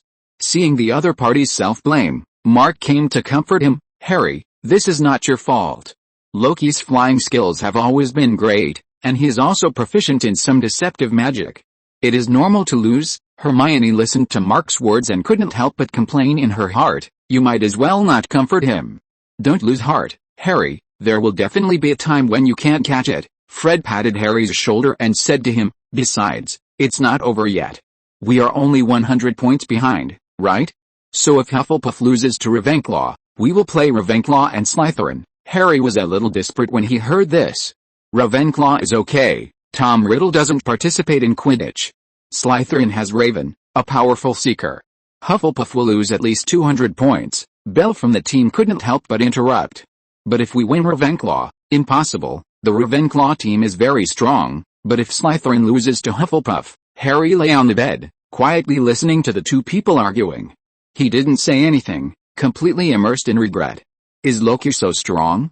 He could have caught the snitch at that time, but it seemed that he was playing a trick on him. 10 minutes later, Madame Pomfrey came in and asked the team members to leave. We will see you later, Harry, Fred said to him. Don't blame yourself, Harry, you are still the best seekers we have ever seen, just like Mark. After the team members left, Madame Pomfrey muttered and closed the door unsatisfied. Only Ron, Hermione and Mark were left in the room. After Harry eased his mood, he asked the three people, Mr. Padraic, did he save me? Yes, Hermione's voice was still filled with uncontrollable excitement. I have never seen such powerful magic. He used magic to slow down your falling speed. Then, Mr. Padraic released silver-white magic energy towards the Dementors with one hand. The sky was filled with silver light, which dispelled all the darkness. The Dementors that came into contact with the silver magic fled the gymnasium. He dispelled more than 100 Dementors by himself. Listening to Hermione's description, Harry also showed an incredible expression on his face. He looked at Mark beside the bed. Thank you, Mark. Thank you, Father. It's okay. I'm glad you're okay. I think Dad will definitely not stand by and watch you die. Although Mark was somewhat proud of his father's behavior, he would not show it. Ron asked Mark curiously, "Mark, have you inherited your father's abilities?" "No, I have the worst talent in my family," Mark said a little frustrated. "Ron, our family is the same as yours. Dad has 7 children, and I have a sister, who is bomb and way next to Dad today. I have the worst talent among them." "Well, I don't think you have bad talent." Ron didn't expect to mention Mark's sad story, and hurried to comfort him. Did anyone pick up my broom?" Harry, who felt the atmosphere was a little heavy, changed the subject and asked everyone. Ron and Hermione, who heard his words, immediately looked at each other. What's wrong?" Harry looked at the two with a puzzled look. "Harry, you may not know. When you fell, your broom was blown away." "Finally," Hermione said hesitantly. "What happened after that?" "After that, your broom hit the Whomping Willow." Harry's heart suddenly stopped when he heard this. The Whomping Willow is a big willow tree outside the school. It has a furious temperament. Whatever hits it will be beaten by the willow branches. However, if you find a way to press the nut on the branch, the Whomping Willow will immediately stop moving. What happens next? Harry had already guessed the answer, but still asked with a hint of expectation. "Well, you know that Whomping Willow," Ron stammered. "It doesn't like people touching it." "Filch took it back before you woke up," Hermione whispered beside him. She slowly took out a bag at her feet and poured out the contents. A pile of broken wood residues fell on the bed. This was the testimony of his defeat. Looking at the completely damaged broom, Harry's mood suddenly became heavy. Padraic Farm. Night. At dinner, Boom asked Peter curiously, "Dad, what is a Dementor?" "A kind of dark magic creature, without a soul, but can absorb the souls of others.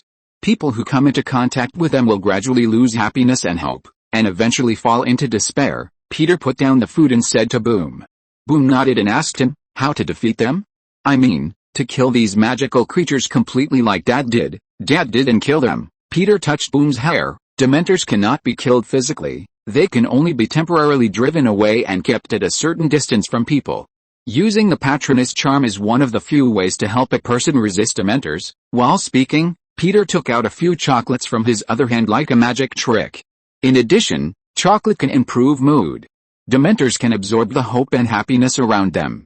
For those who have been affected by Dementors, chocolate is the best antidote. "Try the chocolate." Boom happily took the chocolate and said to Peter, "My good mood will definitely not be absorbed by the Dementors, because as long as Dad is by my side, good mood will continue to be generated." End of this chapter. Thank you very much for reaching the end. Don't forget to like. Looking for more exclusive content and immediate access? Subscribe to our Patreon. Remember, every like, subscription, or donation encourages us to continue. Thanks to everyone. See you in the next video.